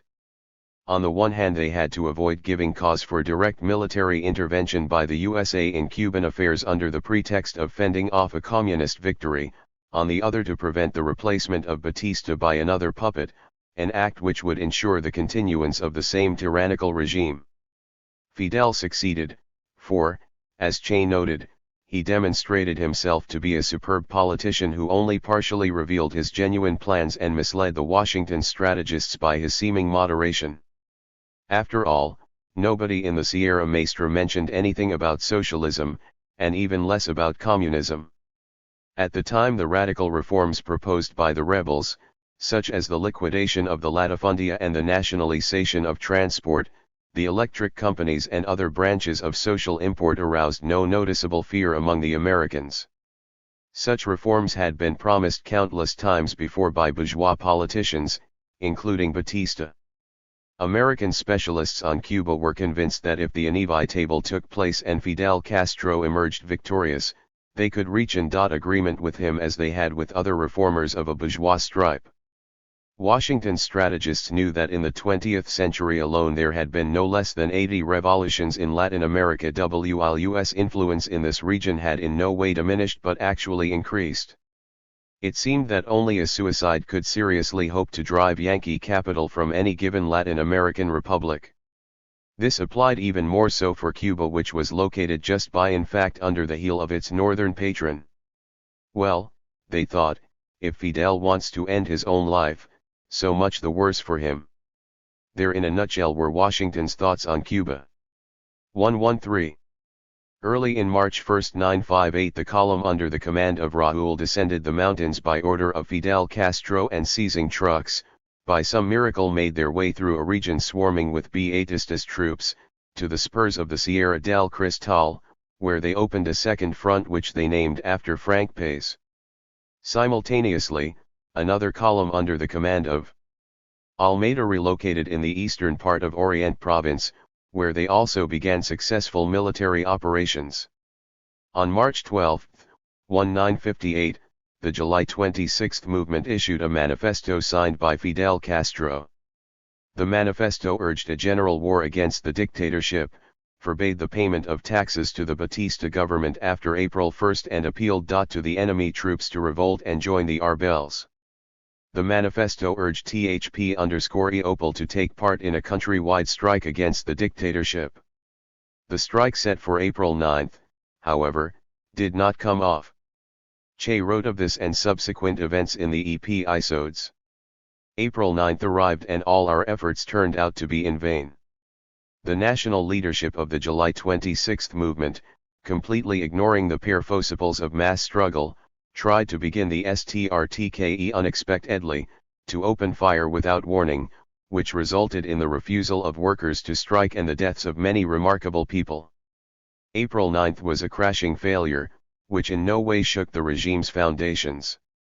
What is more, having crushed the strike, the government could release a portion of its troops APD gradually send them into Orient province to liquidate the rebels in the Sierra Maestra. We were forced to erect a defensive retreat farther into the mountains and the government continued to build up its forces and concentrate them on our positions. Finally the number of Batista's troops swelled to 10,000 and on May 25 the government began an offensive in the vicinity of the settlement of Las Mercedes, where our advanced positions were located. Our men held out courageously for 2 days against odds of 1-0 or 1-15. Moreover, the army employed mortars, tanks, and aviation. Our small group was forced to withdraw from the settlement. Meanwhile the enemy stepped up the offensive. In 2.5 months of stubborn fighting the foe lost more than 1,000 soldiers in casualties and desertions. Batista's army broke its back in this final offensive against the Sierra Maestra, but it still was not defeated. 114. Batista's troops could not subdue the Sierra Maestra, nor could they handle the second front operating in the Ivali under the command of Raúl Castro. In the second half of 1958 the rebels' second front controlled a territory of 12,000 square kilometers in the northeast of Orient province. Within this area a new revolutionary order was established, 200 schools and 300 preparatory classes for preschool-age children functioned, taxes were collected. There were also a radio station and telephone network in operation as well as 7 landing strips, 2 hospitals, revolutionary courts. A newspaper circulated and an agrarian reform was being carried out. The inability of the army to cope with the rebels foreshadowed the ultimate collapse of the dictatorship. Some of the tyrant's retinue began to wonder how to get rid of Batista without risking their own posts and privileges. General Cantillo, troop commander in Orient, suggested to Fidel the removal from power of Batista and his replacement by a new dictator. Cantillo offered himself for the role. Fidel received Cantillo's envoy in the presence of Che and told him that he could agree only with the complete transfer of power to the rebels. He demanded that Cantillo arrest Batista and his other satraps to be tried in court. The only way to dispose of a dictatorial regime was through a victory over its troops, not a palace revolution. In August the political as well as the military situation of the rebels improved markedly again. The Partido Socialista Popular established contact with the guerrilla command.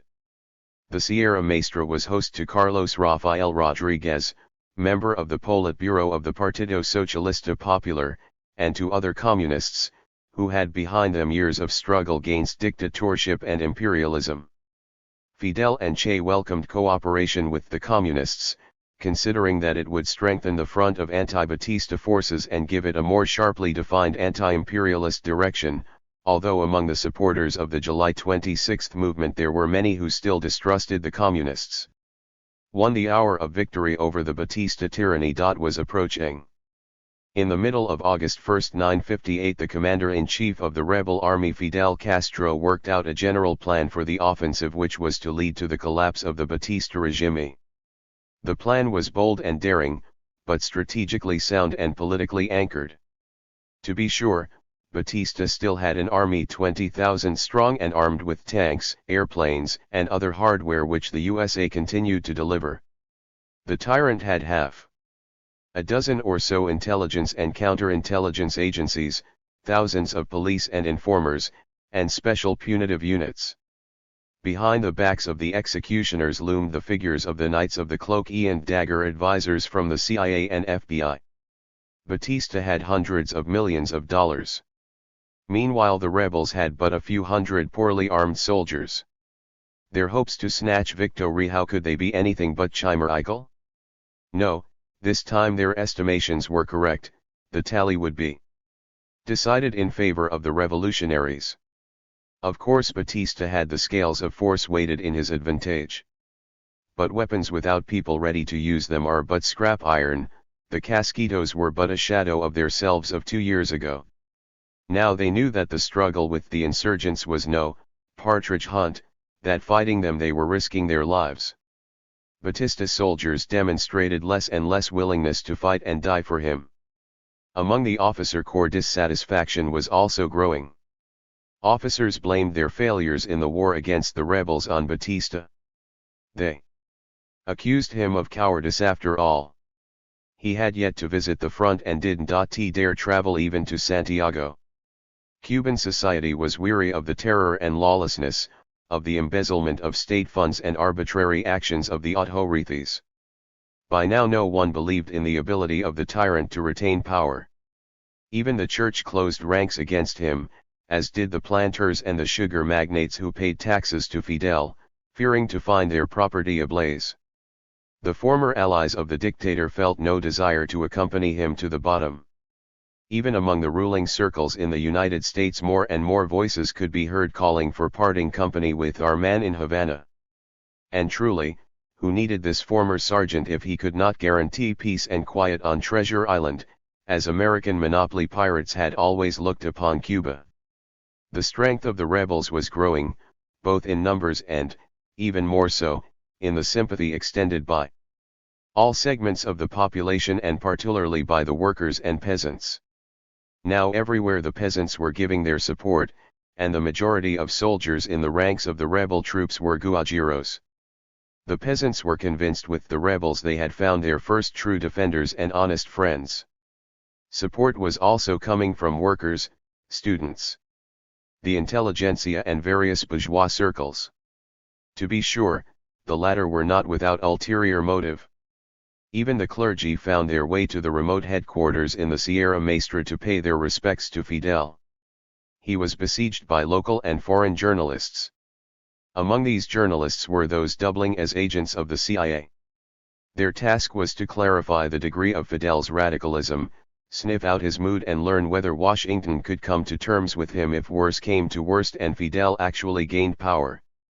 But even the presence of CIA agents in the mountains indicated the growing popularity and authority of this guerrilla leader, this Robin Hood of the 20th century, this fighter for justice and freedom whose very name was surrounded with legends. What was this new strategic plan drawn up by Fidel Castro? To a certain degree it brought to mind the actions of the 117 Mambises Cuban patriots who fought against the Spanish colonizers. According to the plan, the column under the command of Fidel and that under Raúl were to surround and take the city of Santiago. Column number 2 under Camilo Cienfuegos was to locate in the western section of the island in the province of Pinar del Rio and begin military operations there. Finally, the column under Che, which was given the number 8 and named after the heroic Captain Ciro Redondo, was assigned the task of breaking through into the province of Las Villas in the center of the island. Column number 8 was to take Santa Clara, the capital of the province, and from there advance upon Havana. At the same time, Camilo Cienfuegos' force was to move on the capital from the west. Che's was the most difficult of missions. The complexity stemmed not simply from the heavy enemy troop concentrations but also from the fact that other armed and rivaling anti-Batista groupings were active in this region which they considered their zone of influence. Che was to bring solidarity to these splintered groupings, coordinate their actions, and overcoming their anti-communist prejudices ensure their cooperation with the Partido Socialista Popular, which had an armed unit in this area. By order of Fidel, Che was appointed commander of all rebel forces active in the province of Las Villas, in both rural and urban quarters.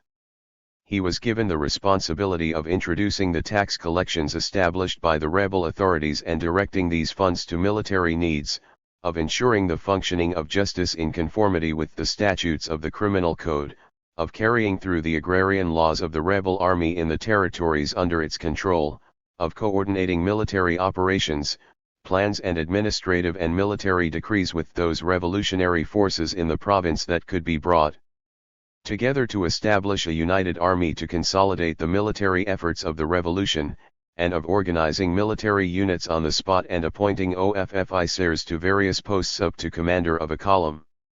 Receiving this order, Che supplemented his column with graduates of the guerrilla school in the mountain village of Minas del Frio, which he had established and directed.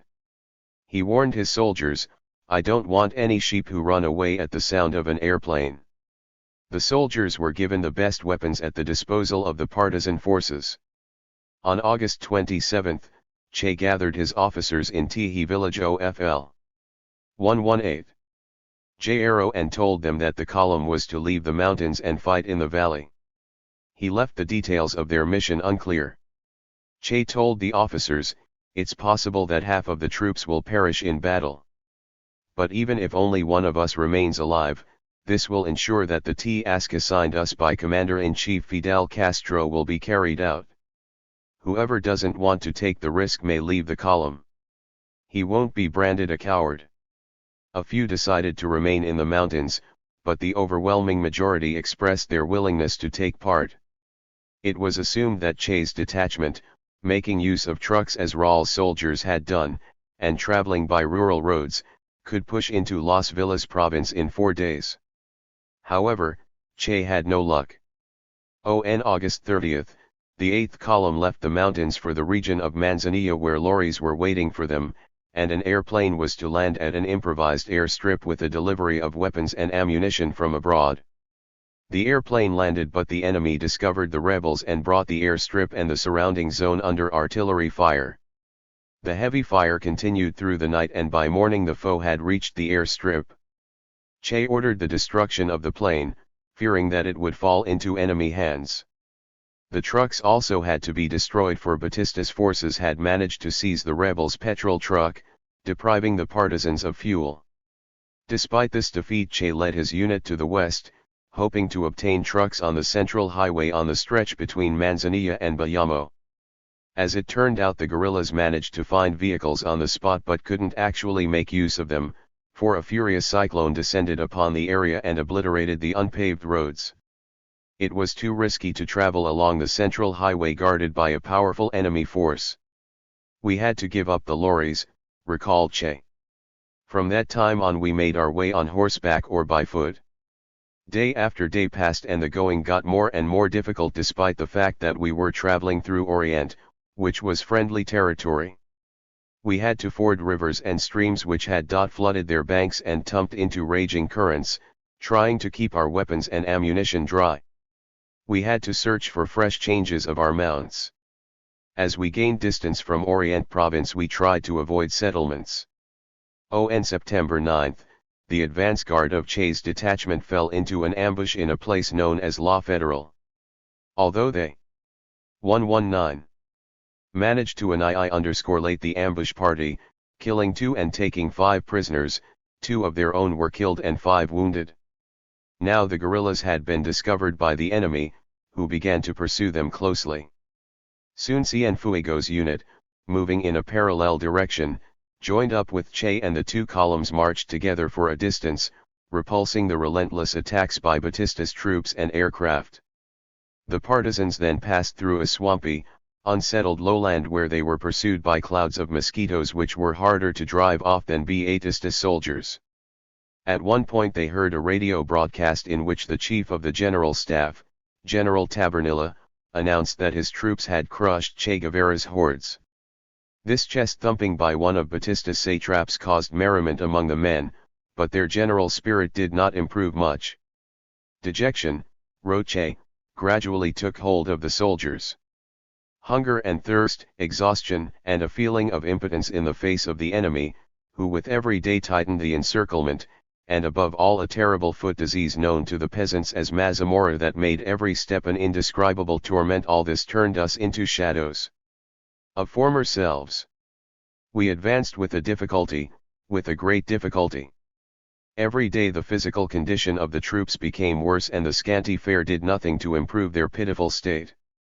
The most difficult days occurred when we were surrounded in the region of the Baragua sugar refining factory. We were driven into a fetid swamp and left without a drop of potable water. We were constantly under attack from the sky. We were left without a single horse to carry our most debilitated comrades through the forbidding mountains. Our boots simply disintegrated in the murky salt water. Prickly grass tore at our exposed feet. Our situation was truly disastrous until with tremendous effort we managed to break out of the encirclement and reach the famous path leading from Jayukaro to Moran, a place much celebrated in history. It was at this spot in the last century that a bloody battle took place during the War of Independence between the Cuban patriots and the Spanish forces. We had just managed to come to our senses when a downpour drenched us. To make matters worse, the enemy continued to pursue us, forcing us to move along once again. Fatigue overwhelmed the soldiers and their spirits dropped lower and lower. However, just when the situation seemed hope 120 less, when only insult, entreaty, or obscenity could force the exhausted men to continue moving, we saw something in the distance which infused new life and strength in the guerrillas. In the west glittered the snow-covered peaks of the Las Villas Rangi. In his description of the difficult passage, Che, as was his habit, passed over in silence his own sufferings during these trying days. Once, when the column was on the march, Che suddenly fell like a dead weight. His companions rushed to him, thinking he was dead. Actually, he was in a dead sleep, knocked out by sheer exhaustion. Sharing all the deprivations suffered by his men, yet burdened with attacks of asthma as well, Che could not allow himself to complain or show displeasure to his companions. As a commander, he had to encourage his men, build up their will to resist and instill confidence in victory. He could not permit himself even a hint of weakness. His exemplary behavior rallied his men around him and earned him their respect. Batista ordered his troops to make an all-out attempt to intercept and destroy the 8th Column in the region of Camagüey. The commander of the troops in this province wrote in a secret instruction dated October 6, that he was ready to work around the clock, without breakfast, dinner, or sleep in order to block the path of Che's hordes, and called upon his subordinates to follow his gallant example. "They won't get through," boasted the old warhorse. "The rebels are only ignorant guajiros, armed with antediluvian weapons. Taking care of them will be like fighting babes in arms." Meanwhile the same commander complained, "It's as if we've been affected by atomic radiation, we fear these ignorant brigands so." This strategist did not, however, succeed in overcoming the fear and rallying his men to bold exploits. On October 16, the 8th Column, now some 600 kilometers from the Sierra Maestra, finally reached the long-desired Escambray Mountains. This in itself was a major victory for the rebels and a palpable blow against the authority of Batista and his large army which, despite the advantage of aircraft and other wear, could not prevent the passage of Che's troops. Damage was also done to the reputation of the U.S. military advisors who had been the real leaders of the government military operations. Che noted that it may seem strange or incomprehensible that his column and that of Cienfuegos, numbering in all slightly more than 200 men, dressed in rags, famished and dropping from 1-to-1 exhaustion, could make their way through powerful detachments of soldiers armed to the teeth. In explanation, Che pointed to the circumstance that the rebels regarded the burdens of guerrilla life as a prerequisite of victory, and risks to their lives as a normal, daily occurrence. In contrast, the Casquitos loved and valued living more than they did their buddy, the former Sergeant Fulgencio Batista, APD. They had no overpowering wish to die for him. But the main explanation of the success of the rebels' march, Che underscored, was that they were heralds of agrarian reform and promised land for the peasants. They not only promised but divided up the property of the latifundistas, notably their stock, among the peasants. Our first action in Las Villas province, even preceding the opening of the first public school, was the promulgation of a revolutionary agrarian reform law, freeing the smallholders from rent payments to the landowners. This law was not of our own invention, the peasants themselves pressed it upon us. In his narration of the deprivations and difficult trials along the route to Las Villas, Che emphasized that everywhere the peasants gave the guerrillas help, shared their bread and acted as guides. But there were also incidents of treachery, although, Che cautioned, they were not of a deliberate nature. The fact of the matter was that certain peasants, fearful of repression, reported the presence of guerrillas to their landlords, and the latter immediately relayed the information to the military authorities. All guerrilla movements are confronted with such unthinking informers, and the Cuban Revolution was no exception in this respect. At the approaches to the Escambray Mountains, in the village of El Pedrero, Che met the young Aleta March, an underground worker from the July 26 movement who selflessly aided the guerrillas. Aleta asked Che to allow her to join the column. Che liked this courageous and patriotic girl ready to pick up a weapon to fight for freedom and justice.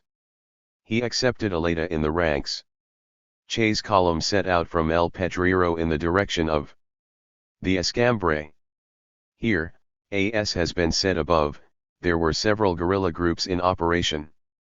One of them had given itself the imposing title of Second National Front of Escambray and was headed by Eloy Gutierrez Menoyo, one who had earlier belonged to one. Menoyo took part in the Civil War in Spain. Returning to Cuba, he participated in the assault on the Presidential Palace on March 1, 1957, but after 122. The Revolutionary Student Directorate but had broken away and taken an extreme rightist, anti-communist position. He devoted himself more to marauding than to fighting Batista soldiers. A Revolutionary Directorate group was also active in the area. It was headed by Forcio Mon, the leader of the Directorate and a participant in the assault upon the Presidential Palace on March 13, 1957. The Partido Socialista Popular had a partisan detachment under the command of the communist Felix Torres. There is an entry in Camilo Cienfuegos' diary concerning Torres' detachment named after Maximo Gomez, a hero of the liberation war against the Spanish. The entry reads, "We arrived at a very well-organized camp under the charge of Sr. Felix Torres. From the very start he demonstrated the utmost interest in cooperating with and aiding us. Soon after arriving we felt ourselves among brothers, as if in the Sierra Maestra. We were given the warmest welcome. Forcio Mon and his soldiers of the Revolutionary Directorate gave just as cordial a welcome to Che's Barbudos. With Tile, leader of the Second Front, Gutierrez Menoyo, it was a different story. He even tried to prevent Che's entry into the mountains, declaring that it was his territory. Menoyo loathed the idea of agrarian reform advocated by Che. Of all the proposals by the rebels, the agrarian reform proclaimed by Fidel in the Sierra Maestra on October 20 caused the most irritation among reactionaries. Even among the leaders of the July 26 movement in Las Villas province, not all voices were in favor of radical agrarian reform, that is, the division of gentry land among the peasantry as advocated by Che. Some demurred from what they called tactical considerations, arguing that agrarian reform would alienate the prosperous from the rebels. Others were in direct opposition, because themselves were landowners or capitalists and feared that agrarian reform would only spell the beginning of other, more radical social changes. We are in agreement with agrarian reform, reasoned these pseudo-revolutionaries, but it must be rational, economically profitable, hence gradual. Radical reform, they insisted, could only bring about economic chaos, alienate all citizens, and threaten the success of the revolution. 1959. Became a leader of the counter-revolutionaries and a flagrant anti-communist. 123. This was the argument of Sierra I, the leader of the July 26 movement in Las Villas. At his very first meeting with Che in the Escambray, Sierra expressed this view and received a fair lambasting in return. Connected with the local rich, Sierra was unfavorably disposed towards an armed struggle against Batista. In any case, until the arrival of Che's column, the July 26 movement had no armed unit whatsoever in the Escambray.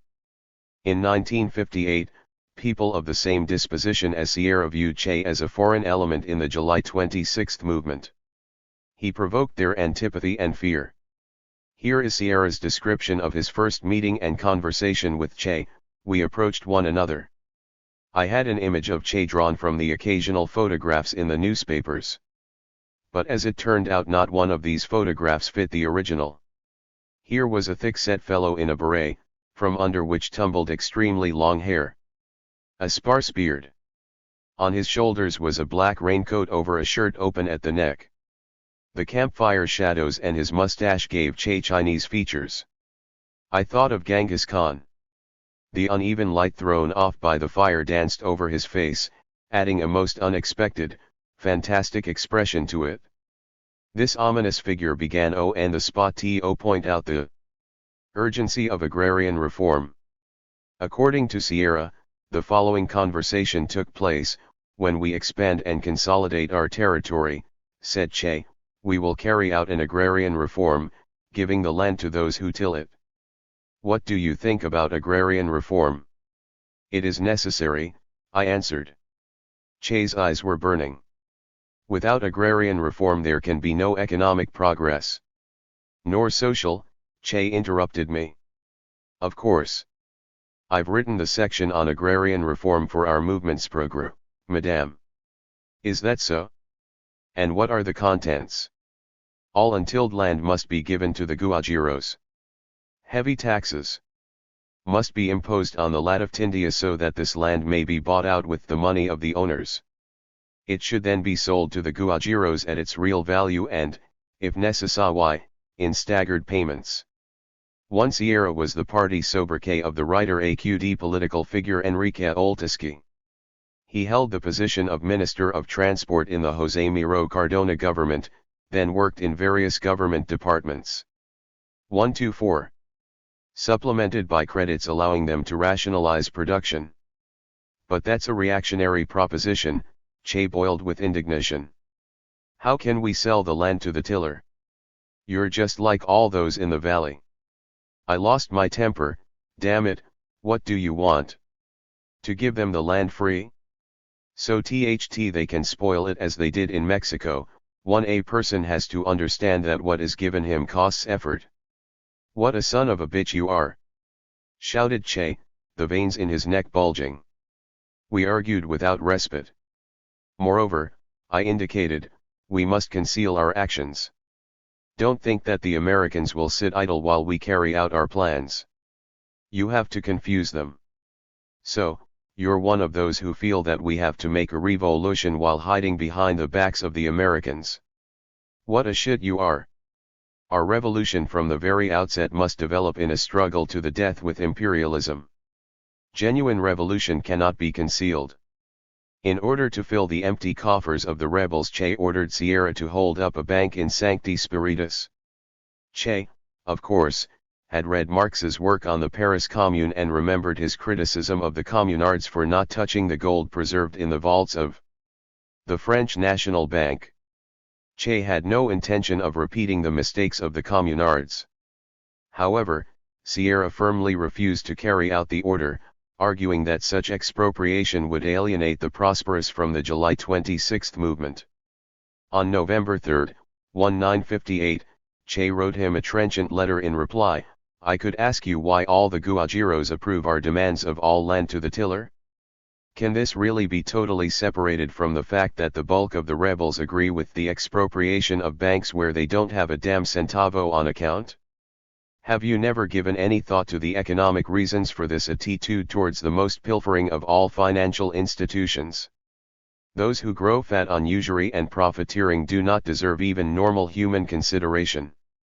The miserable sum they hand out is no more than the rake off they make in one day of exploitation. While at the same time the long-suffering people in the mountains and valleys are drained of their lifeblood and are the daily victims of betrayal on the part of their perfidious leaders.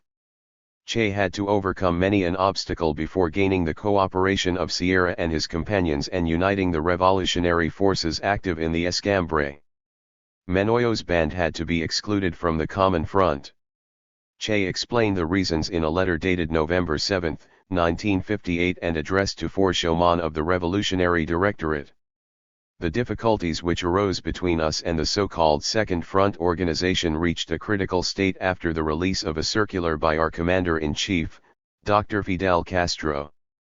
These difficulties now turned into a direct attack against one of my commanders whose units were located in the zone of San Blas. Such conduct makes an agreement with the above-mentioned impossible. In the same letter Che noted that, during the official negotiations with members of the Partido Socialista Popular, the latter came out for a united policy and as proof of their good faith are ready to put at our disposal their organizations in the valley and their guerrillas active in Yaguajay. A few days later an agreement was signed to unite the activities of the July 26 movement and the Revolutionary Directorate and appealing to all other anti-Batista forces to join them. The only group to respond to this appeal was the Partido Socialista Popular. In an open letter dated December 9, 1958, the PSP wrote, "Having duly considered this document, the Partido Socialista Popular gives the following reply.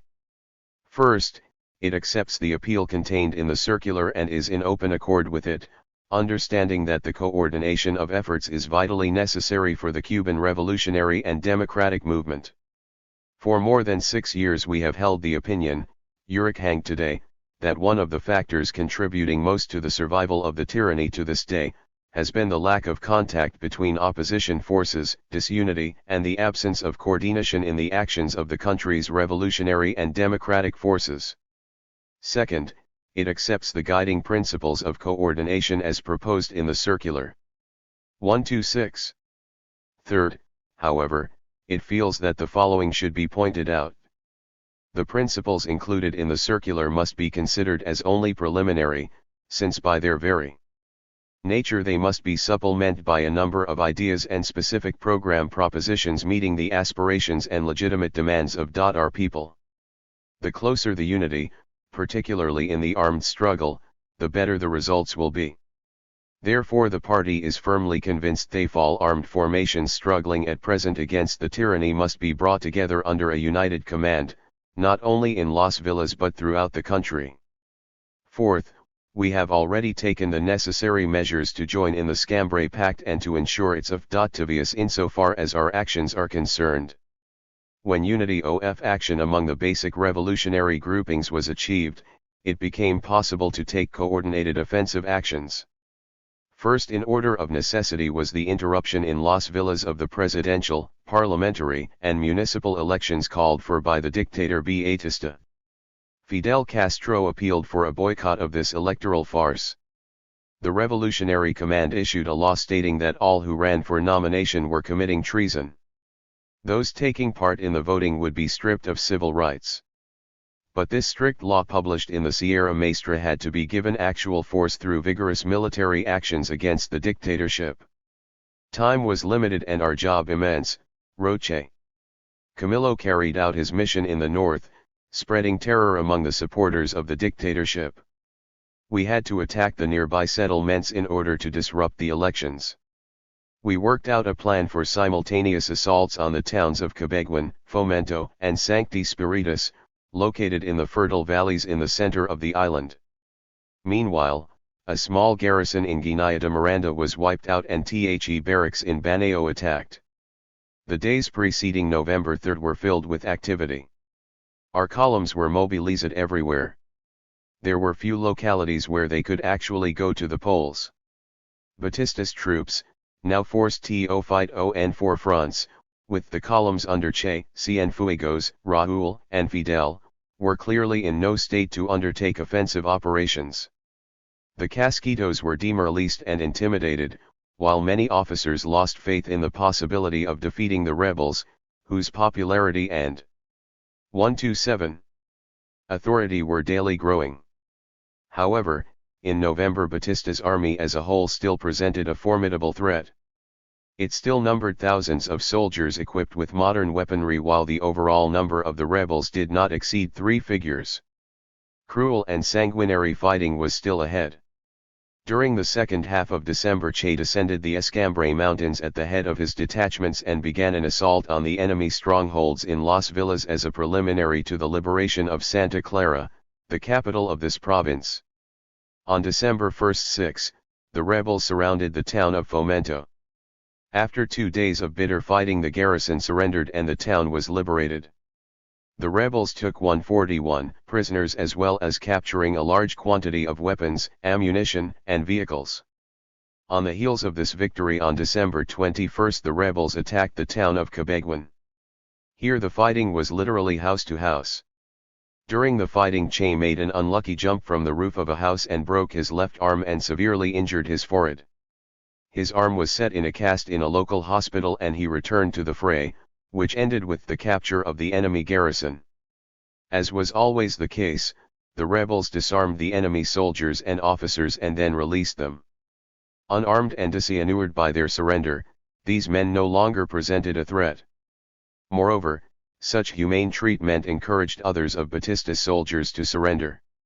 The weapons captured from the enemy were immediately given to the volunteers who at every settlement rushed in throngs to join the rebels. Since 1960 the author of this book has maintained a friendship with Captain Antonio Núñez Jiménez. From the time he was a student Jiménez effectively participated in the anti-imperialist movement and was subjected to police persecution. When appointed professor in the University of Las Villas Núñez Jiménez wrote Geografía de Cuba, a book exposing the devastating consequences of imperialist dominance over the country. The censor prohibited this book, and the edition was burned by order of the dictator. Jiménez took to the underground, joined the July 26 movement and enlisted in the 8th column, remaining with it throughout the campaign in Las Villas province under the 128 direct leadership of Che. For his participation in the fighting he received the title of captain in the rebel army. After the victory of the revolution Captain Antonio Núñez Jiménez occupied a number of responsible posts. He directed the famous INRA Instituto Nacional de Reforma Agraria, and in 1962 became president of the Cuban Academy of Sciences. He has been president of the Cuban-Soviet Friendship Society from the day of its founding. In 1960 Captain Jiménez led the first official Cuban delegation to visit the Soviet Union. In 1968 and 1970, during visits to Cuba, the author had several conversations with Captain Jiménez on the subject of the Las Villas campaign. His description of events helps clarify exactly what happened in that time and highlights Che's leading role. Here is the course of events according to Captain Jiménez. Early in the morning of December 22 the battle began for the city of Placetas, with a population of about 30,000 and situated a mere 35 kilometers from Santa Clara. By evening the city garrison surrendered to the rebels. In Placetas, on instruction from Che Jiménez wrote an appeal to the population, which was approved by the 8th Colonel commander. The content of the appeal is of great interest, for it reflects Che's endeavor to consolidate the unity of the working people and bring about fundamental social changes, thus having the bourgeois allies of the July 26 movement face an accomplished fact. We introduce the text of this appeal which was broadcast over a local radio station Ezek by the rebels. To the Cubcan people, the glorious Revolutionary Army made up of soldiers of the July 26 movement and the Revolutionary Directorate has liberated the city of Placetas and also taken after step fighting the towns of Fomento, F.Ueta and Cabeguen and other settlements which have suffered, eliminate the obligatory 129 trade union dues, establish trade union democracy, guarantee the fulfillment of the just demands of the workers and take all measures necessary to secure popular rights. People. On with the revolution. Worker. Rise to struggle. Peasant. Organize. The Revolutionary Army continues its unrestrainable and invincible attack and soon the entire province of Las Villas will be proclaimed the liberated territory of Cuba. The appeal concluded with salutes to the revolution, the agrarian reform, the revolutionary July 26 movement, the Revolutionary Directorate, worker unity, and to Cuba Libre. Worker unity and agrarian reform were the key slogans advanced by Fidel and Che on the eve of victory, which, of course, could not warm the hearts of bourgeois politicians promoting errant anti-communism. After the liberation of Placetas the enemy bombed the city from the air, causing many deaths among the civilian population. Meanwhile units of Che's column surrounded the city of Sancti Spiritus, with its population of 115,000, the second largest in Los Villas. The battle raged for 2 days before ending in victory for the rebels. Losing no time, Che put his men into trucks and headed towards the city of Remedios, situated on the road to Santa Clara. Here enemy troops were barricaded in massive buildings of the colonial era: the municipal center, the prison, the police station and the barracks. Surrounding these buildings the rebels opened fire. The first to surrender were the police in the flaming municipal center. Then rebels led by Che seized the barracks by storm and took about 100 prisoners. This battle added another city to the liberated territory of Cuba. Fighting at Che's side in the battle for Remedios were Aleta March, Captain Roberto Rodriguez, who led a shock platoon called the Death Platoon for the bravery of its soldiers. The very same day, December 25, the rebels broke into the port of Cabarín, located 8 kilometers from Remedios. After a brief battle, the soldiers and sailors defending it surrendered. They were disarmed and sent home.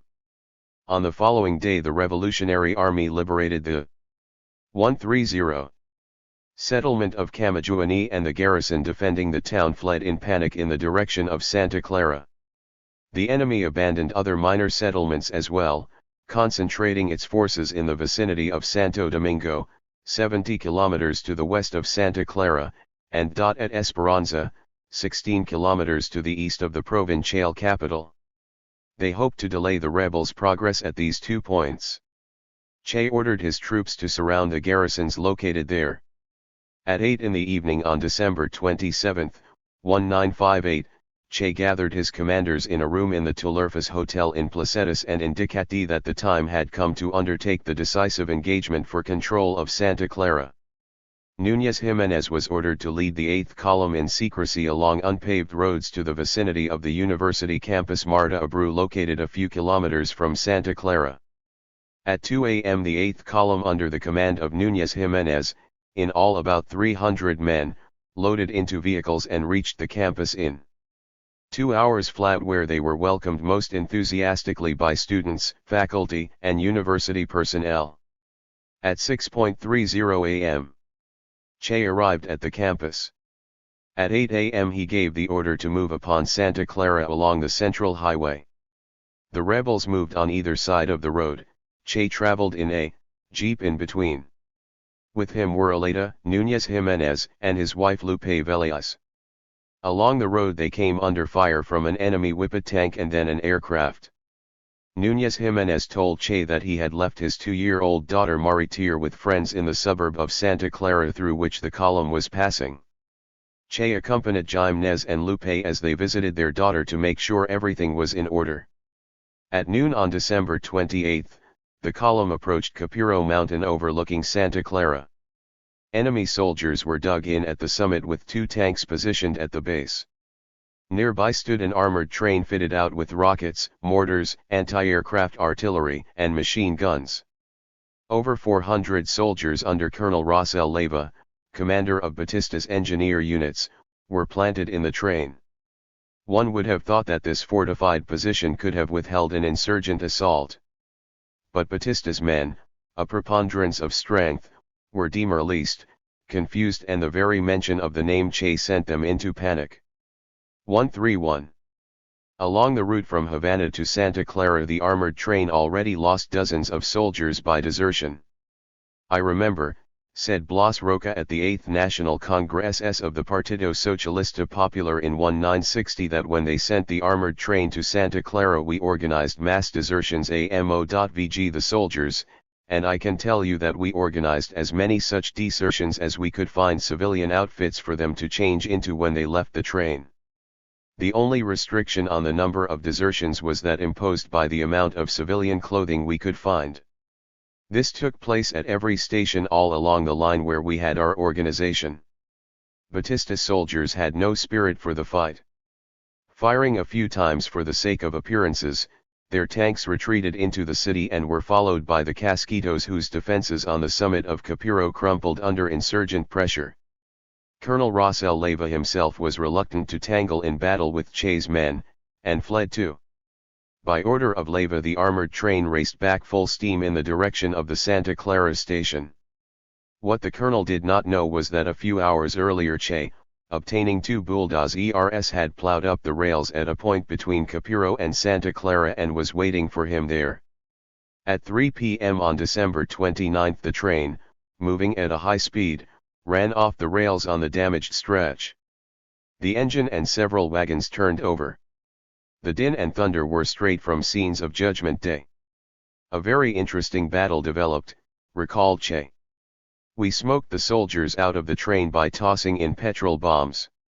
The train crew had a strong defense, but like the settlers who fought the Indians in the American West, they could fight only at a respectable distance, holding a suitable position against a virtually unarmed enemy. Besieged at close quarters and pelted with petrol bombs, the train became a real hell for the soldiers confined within the reinforced walls that retained the heat given off by the bombs.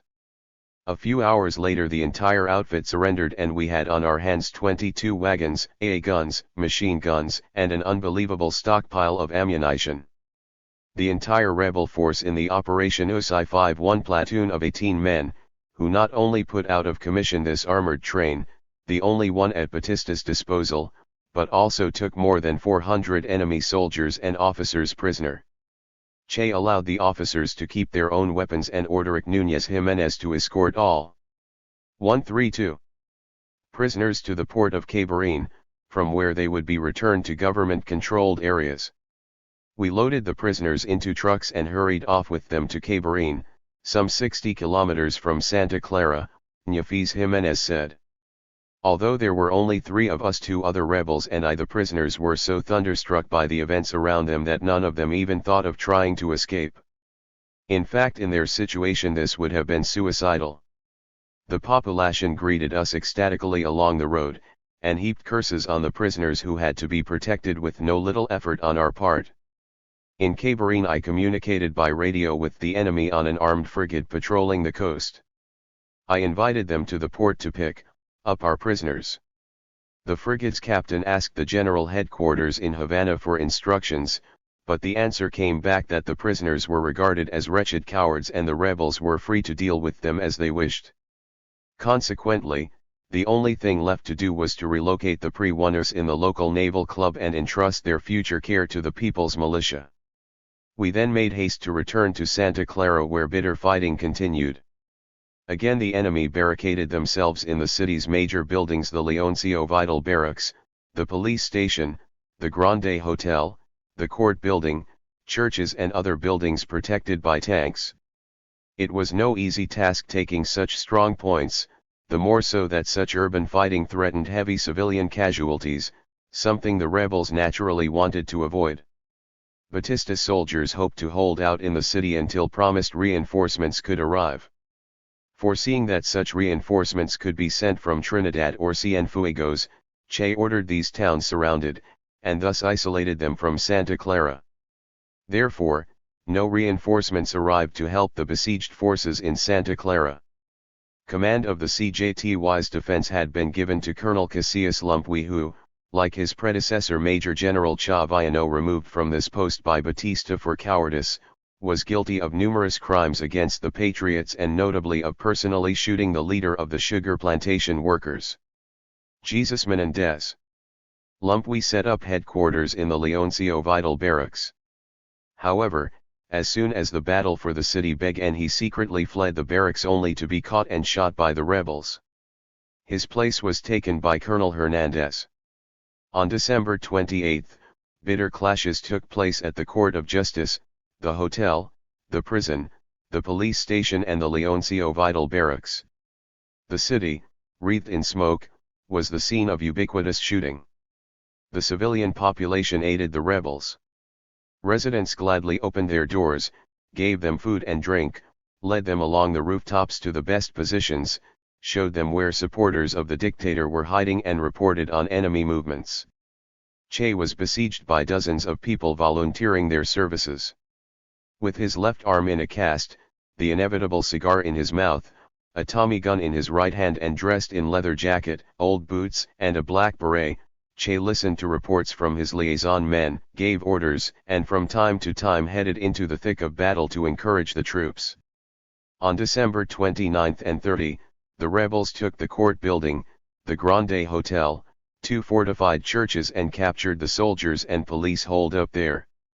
The Court of Justice, recalled Jimenez, was defended by 2 tanks, that protected a group of soldiers pouring fire on the attack ERS. When the 18-year-old Captain Acevedo opened fire at the tanks, 3 soldiers hiding behind them were wounded. But the men in the tanks did not bother to pick up their wounded comrades.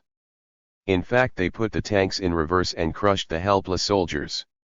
Such brutality was in sharp contrast to conduct of the rebels, who never left the wounded, both friendly and hostile, without help, giving them first aid and dispatching them as quickly as possible to the Red Cross field hospitals. The tanks on which the enemy had pinned its hopes were in fact useless. In the rebel-held city they were stuck among barricades, overturned trucks and cars. The rebels attacked the tanks with petrol bombs and forced their crews to surrender. Batista's airplanes haphazardly bombed and strafed Santa Clara and other towns and settlements under rebel control. A bloody engagement took place at the police station. The redoubtable Vaquerito, commander of the death platoon, perished there. After the rebels set fire to the building, the entrapped agreed to surrender under the condition that THEY would be permitted to hide unarmed in the Leoncio Vidal barracks. Che agreed and about 300 men filed out of the building, but only about 10 of them holed up in the barracks, the remainder returned to their homes or otherwise made themselves scarce. 134. By January 1, 1959, only the prison, barracks, and adjacent airport remained in the hands of the enemy. All attempts to send reinforcements to Santa Clara from Havana ended in failure. However, these barracks, which like all such installations in Cuba made up a well-fortified stronghold, still held roughly 1,000 heavily armed soldiers and police. They could put up fierce resistance and make the rebels pay dearly for their victory. It was wiser to make this victory as swift and bloodless as possible. Indeed, the taking of Santa Clara predetermined the outcome of the battles for Camagüey and Santiago, which in turn meant the liberation of the entire eastern part of the island, spelling the demise of Batista. Speed was all the more necessary because a bloody battle for the city could bring about armed intervention by the United States in Cuba under the traditional pretext of defending the lives and property of American citizens. The danger of American intervention was no mere chimera. To justify such action, the reactionary American press were churning out falsehoods on how Soviet submarines were delivering weapons to Fidel's troops. Considering all these circumstances, Che on the morning of January 1 instructed Captains Núñez Jiménez and Arnández de la Vega to make their way into the Leoncio Vidal barracks and persuade the garrison to lay down their arms, with the promise that both soldiers and officers would be permitted to disperse to their homes or go wherever they chose in Cuba. The negotiators got into a vehicle displaying a white flag and, grabbing a bullhorn which they used to call for a ceasefire during the negotiations, set off in the direction of the enemy defenses. The Casquitos greeted them with unconcealed relief and hope, crying, "Brothers! It's time to end the war. Peace! Peace!" In the barracks, Colonel Hernandez and the entire command staff, including 9 mayors, 8 captains and Colonel Cornelio Rojas, police commander, awaited the arrival of the rebel captains. Colonel Hernandez himself evinced no desire to continue the fighting.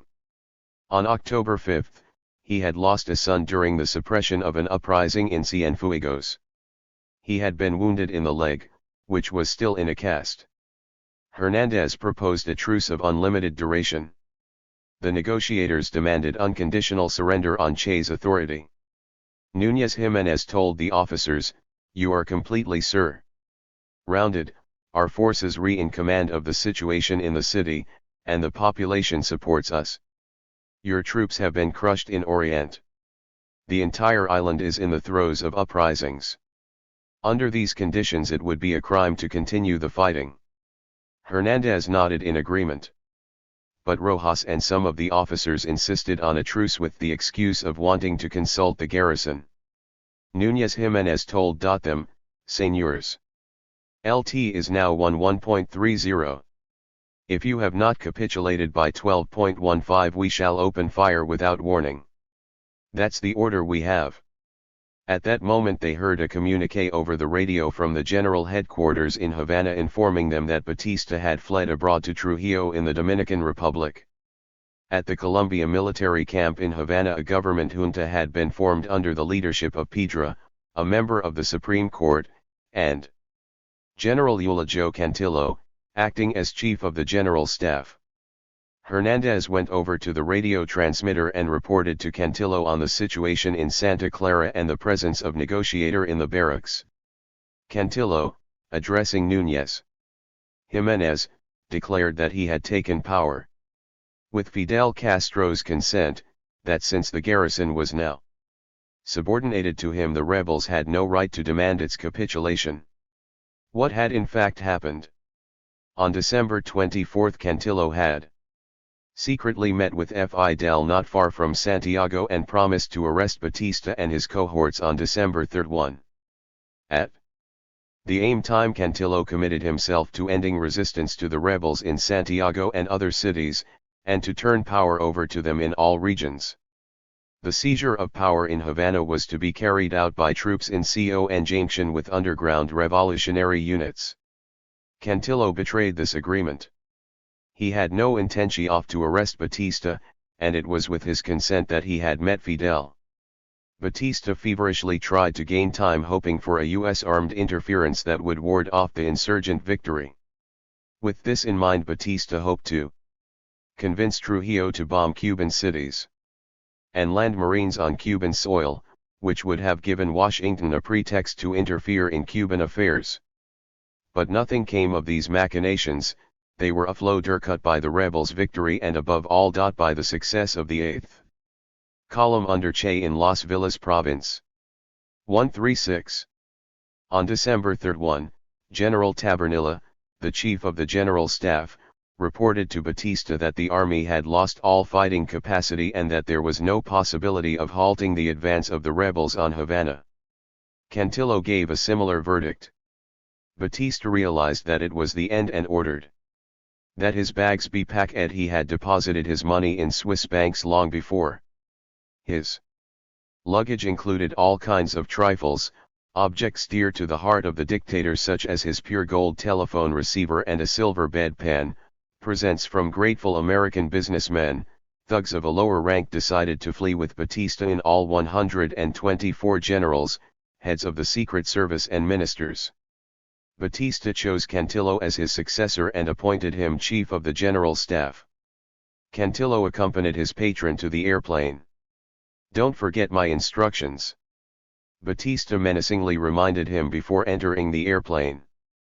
But these instructions from the former dictator to conquer the rebels by ruse suffered the same fate as had the order to destroy them in the field of battle. While Batista had remained in power for 7 years, his successor didn't ast around the clock.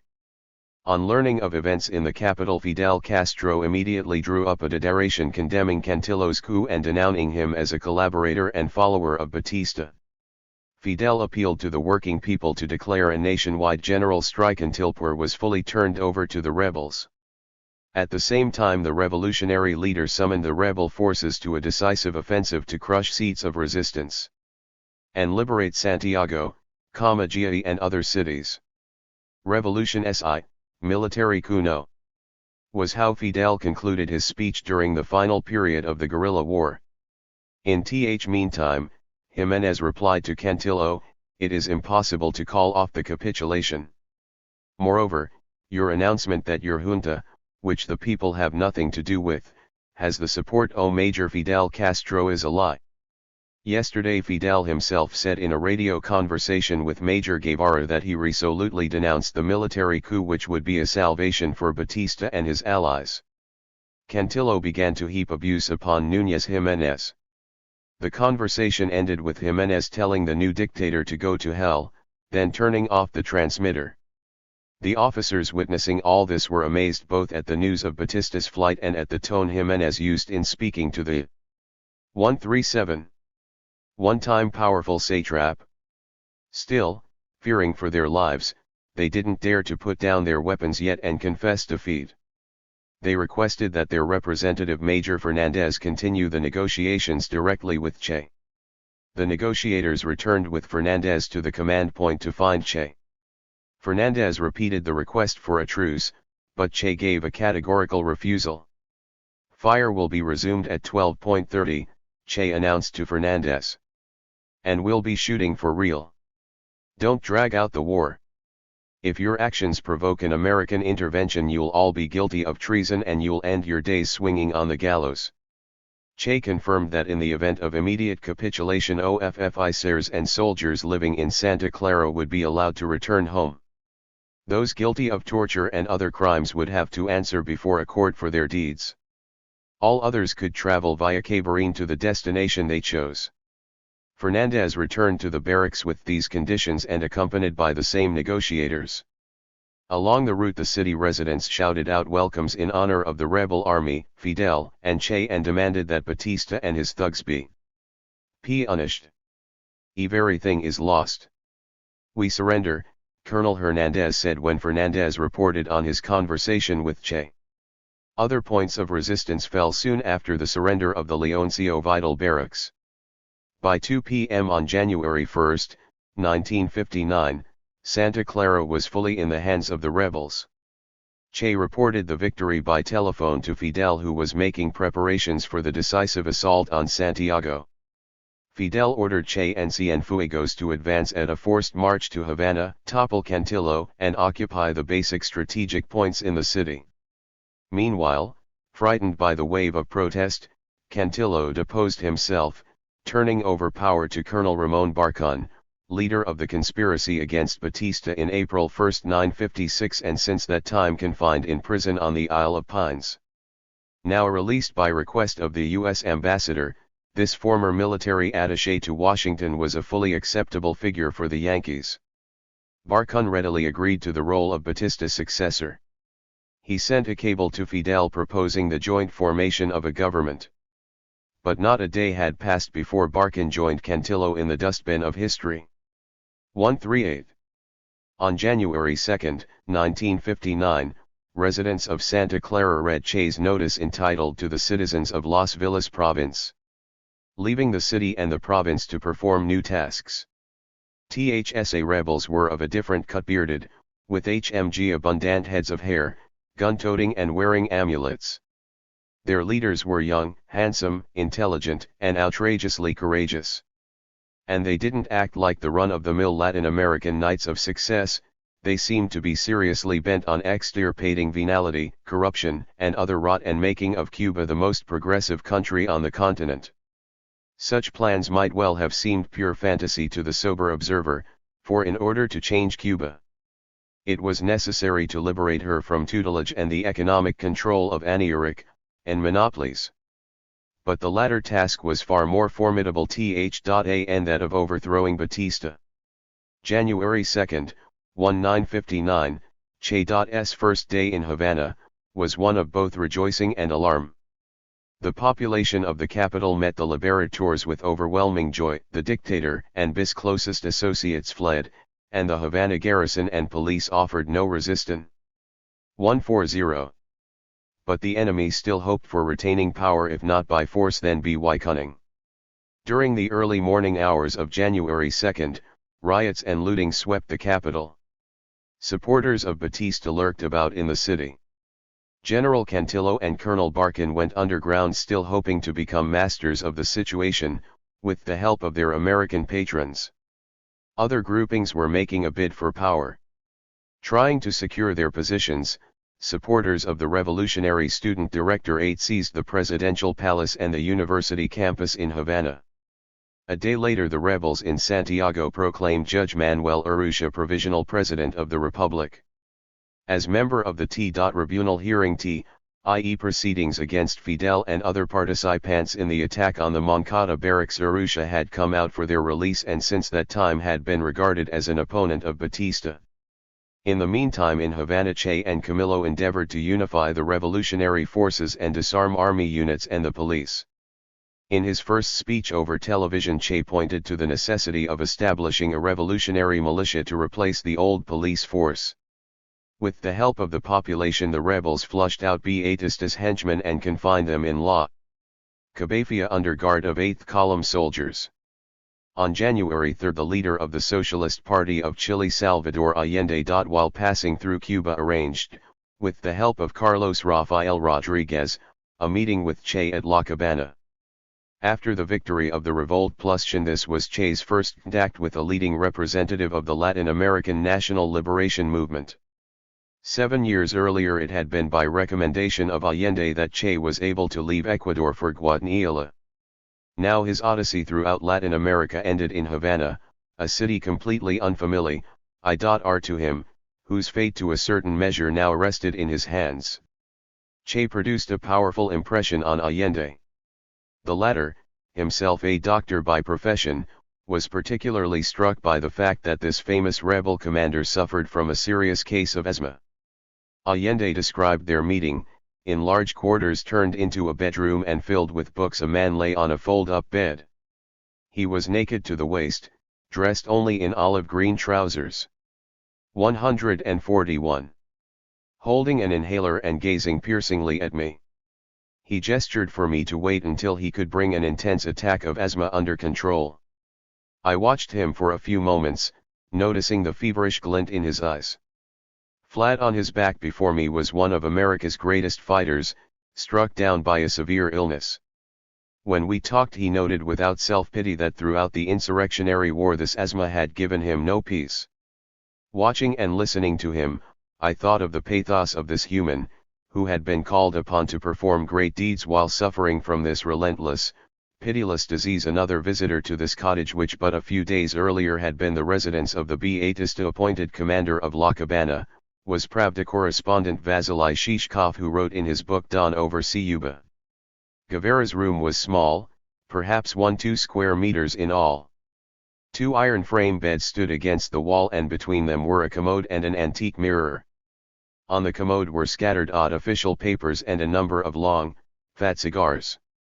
Guevara was sitting upin one of the beds. He was dressed in green trousers, a white sleeveless t-shirt, and was barefoot. A Tommy gun, a pistol and other equipment hung on a large nail driven into the wall. After exchanging greetings, my first request was to take a picture of him. He agreed without enthusiasm and pulled on a combat shirt and service cap, and we got down to business. Tell me, please, what is the class composition of those taking part in your revolution? I began, pulling out a pen and notebook. The revolution was carried out by peasants for the most part, Che began in a low voice. I think that among the rebels 60% were peasants, 10% workers and 10% members of the bourgeoisie. Of course, the workers were of immense help to us with their strike movement. But still the basic thrust of the revolution came from the peasantry. Che's eyes were large, ink-black, and very melancholy. His long hair tumbling over his shoulders added a poetic cast to his features. Guevara was very calm, spoke without hurry and with long pauses, as if choosing his words carefully. On January 5, President pro tempore Urrutia arrived in Havana. It was only after some difficulty that he managed to take up residence in the presidential palace occupied by supporters of 142. The Studrat Directorate. Urrutia announced the appointment of a cabinet of ministers to be headed by Premier José Mir VI Cardona. The majority of portfolios went to representatives of the bourgeoisie who had no interest in revolutionary change, but at least they were not Beatistas men. Actual power throughout the country was gradually transferred to members of the rebel army, as active participants in the revolutionary movements took over the posts of governor in the provinces. Fidel Castro and other leaders of the rebel army did not enter the government. Che received what at first glance would seem a modest position, head, or more precisely, commander, of the military section of La Habana. Camilo became commander of the rebel ground forces. A sort of diarchy thus took form in the country, on the one hand a bourgeois government having no real power, and on the other, the rebel army and affiliated July 26 movement, which gradually increased their control over the various levers of government. Representatives of the big bourgeoisie began to cluster around President Urrutia and Prime Minister Mir VI Cardona, and anti-imperialist forces around the leaders of the rebel army. The polarization of forces pointed directly at a clash between these two camps, but the outcome was as of yet unclear. On January 8, Fidel Castro arrived in Havana. The entire population of the capital took to the streets to welcome the rebel leader. That same day Fidel gave a speech to the population and the crowds overflowed the square in the Columbia fortress. He appealed for unity among revolutionaries. Fidel mentioned Che in his speech, calling him a genuine hero of the revolutionary struggle against Batista. On January 9, Che's mother Celia flew in from Buenos Aires. Che met her at the airport, accompanied her to La Habana, and showed her about the city. Celia now saw her son as a strong, matured and self-confident man, the true warrior which she had always wanted her firstborn to be. She asked about his asthma but Che laughed off the question, assuring her that the Cuban climate and cigars had a fatal effect on the disease. Che introduced Celia to Aleta March. He asked, "Do you like her?" "Very much. She's so young, attractive, and brave. We're going to marry soon." "But what about Hilda and Hildita?" 143. "I've told her." She accepted the news and said she understood, and agreed to leave us Hildita. The revolution had triumphed but the struggle for the implementation of revolutionary ideals just began. Fidel Castro and those around him learned well Lenin's proposition that the first and most immediate task of each genuinely progressive revolution is to destroy the bourgeois apparatus of state. In Cuba the core of this apparatus was the Pretorian army, the police, and the abundant secret services. The people hated them and welcomed the decision to disarm, then dissolve these organizations. Batista's army went out of existence, and Fidel simply dismissed for incompetence the American military mission which had for long years trained this army. "Get out of here, all of you," Fidel told the members of the mission. "We have no need of your services. After all, we managed to rout the men you were supposed to train. You failed as military advisors. Now it remain to hand out exemplary punishments to Batista's thugs, whose hands were drenched in the blood of Cuban patriots." During the 7 years of Batista's reign approximately 20,000 Cubans had been killed or tortured to death. These men had to answer for their crimes, the people had demanded that they be punished and the rebels had made repeated promises that the criminals would not get away scot-free. Revolutionary tribunals were set up to try them, with all canons of justice strictly observed. The accused were granted the right to employ the most competent lawyers, summon as witness whomever they chose, and argue their case before the tribunal. The proceedings were public and covered by press and television. It is striking that the cases against the accused were so irrefutable that almost all pleaded guilty of the charges brought against them. In the most odious cases the Revolutionary Tribunal handed down the death penalty. The overwhelming majority of Batista's thugs were agents of American intelligence organizations. The sentences handed down against them aroused cries of indignation in the United States. Reactionary American press began to accuse the Cuban rebels of excessive cruelty, bloodthirstiness, and inhumanity. In Cuba itself, where freedom of press was introduced after the overthrow of Batista, opponents of the revolution also appealed in the name of humanism and Christian charity for an end to the 144 bloodletting and for the sparing of the lives of those who had tortured, persecuted, and killed Cuban patriots. Since the criminals were incarcerated in La Habana where the revolutionary tribunals were meeting, the reactionary press and its American patrons turned their guns against the commander of the fortress, Escobedo Che Guevara. To these retrograde forces Che the Argentine, a defender of the Guatemalan Revolution, participant in the insurrectionary struggle in the Sierra Maestra, liberator of Santa Clara, was naught else but the hand of Moscow, an agent sent to Cuba to turn the island into a colony of red imperialism. The campaign against Che met with a backlash effect. Ch's popularity and authority grew steadily among the people as did that of the other revolutionary leaders.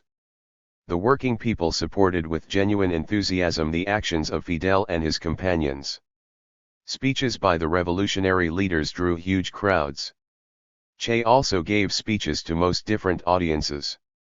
One of his first public addresses in Havana was a speech given to the Collegium of Physicians on January 16.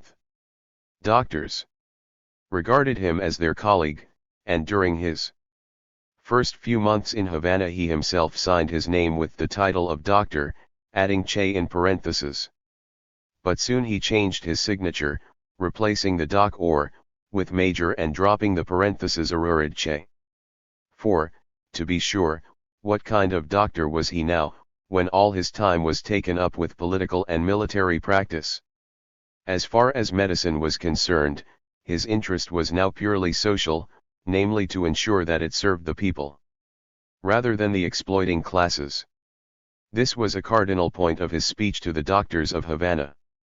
In the same address Che, as if in response to the attacks by the reactionaries, explained his participation in the insurrectionary movement by his dedication to the ideals of José Martí, that apostle of Cuban independence who had spoken out for a close alliance of all Latin American peoples in the struggle for freedom. No matter where I've been in Latin America, he said, I never considered myself a foreigner. In Guatemala I thought of myself as a Guatemalan, in Mexico a Mexican, in Peru a Peruvian, and now, in Cuba a Cuban. But here and everywhere I go I am also an Argentine, for I cannot forget my mate and asado, one that's me. It was if this Argentine were the delegated representative of the entire of Latin America in the Cuban Revolution. His presence on the Isle of Freedom, as Fidel Castro's homeland came to be called with increasing frequency, symbolized the Latin American nature of the Cuban Revolution and underscored that this revolution was a turning point in the history of Latin America as well as of Cuba. Che was one of the first to point to the continental significance of the Cuban Revolution, which had demonstrated that a professional palace army could be defeated by a small but dedicated group of revolutionary insurgents if this underscore group enjoyed the support of the people.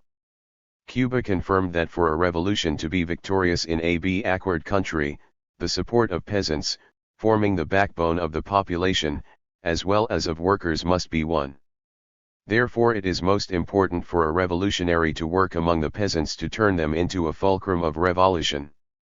Che's speeches alarmed the American monopolists, who still hoped to civilize the Barbudos, acting through conciliatory elements in the Cuban government. Subsequent events were to show that these hopes were emphated. On February 9, in response to demands by the leaders of the rebel army, the government issued a law granting Escobedo Guevara Cuban citizenship and the rights of a native-born Cuban in return for his services to the nation. On February 12, Che spoke over television. He announced that he was deeply touched by the grant of Cuban citizenship, an honor which had only one precedent in the past, that of Máximo Gómez, the Dominican general and leader of the Army of National Liberation during the War of Independence. Now, said Che, he saw his fundamental task in working for the implementation of agrarian reform. In Cuba 2,000 owners of latifundia held 47% of all the land. Foreign monopolies owned estates running into tens of thousands of hectares. If the authorities did not effect an agrarian reform, the peasants themselves would take the land which was rightfully theirs. A day later, the government of Miro Cardona, which had been hampering attempts at social change, turned in its resignation. Fidel Castro took the post of prime minister. This represented a major success for the popular forces demanding a stepping up of 146. The revolutionary processes, and a defeat for those whose slogan was not one step forward. On February 16, 1959, in accepting the post of Prime Minister, Fidel announced that a radical agrarian reform law was forthcoming in the near future. The forces of revolution pushed forward despite the growing resistance of reactionaries, who hoped that ruling circles in the U.S. would refuse to allow such a mess to occur under their noses. On February 11, the newspaper Revoluci 6N, organ of the July 26 movement, printed an article by Che entitled "What is a Guerrilla?" Che's intent in this article, written while still in the mountains, was to rehabilitate the word guerrilla. The point is that in Cuba, as distinct from other Latin American countries, the volunteers who fought with the Spanish troops against the patriots in the War of Independence were called guerrillas, while their opponents were called rebels. Now the guerrillas were fighters for a national cause. They were the people who fought in the Sierra Maestra and formed the ranks of the rebel army. The overthrow of Batista represented the completion of only one of the tasks set by these guerrillas. Another agrarian reform remained unsolved and would take the same fortitude, determination and self-sacrifice which the struggle against the Batista dictatorship had demanded. The strength of the guerrillas, underscored Che, rested in their links with and support from the people. The appearance of Che's article in the press marked the beginning of his literary and political commentary, activity which he took up with his characteristic revolutionary zeal throughout all the subsequent 5 years which he spent in Cuba. The numerous writings left by Che vary widely in genre and content. There are works on the theory, strategy, and tactics of guerrilla warfare, a book of reminiscences of the guerrilla war waged against Batista written in the best realistic tradition of Latin American literature, pamphlets exposing the imperialist policies of the USA and its handmaidens, papers and lectures on Cuban history, foreign policy, economic progress, state system, and party organization, reports on trips abroad, speeches given at sessions in the Ministry of Industry, forewords to a number of books, and letters. To this list should be added the remarkable Bolivian diary. The published works of Che exceed 100 signatures, although much that he wrote remains as yet unpublished. In his writings Che endeavored to generalize upon the experience of guerrilla warfare in Cuba, using it for the further development of revolution in Latin America. He gave a brief summation of this experience in an article written specially for the Soviet publication Cuba, Historical and Ethnographic Essays. Power was achieved through the development of the peasant struggle, by way of organizing and arming peasants under the slogans of agrarian reform and of just demands of this class. But unity was maintained with the working class, with whose help final victory was achieved. In other words, the revolution came to the town and the rural area in 3 basic stages. The first was the establishment of a small guerrilla unit, and the second was when this unit, now expanded, sent some of its troops to operate in a specific, but still confined zone. The third stage arrived when these partisan units came together to form a revolutionary army which inflicted defeat on the reactionary army in open battle. The struggle that began when the objective and subjective conditions had not yet fully ripened for the seizure of power, facilitated the demarcation of basic political forces and the emergence of conditions for the seizure of power. The high point of this struggle was the victory of the revolution on January 1, 1959. Che was fully justified in his statement that the Cuban Revolution was no accident but rather a development conforming to the laws of history and initiating the stage of popular anti-imperialist revolutions in Latin America, and that consequently the Cuban Revolution has a continental rather than a local significance. Che was also correct in pointing to the necessity of turning the peasantry into an active revolutionary ally of the working class. To be sure, revolution can suffer defeat even given the existence of the proper objective and subjective conditions.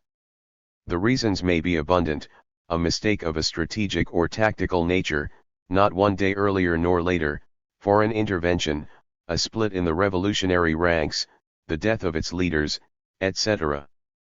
A different scenario is possible, namely when a bold and decisive 148 strike by the revolutionary vanguard paralyzes the enemy's will to resist, enthuses the people and facilitates a popular victory. Latin American history also knows the Peruvian Varia 11T, the seizure of power by highly secretive and comparatively narrow groups of patriots in the military having no contact with the broad masses.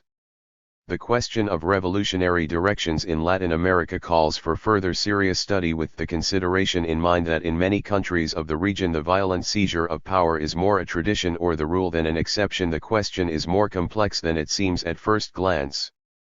Predicting the development of the revolution in Latin America immediately after the overthrow of Batista was no easy task. Revolutionaries, even gifted ones, are not clairvoyants, and life is always richer than any, even the most far-seeing theory. But we shall not overcomplicate our own task.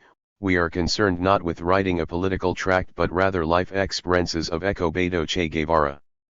In his central point he was of course correct, that with the victory of the Cuban rebels socialism entered Latin America and that now this continent became a sphere of people's anti-imperialist revolutions. Che's writings demonstrate not only his boundless energy but also his wide-ranging interests, his deep knowledge of Marxist literature, the history of Cuba and of other Latin American countries and of international events. Che was no pedant nor was he fond of excessive quotations.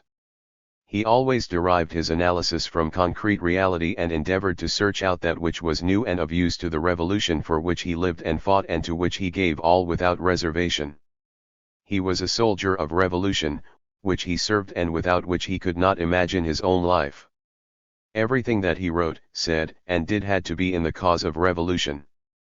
As a political figure and thinker, Che was a new phenomenon in Latin America. The bombast, garrulity, sentimentalism, and provincialism characteristic of bourgeois public figures were alien to him. His style was terse and he impressed not so much by hyperbole or metaphor as by logical argument. Che was undoubtedly a talented prose writer, but when the leadership of the Cuban Union of Writers and Artists offered him membership, Che declined on the grounds that he was not a professional writer. 149. Che believed that a revolutionary communist, particularly one holding a leadership position, must be modest and disinterested in self-gain. This modesty must be genuine, not just for effect. Che allowed of no compromise in this matter. These very qualities were manifested by him in the most variegated and often unexpected forms. Early in March 1, 959, Che reached a point of almost total physical exhaustion. Unremitting asthma attacks and the absence of normal rest periods threatened to undermine his health. Fearing for his life, his comrades in arms almost literally forced him to take a medical treatment and rest in a villa in suburban Havana. This villa had belonged before the revolution to one of Batista's bailiffs whose illegally obtained property had now been confiscated. The reactionary press wasted no time in noting that Che had settled into a villa, demonstrating of course that he was not opposed to grabbing the loot left by Batista's camp followers. Che reacted promptly to these smear tactics. In a letter published in Revolue I6N on March 10, 1959, he stated that in connection with an illness which he had contacted working for the revolution rather than in a whorehouse or gambling den, he was now forced to take treatment to restore his health. It was for this reason that the authorities had allotted him the villa, for his modest salary of 125 pesos received as an officer in the rebel army did not allow him to rent the necessary quarters at his own expense. This villa belongs to a former satrap of Batista, and it is luxurious. I chose the most modest one, but the very fact that I settled in it could insult the popular feeling. I give my word to the people of Cuba that I shall leave this house as soon as my health has been restored. Che accepted no honoraria for his writings published in Cuba. Those which he received from abroad he turned over to the Cuban people or to progressive foreign organizations. When Professor Elias Entralgo from the University of Havana once invited Che to speak to his students and added that a payment of a specific sum would accompany the address, Che answered him in a polite but extremely curt letter. You and I have radical differences concerning the proper behavior of a revolutionary leader. Find it inadmissible that a party or government figure be offered a monetary remuneration for any kind of work. As far as I personally am concerned, the most treasured of all payments which I have received is the right to belong to the Cuban people, a right which has no equivalent in pesos or centavos. Once when rationing cards were introduced in Cuba, Che's subordinates discussed in his presence the quotas allotted to each family. Some of them complained of the scarcity of products distributed by ration cards. Che objected and as proof said that his family experienced no shortages of products. Someone jested, "Well, you're an official, your quota must be higher." Che took offense. However, on the next day he reported to his colleagues, "I checked up. As it turns out, my family does in fact have a higher quota. But I've ended that little ugliness. At first sight it might seem that such egalitarian ideas were a manifestation of a certain leftist deviation. In reality they simply reflected the striving by Che and other compañeros of Fidel Castro to show the people that the motives of their service to the nation stemmed from a consciousness of revolutionary duty rather than from self-interest. In a speech given after the victory over Batista, Fidel Castro said that the Cuban people were accustomed to seeing the revolutionary, as the participants in various coups had called themselves, as an impudent type of overfed muscle man wielding a ready pistol. He would loaf around the reception rooms of ministers, demanding a variety of favors, privileges, and rewards for his services. Such revolutionaries turned into social parasites and aroused the distrust and disdain of the people. But if these were the rank-and-file revolutionaries of the past, what can be said of those who governed the Republic after independence? Was one, types such as General Machado, Sergeant Batista, and other friends of the people. For them power above all signified the opportunity to make a killing, bec zero millionaires and satisfy their base lusts. The revolutionaries of 1959 were the direct opposites of such profiteers. They were not interested in honors, wealth, or any other benefits, but only in the right to serve the people selflessly. Both friends and enemies of the revolution followed every step taken by its leaders, trying to figure out through their words and actions whether this was the normal revolution or something new and genuine, which they 151 had dreamed of but not experienced up to that time. What is more, the individual conduct and way of life of revolutionaries was of no less import than the high principles which they proclaimed and defended. The new revolutionary leaders could not repeat the example of those Catholic priests who preach that the flock follow the word rather than the deed of the shepherd. For the revolutionaries, word and deed had to be inseparable. Their primary strength was derived from a moral superiority over their opponents. Che was fully aware of this. If his Cuban comrades could not allow the shadow of suspicion of political hypocrisy to fall upon them, this was the more so for Che, a native Cuban by presidential decree. But in addition to all these political arguments in favor of a Spartan way of life, there were also Che's personal inclination to simplicity and modesty and his antipathy to all superfluities, luxuries, and even elementary comforts.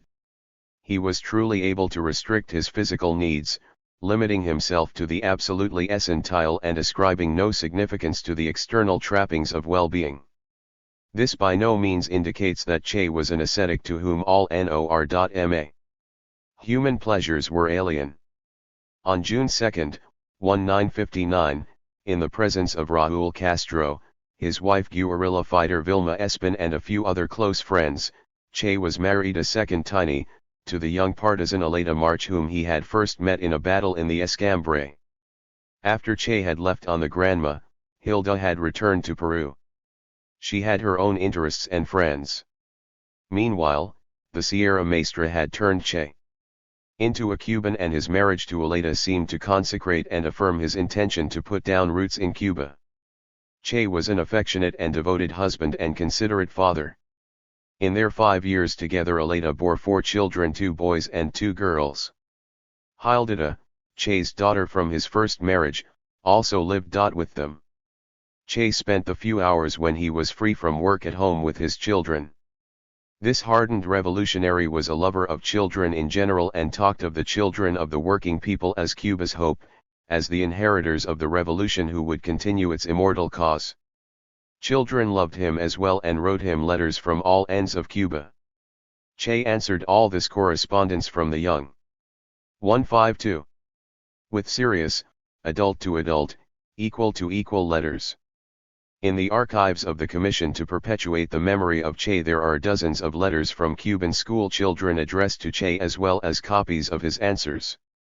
We include only one such answer, addressed to a 10-year-old schoolboy in the village of Aguacate, Havana province, who had sent to Che a 50-centavo piece by address of the fund to consolidate the Cuban economy. The letter with the coin was returned to the child by the post office, but he again wrote Che, now with a money order of the same amount. This time the letter found its addressee, who on May 19, 1960, wrote in answer to 11 is correspondent. Dear friend, many thanks for your kind letter of March 30th, which you sent me in connection with School Postal Day, and many thanks for the money order of 50 centavos which you wish to deposit in the Fund for Consolidation of our Economy. I am sending YOU receipt number 9186, which bears witness to your patriotic deed. I am deeply moved by your desire to continue your studies and advise you to keep it up to be a person of use to underscore your country and to yourself as well. This is the best aid that children can give to the revolutionary government. I am sorry that the post office returned your letter with the coin and that you thought that I did not want to answer you. I assure you that your letter gave me great joy. Please accept my greetings. Respectfully, Major Escobedo Che Guevara. What were Che's thoughts during the first few months after the triumph of the revolution? He believed, as did Fidel Castro, that the first priority was to struggle for the deepening of the revolution, for the replacement of the old bourgeois apparatus of STA_TE with a new one, dedicated to the people's cause, to work for the replacement of the old army with a new revolutionary one, the rebel army constituting its core, to work for the implementation of reforms undermining the position of U.S. capital and of local exploiting class, including a radical agrarian_reform, to struggle for the establishment of free and daily diplomatic, economic and cultural ties with the Soviet Union and other members of the socialist community. 153. This program coincided with that advocated by the Communists united in the Partido Socialista Popular. The leadership corps of the rebel army and the July 26 movement were working for the implementation of the program, at the same time overcoming the anti-communist and anti-socialist prejudices still holding sway over a large segment of the Cuban population. Recalling the political climate in Cuba at the time, Fidel Castro said in a speech on the centenary of V. I. Lenin's birth, "It was not so long ago when, as a result of long years of specious and slanderous propaganda, an anti-Marxist and anti-communist mood was pervasive and unfortunately widespread in our country. Would you like an example? Let us recall the first year of the revolution. Every once in a while, out of curiosity, we would ask people, including workers, do you agree with the law on agrarian reform? Do you agree with the law on house rents? Do you support the nationalization of the banks? We asked questions about each of these laws in order. Do you agree that the banks holding the people's money should be in the hands of the state instead of private persons, so that these resources could be employed for the development of the economy in the country's interest instead of spent according to the whim of those individuals who own the banks? Yes, was the answer. Do you believe that the mines should belong to the Cuban people rather than to foreign companies, the bigwigs who live in New York? Yes. So we met with agreement on each of the revolutionary laws and on the program as a whole. Next we asked, do you support socialism? Oh no, no, no. In no way. It's unbelievable how strong these a priori convictions were. So strong that a person could be in agreement with the substance of everything making up socialism, but not agree with the term itself. In working to bring about revolutionary changes, Fidel Castro and his supporters had the heat turned upon them by U.S. Imp. 154. Realists and their local allies, who labeled every reform communist and tried to mobilize the population against the revolution under the dirty flag of anti-communism. But maneuvers of reactionaries did not achieve their ends. The reforms by Fidel Castro's government were carried out in the interests of the people and found support among the masses. The working people gradually came to associate the word communism with their revolutionary leaders and with the revolutionary changes opening the way to liberation from social oppression. In order to weaken the revolutionary camp, Washington and its agencies made every effort to undermine the unity of revolutionary forces. Of course, they would have nothing against Fidel Castro and his supporters uniting with people in the reformist anti-communist camp, such as President Urrutia, or Prime Minister Mir Six Cardona, or certain commandantes like Huberto Matos, who panned themselves off as revolutionaries. but they in every way interfered with unity between Fidel's forces and those of the Partido Socialista Popular. They did everything in their means to isolate the party, block its participation in the government, exclude it from the trade unions and other mass organizations, from the new bodies of state security and from the rebel army. The isolation of the party which fully shared and upheld the policies of the revolutionary government would, according to the designs of reactionary circles, weaken the position of Fidel Castro and his supporters, make them more receptive to advice from Washington, apply a brake to the revolution and finally deprive it of any forward motion whatever. Proceeding from such considerations, the counter-revolutionaries threw themselves into the effort to prevent the establishment of amicable relations between the new Cuba and the Soviet Union. Such plans also ended in a complete failure. In their bitter resistance to social changes, the imperialists gave themselves away as malicious enemies of the Cuban working people. The Cuban people realized from experience that their chief opponent was American imperialism and its allies. It became just as clear to them that communists were the most reliable supporters of national interests and rights, that Cuba's future was socialism, and that the Soviet Union was a genuine friend and ally. Fidel Castro waited for this understanding to sink in before proclaiming a socialist course for the Cuban Revolution and then creating the Communist Party of Cuba. 155. It is difficult to overstate Che's role in the revolutionary process which led to the consolidation of the first socialist revolution in America. Let us begin with the fact that Che energetically supported the introduction of all radical changes designed to free Cuba from imperialist influence and undercut the foundations of capitalism on the island.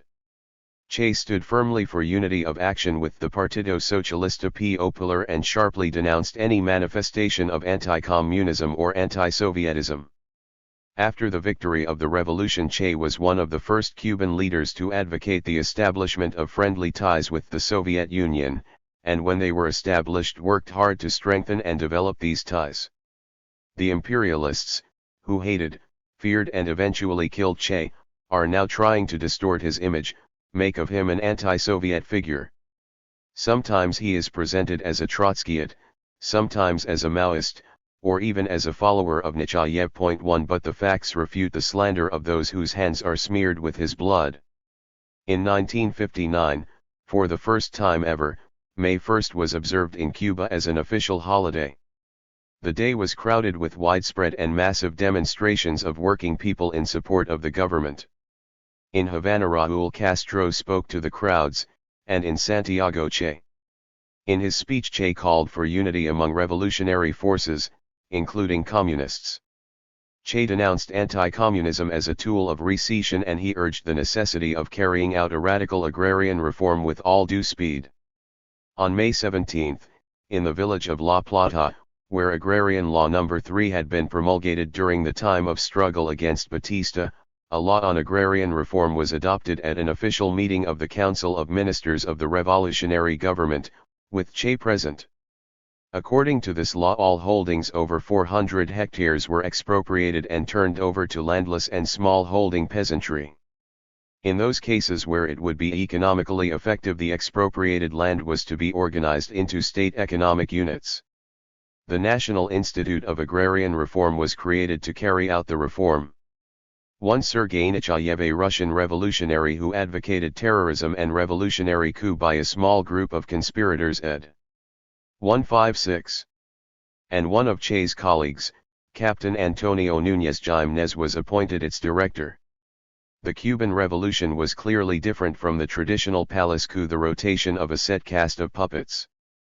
The agrarian reform aroused the fury of local and American monopoly holders of latifundia.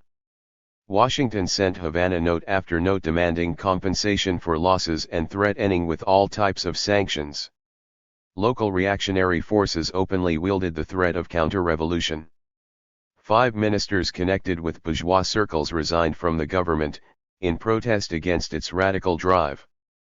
President Urrutia soon turned in his resignation too.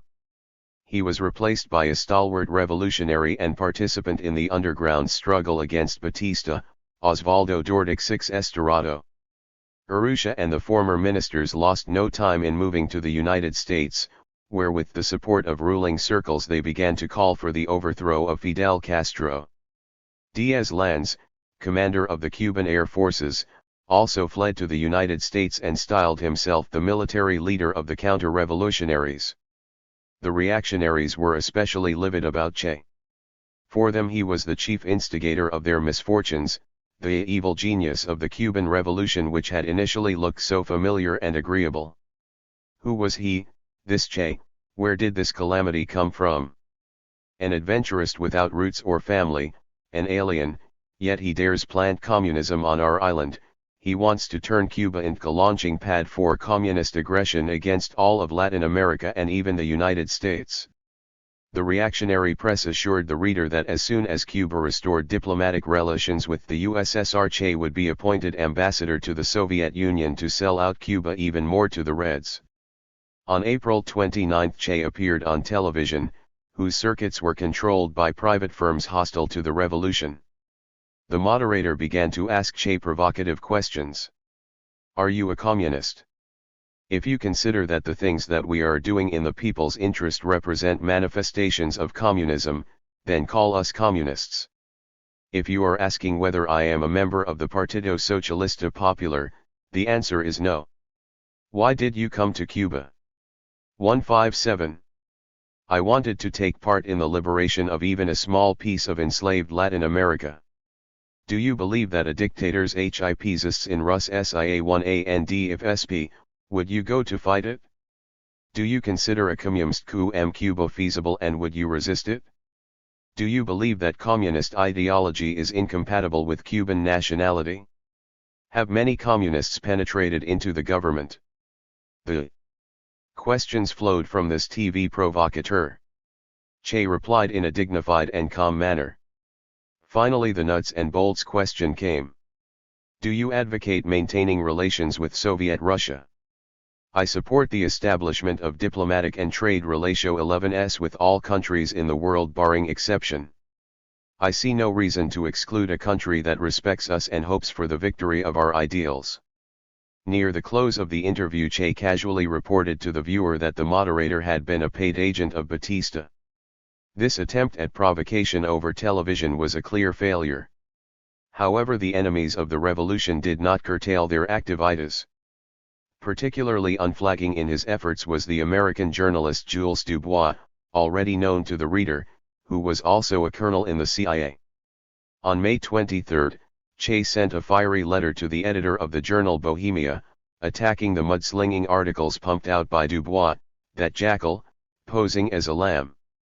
Dubois, wrote Che, cast aspersions by order of the American monopolies in whose service he was enlisted.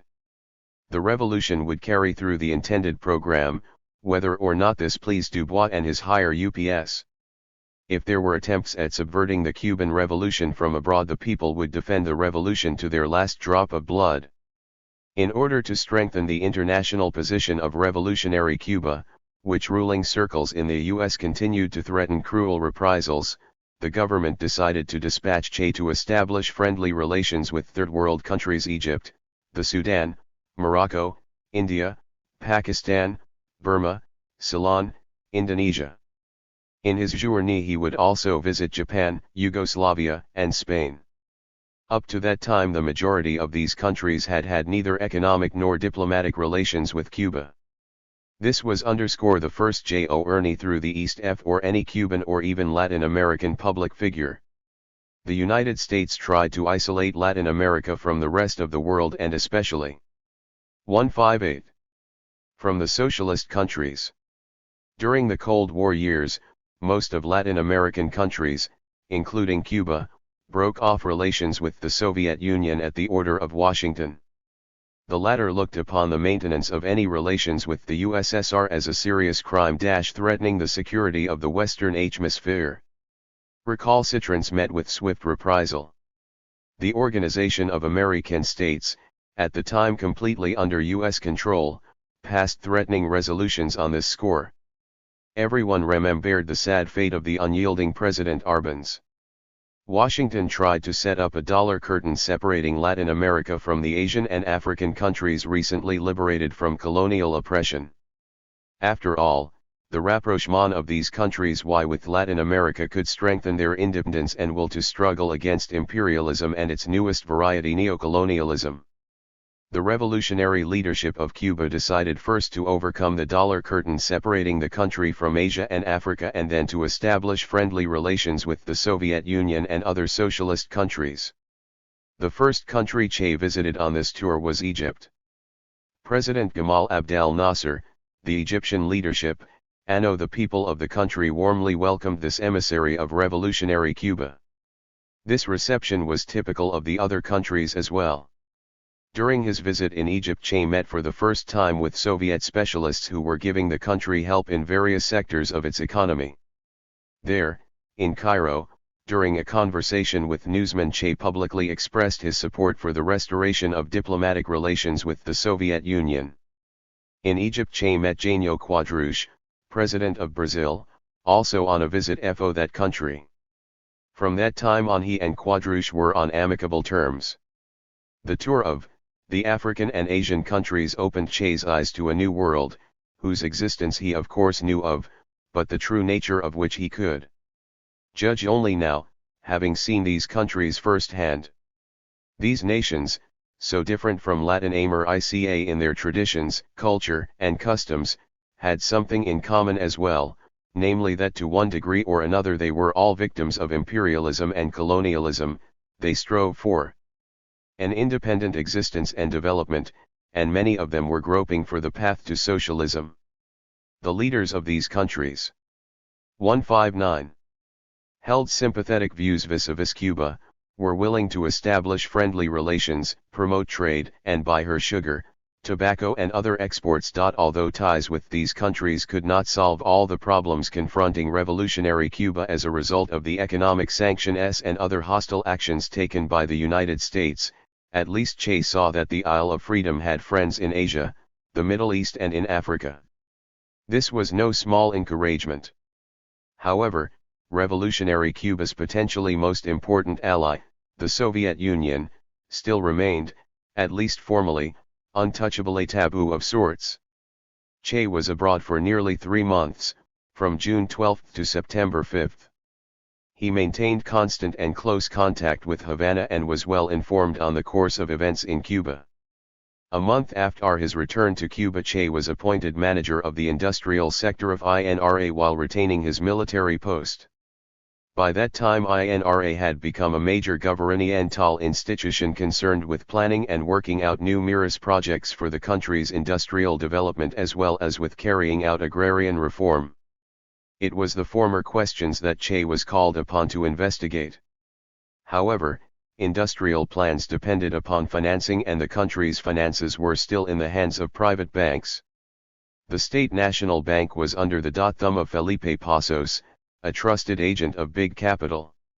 As long as enemies of the revolution controlled the country's finances, then could be no talk of industrial plans. The development of the class struggle in Cuba permitted this question to be resolved in favor of the revolution. The implementation of fundamental social changes depriving the American monopolies of the opportunity of further robbing the Cuban people aroused growing indignation in Washington.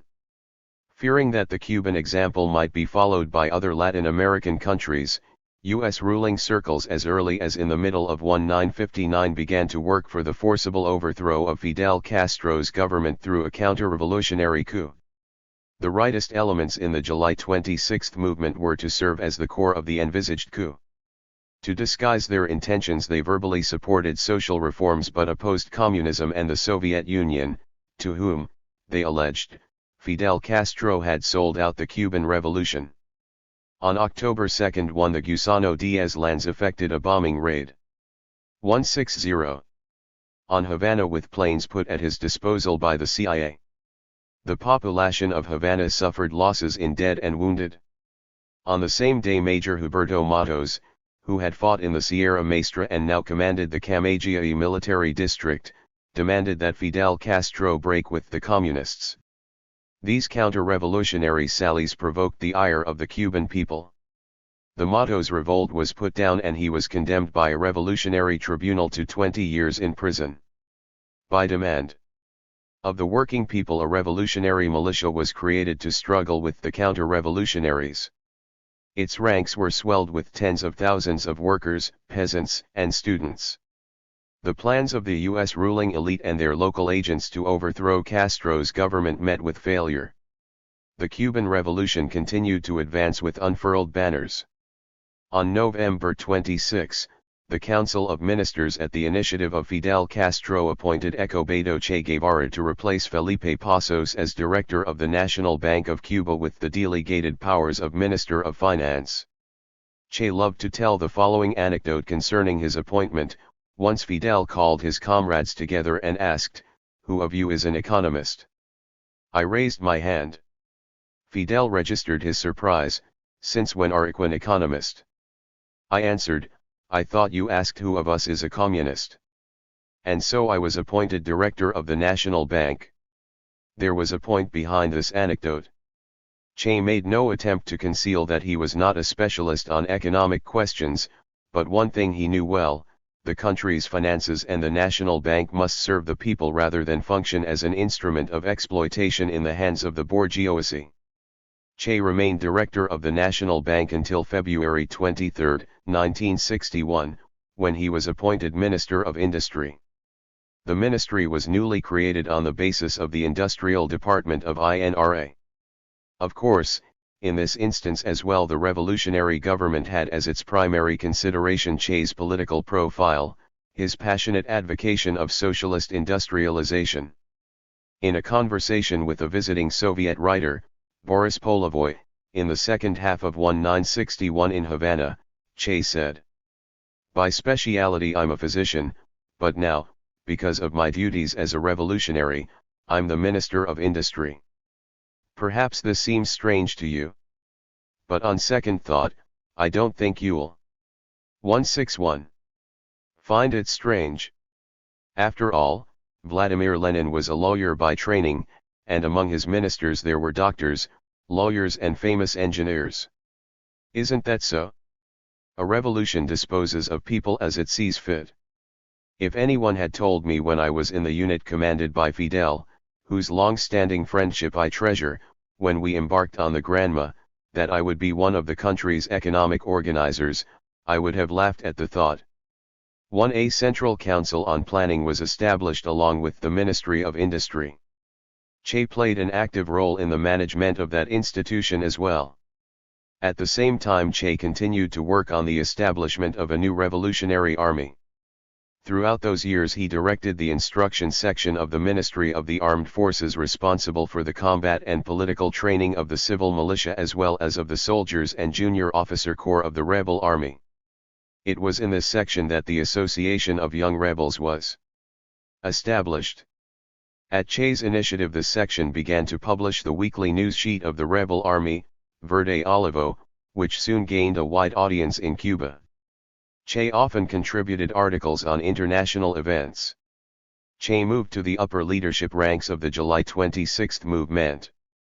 When in the second half of 1961 it merged with the Partido Socialista Popular and the Revolutionary Student Directorate into the Organizaciones Revolucionarias Integradas, he was elected a member of the National Leadership, the Secretariat, and the Economic Commission of the ORI.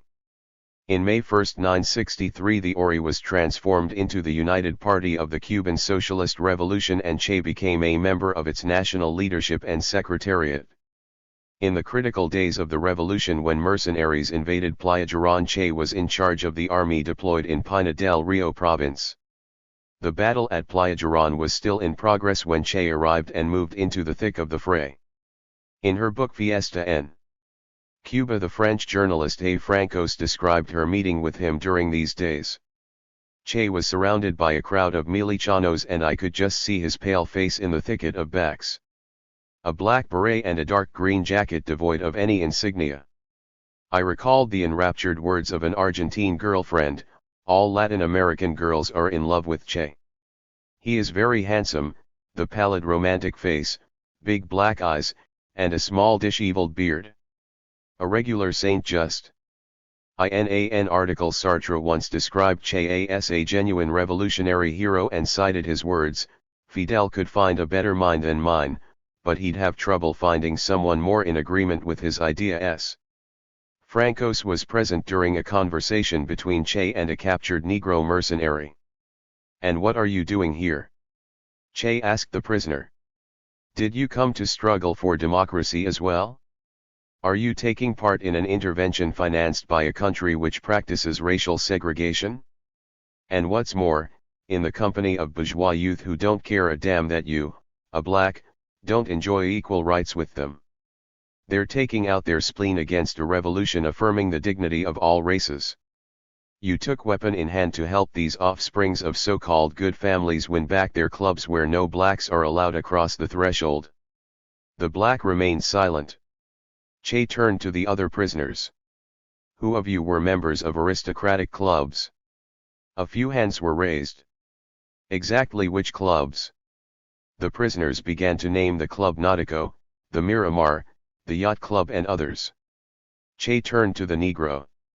"And did you have the right to join these clubs?" "No," came the answer. "Of course they were afraid that you would pollute the water in their swimming pools. But they don't care about the water in Playa Girón. You have even less justification than they," Che concluded. "I know Major," answered the prisoner. "The Milichano told me the same thing. All these years Che lived modestly, worked without respite, studied diligently and took up mathematics and economics, rereading Karl Marx's Das Kapital. He shared his knowledge with 163. His colleagues but never lectured them or flaunted his knowledge. He remained as cordial as ever with his friends and maintained close contacts with workers, peasants, students, and with people active in communist and national liberation movements abroad. Che gave his all to the building of socialism in Cuba and to the defense and consolidation of the Cuban Revolution. But at the same time he dreamed of a larger, continental revolution, of the liberation of all Latin America, including his homeland Argentina, from Yankee imperialism. And since he, an Argentine, came from far away to fight for the liberation of Cuba, he had all the more justification for leaving the island to join the ranks of those who were raising the banner of revolt in his native pampas or in the crossroads of the Andes. But the Cuban Revolution was still in its infancy. To be sure, this miraculous child was growing by the hour, but many trials and tribulations had to be passed through before Escobedo Che Guevara could exchange his ministerial briefcase for his much-loved guerrilla knapsack. From the very first days of the revolution it was clear to Che and his companions that the struggle of the Cuban PE0PLE for social liberation would provoke repressive measures from the United States which would spare no strength or efforts to repeat the Guatemala operation in Cuba. 164. Of course, in the event the Cuban people would fight to the last drop of their blood in defense of their land, but weapons and aid were necessary. In the circumstances as they stood, such ATA-11D support could only be extended by the Soviet Union.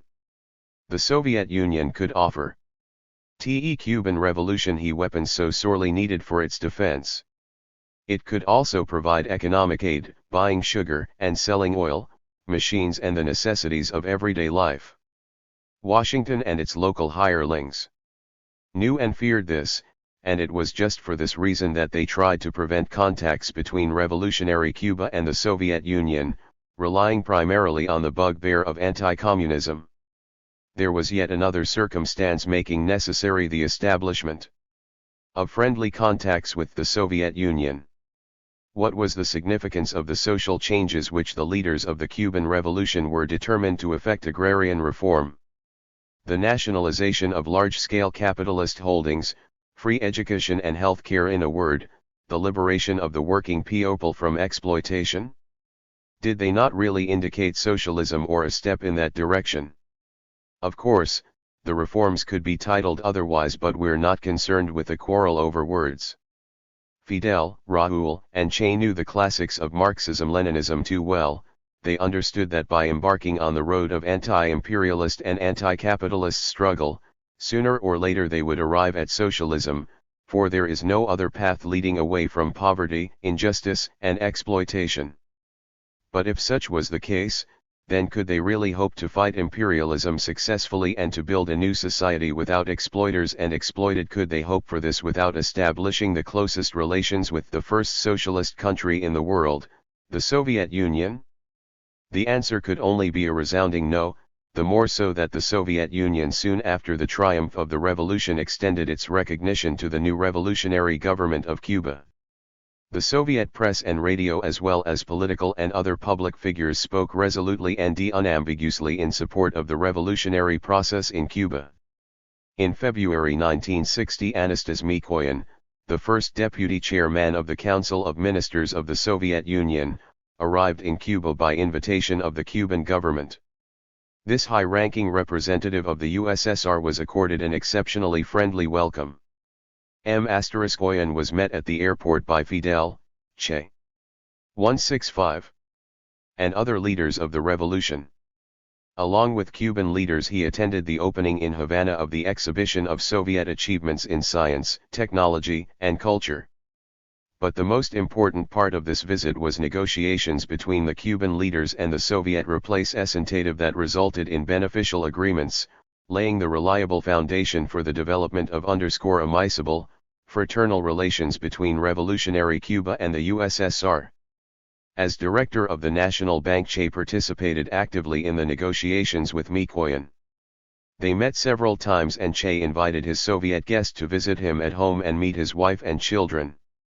The outcome of the negotiations was the signing of an agreement by which the Soviet Union was to purchase 1 million tons of sugar at a price exceeding the world average. The Soviet Union provided Cuba with credits of $100 million over a 12-year period. Both governments signed a political declaration affirming their intention to struggle for peace and the other principles enunciated in the UN Charter. The enemies of the revolution greeted this agreement with howls of indignation. They tried to organize anti-Soviet demonstrations in Havana and created disruptions when the Soviet delegation placed a wreath at the monument to the Apostle of Cuban independence, poet José Martí. However, the worms were decisively rebuffed. The Cuban working people welcomed the establishment of friendly ties between revolutionary Cuba and the Soviet Union. They understood that the agreements signed would strengthen the hand of the new government and permit it to carry out a program of profound reforms in the interests of the nation.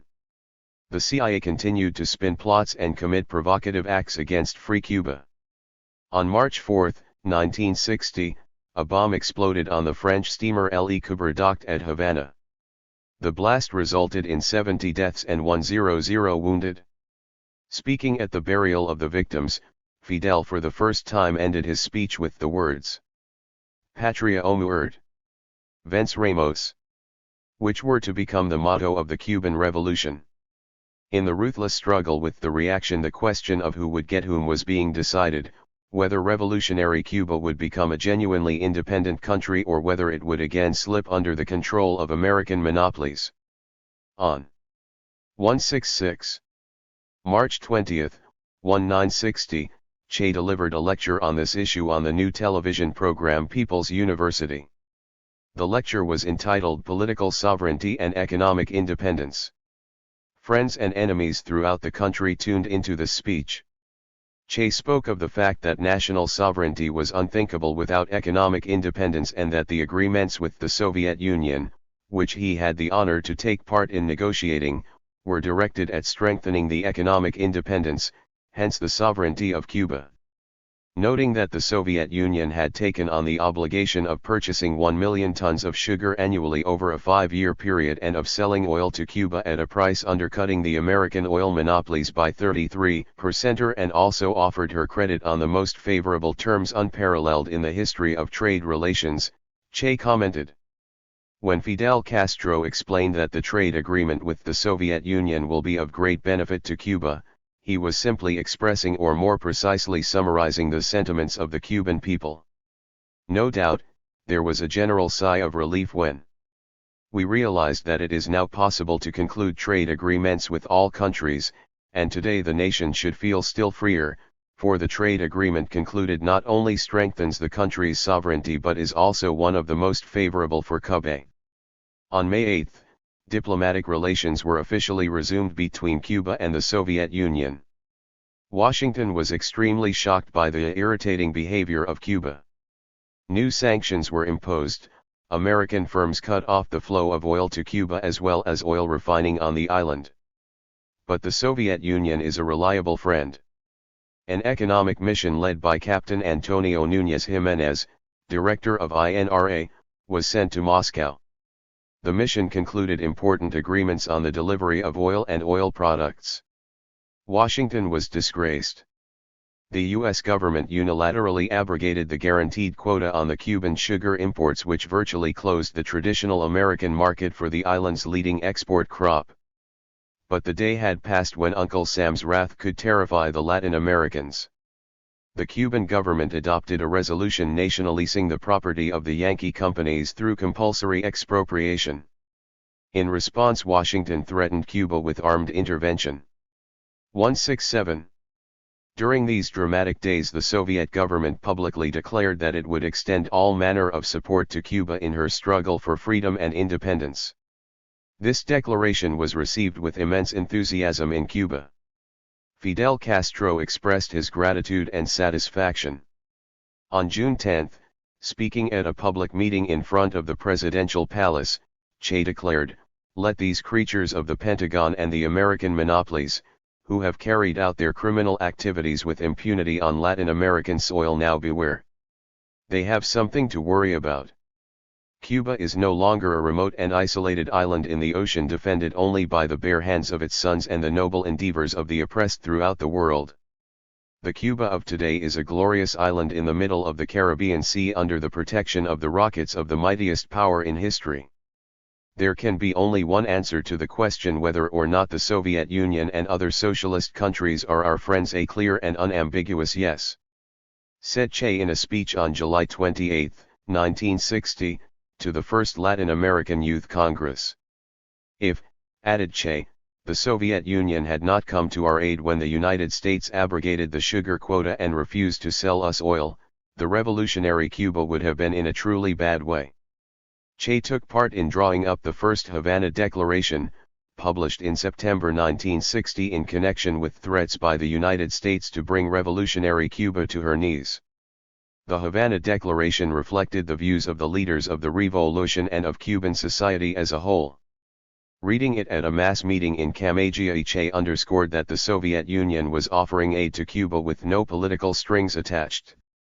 The Havana Declaration placed a high estimate on solidarity between the Soviet Union and Cuba. The fourth article of the declaration proclaimed that the Soviet aid offered in good faith to Cuba in the event of aggression by imperialist armed forces could by no means be regarded as interference, but rather as a clear manifestation of solidarity. This aid, forthcoming during the period of imminent aggression by the Pentagon, does honor to the Soviet government while simultaneously putting to shame the United States government for its cowardly and criminal aggressive actions against Cuba. On October 22, 1960, Che led an economic delegation on a tour of the socialist countries. Che was abroad for 2 months. 168. Almost half of this period he spent in the USSR. He also visited Czechoslovakia, China, the People's Democratic Republic of Korea and the German Democratic Republic. In Moscow, Che attended the ceremonies in Red Square marking the 43rd anniversary of the Great October Socialist Revolution. He watched the parade and demonstration from the rostrum on the Lenin Mausoleum. While in Moscow, Che had talks with leaders of the CPSU and the Soviet government. He visited factories, workshops, research institutions, toured the Kremlin, and Lenin's memorial apartment, and traveled to Leningrad and Volgograd. While in the Soviet Union, Che concluded new important economic agreements. On December 10, 1960, a large audience greeted Che in the column hall of the House of Trade Unions in Moscow. Che gave a major speech. He lauded the documents of the 1960 Moscow meeting of Communist and Workers' parties, in which, as he noted, Cuba was mentioned 4 times and cited as an example for other nations finding themselves in a similar situation. "We were not participants in drawing up this declaration, but we support it with all our heart." Che gave a brief description of the basic stages of the Cuban Revolution. We began our fight in very difficult conditions, when the ideological balance of forces was quite different from the present. We learned and gained experience in the course of struggle, we became revolutionaries in the course of revolution. We became conscious of the truth through our experience, and this truth was that the poor masses of the peasantry must become the core of our rebel army. We understood that in Cuban conditions there could be no way other than that of a popular armed uprising against the armed oppression of the puppets of the imperialist Yankees. Taking weapons in hand and joining up with the peasants, we gave battle to the army fielded by the US-allied oligarchy, and we defeated it. We have shown that the people can arm themselves, fight the oppressors and crush them. At present we are in the situation when on the one hand our island is under constant threat from the ships, bases, and marines of the imperialists, on the other hand, we have the peaceless support of the Soviet Union, which serves as a defensive shield protecting our integrity and sovereignty. 169. Unfortunately, Cuba is one of the hot spots on our planet. We do not share the desire of the imperialists to play with fire. We know the possible consequences of a conflict if it erupts on our shores, and we are making every effort to avoid it. But the outcome does not depend on us alone. The strength of the peoples throughout the world who support Cuba and the might of the socialist camp headed by the Soviet Union, this is the weapon upon which we rest our faith and which will prevent the US from committing a fatal mistake by attacking us. But we must be on our guard, we must vigilantly protect our shores, our sky, our land, be ever ready to strike back. The Cuban nation, caught up in the enthusiasm of creation, is looking confidently to the future. The people know that they will emerge victorious from all their trials. They are preparing to build a new and better world, although, unfortunately, this world must be built while holding a weapon firmly in one's hand. Such is the nation whose representatives you have greeted with enthusiasm, joy, and revolutionary inspiration here and in all cities of the Soviet Union and throughout the socialist countries. Che went on to say, Cuba accepts the responsibilities accompanying the place allotted her in the struggle against world imperialism, and she is ready to stand firm as a militant and living example as long as imperialism rattles its weapons at her. But Cuba is prepared to respond to the slightest opportunity for a peaceful settlement of all questions. Cuba wholeheartedly supports the Soviet proposal in the UN for universal disarmament. Let some of the money now spent on weapons be distributed to those nations needing capital for their development. Cuba is a firm advocate of the peaceful coexistence of countries with differing social systems and offers peace to whomever will accept it. But for the time being we shall not put down our rifles, and it is with rifle in hand that we shall defend our borders if they are violated by the enemy. And let it be known that counter-revolutionary terror will be met by revolutionary terror, and those who will raise their weapons against us in order to put chains on our island again will be wiped out. During Che's visit to Moscow, the author of this book asked him to write an article for a collection of historical and ethnographical articles on Cuba drawn up jointly with the late corresponding member of the USSR Academy of Sciences AVEFI. 170. MOV. Che agreed and soon gave us an article which was published in the book under the title A Few Comments on the Revolution. This article was mentioned in the previous chapter. We are now concerned with that part of it in which Che takes note of the role of the Soviet Union in helping the Cuban Revolution hold on and develop. Che wrote that the victory of the Cuban people demonstrates how the scales are tipping in favor of the socialist system in the correlation of the economic, political, and military forces of the two opposing camps, that of peace and of war. Cuba exists as a sovereign state because her people are united around great slogans, her leaders are one with the people and are leading them ably along the path of victory. This is the truth but not the whole truth. Cuba also exists because in the world today there exists an alliance of nations which always take the side of justice and dispose of sufficient force to act accordingly. Enemies wanted to bring Cuba to her knees, depriving her of oil, but Soviet ships carried oil from Soviet ports in sufficient quantities. They wanted to bring Cuba to her knees, turning down her sugar, but the Soviet Union bought it. Finally, they again tried recently to strangle her with an economic blockade but again failed. True, but still not the whole truth. Cuba exists as a sovereign state because the military aggression prepared on U.S. territory is now blocked by the historic warning given by the Soviet Union. So the Cuban example served to demonstrate the decisive superiority of the peace forces over the forces of war. Located in the heart of the North American Empire, Cuba is living testimony to the fact that today the peoples with sufficient determination to carry through the fight for independence will find in the Soviet Union and other socialist countries the necessary support and will be able to defend their independence. On December 19, Che on behalf of the Cuban government signed a joint Soviet-Cuban communiqué in which the two countries declared their unity of viewpoint on international issues and on domestic affairs in each of them. The communiqué denounced the aggressive actions of the imperialist circles of the USA against Cuba and other countries fighting for their independence. The Soviet side expressed its agreement to provide Cuba broad economic and technical aid, to strengthen and develop trade relations and specifically to purchase large quantities of Cuban sugar. 171. Speaking on the same day at a governmental reception in honor of the Cuban Economic Mission, Che said, "Leaving this socialist country after my first visit, I shall take away two central impressions. The first is the profound satisfaction of a delegate from the Cuban Republic who during the time of his mission in the Soviet Union managed to carry out all the tasks assigned to him, and what is more, carry them out in a congenial and warm exchange with the Soviet people. Moreover, we shall take away those impressions prompted by the days spent in a country which has completed the most profound and radical revolution in the world. We felt this all through our stay in the USSR. And we saw that 43 years after the victory of the revolution, and many years after the fight against the intervention, this people preserves an unsullied revolutionary spirit. We were also amazed by the profound knowledgeability of all Soviet citizens without exception of the urgent problems facing mankind and by their high level of political instruction. We were given living proof of this since in the streets, in factories, in collective farms we were immediately recognized and people greeted us, 'Long live Cuba.' During these 15 days we felt afloat on a sea of friendship. For us this was a major lesson and a big boost, because as soon as we leave this country we shall again find ourselves surrounded by an ocean of hostility." Che repeated his high appraisal of the support given by the Soviet Union to Cuba.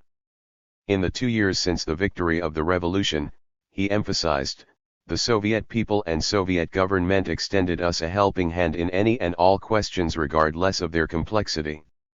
It would take me a lot of time to list all the aid given by the Soviet Union during the preceding 2 years or to describe all that is contained in the communiqué which we have just signed.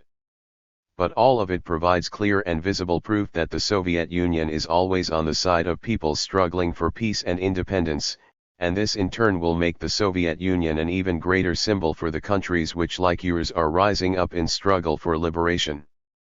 It will mean that the Latin American states, if not their governments then their peoples, will understand clearer that it is here that a truly new life may be found and that the inspiration for a new life stems from here. This is helping them to understand that it is indeed the Soviet Union. 172. And the other countries of the socialist community which will help them in their struggle for independence and freedom and that it is American imperialists which oppress and ruthlessly exploit them. Concluding his speech, Che warned the imperialists that in the event of aggression the entire Cuban people would take up arms to defend the freedom which had cost them so dearly. He added that the Cuban people knew that in this struggle they would enjoy the support of the Soviet Union. Before leaving the Soviet Union, Che stated to a representative of Radio Moscow, "We're ready to repeat 1,000 times that from the moment of our arrival in the USSR we have felt that the Soviet Union is the homeland of socialism in the world. We can firmly state that the revolutionary spirit that brought about the October of 1917 continues to live in the Soviet people." Che's visit to socialist countries was extremely successful. At the initiative of the Soviet Union, a pool of socialist countries was formed to purchase from Cuba up to 4 million tons of sugar annually, of which 2,700,000 tons were to be bought by the Soviet Union. Moreover, Cuba was promised a wide range of technical and other aid.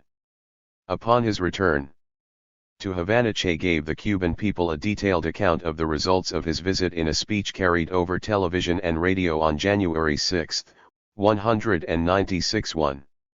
We include only selected portions of his speech, testifying to the immense respect Che felt towards the Soviet people, the Communist Party and the government of the country.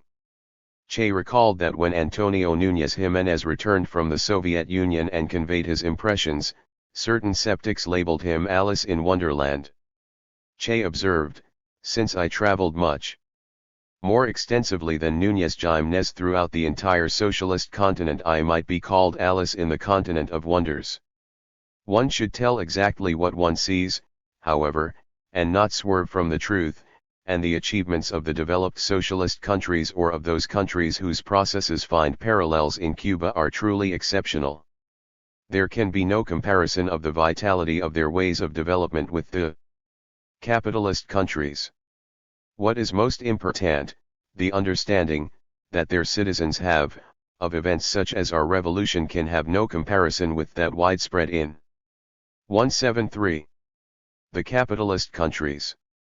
The socialist countries have a great enthusiasm for us. This was probably most evident in the Soviet Union. 43 years have passed since their revolution, and today the Soviet people have a highly developed political awareness. Che told his listeners about the achievements of the Soviet Union in various spheres of the national economy and made special note of the vast opportunities created by Soviet power for the comprehensive development of the individual. "I didn't even believe all this to be possible," he said. In addition to other qualities, these people are characterized by a remarkable directness, vitality, and camaraderie. I don't say this out of politeness, it is simply the truth, and I said the same thing there. When you arrive in the Soviet Union, you feel that here socialism was born, here is a just system. Che gave the details of the communique signed in Moscow and drew special attention to the concluding section where both sides declare that they are firm supporters of the principles of peaceful coexistence and will do everything in their power to ensure peace on earth. Che commented on this section, "For us this question of peace is no idle talk, as someone might think. It is of great importance.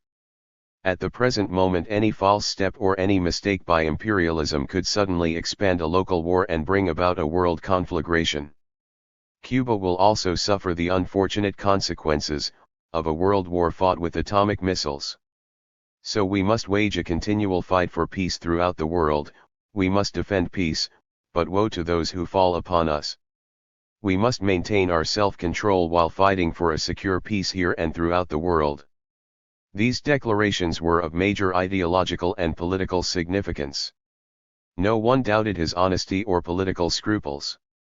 Consequently, his testimony on the Soviet achievements in the building of socialism and his words of solidarity with the international policies of the CPSU and the Soviet government had a very convincing ring for those working people who, though supporting Fidel Castro's government, were nevertheless still entangled in the web of anti-communist and anti-Soviet prejudices. In his public appearances, Che often returned to the subject of Cuban-Soviet relations.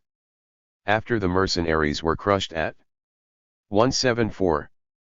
Playa Girón, Che spoke to a meeting in memory of Antonio Gutierrez, a fighter against U.S. imperialism, killed at Baetista's orders in 1935. In reply to those who asserted that an alliance between revolutionary Cuba and the Soviet Union meant the replacement of American by Soviet influence, Che said, "We respect and admire the Soviet Union and the other socialist countries, and the more we come to know of them the more this is so. Not one political figure in the socialist camp has tried to foist his opinions or advice upon us.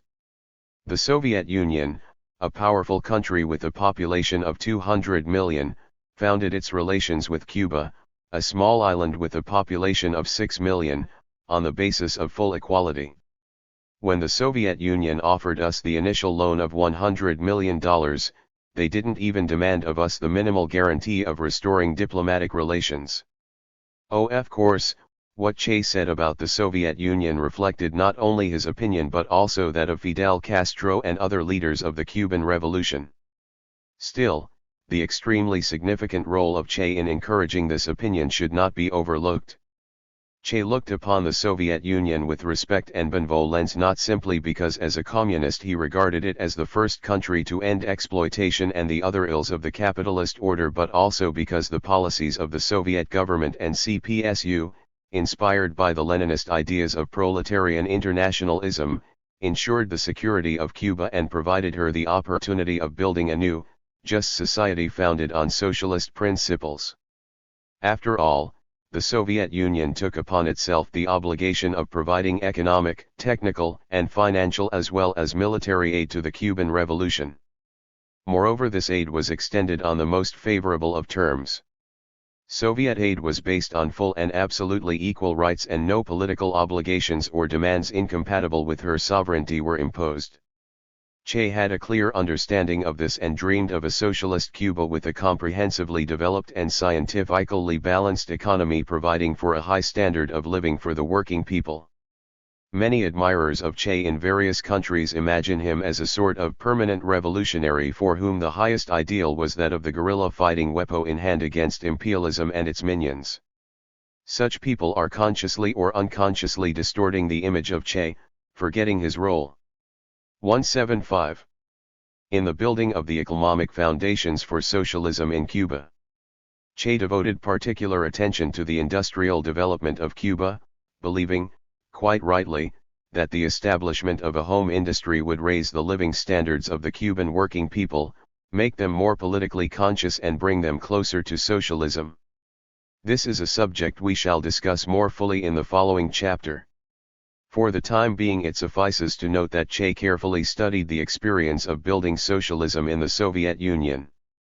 This included planning and management of the national economy and the industrial sector in particular, the role of the party, trade unions, and other mass organizations in the economy and in the development of socialist emulation, the correlation of moral and material incentives, problems of establishing work norms, etc.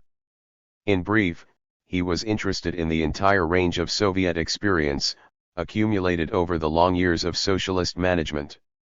Che read Soviet literature on these problems, and he also tried to gain the necessary information and knowledge in consultations with Soviet experts, engineers and economists on visit to Cuba or working there. He sought the same contacts during his sojourn in the Soviet Union, where he was the frequent guest of academic Kian and Fedorenko, director of the Central Institute of Economics and Mathematics, the USSR Academy of Sciences. Che eagerly mixed with Soviet citizens, writers, scholars, public figures, artists, and, of course, chess players. One of the first Soviet citizens to visit him in Cuba back in early 1959 was the composer Aram Khachaturian. Che was on good terms with the first cosmonaut Yuri Gagarin. The writer Boris Polovoy, whose book Story About a Real Man Che read while still in Mexico and insistently recommended to his companions on the Granma, also met with him in Havana. The list could be extended for several pages. In his reminiscences mentioned earlier in this book, Boris Polovoy recalls Che as follows: he had a remarkable, strikingly handsome face with strong features. His soft, shaggy, curly beard framed his face. His dark mustache and sable eyebrows served to emphasize the pallid hue of his face, which evidently did not take a 10. At first glance his visage was stern, even fanatical, but as soon as he smiled the youth of this minister peeped through. His khaki fatigues, and loose trousers tucked into his lace boots and 176. His black beret with a star seemed an indispensable adjunct to his overall profile.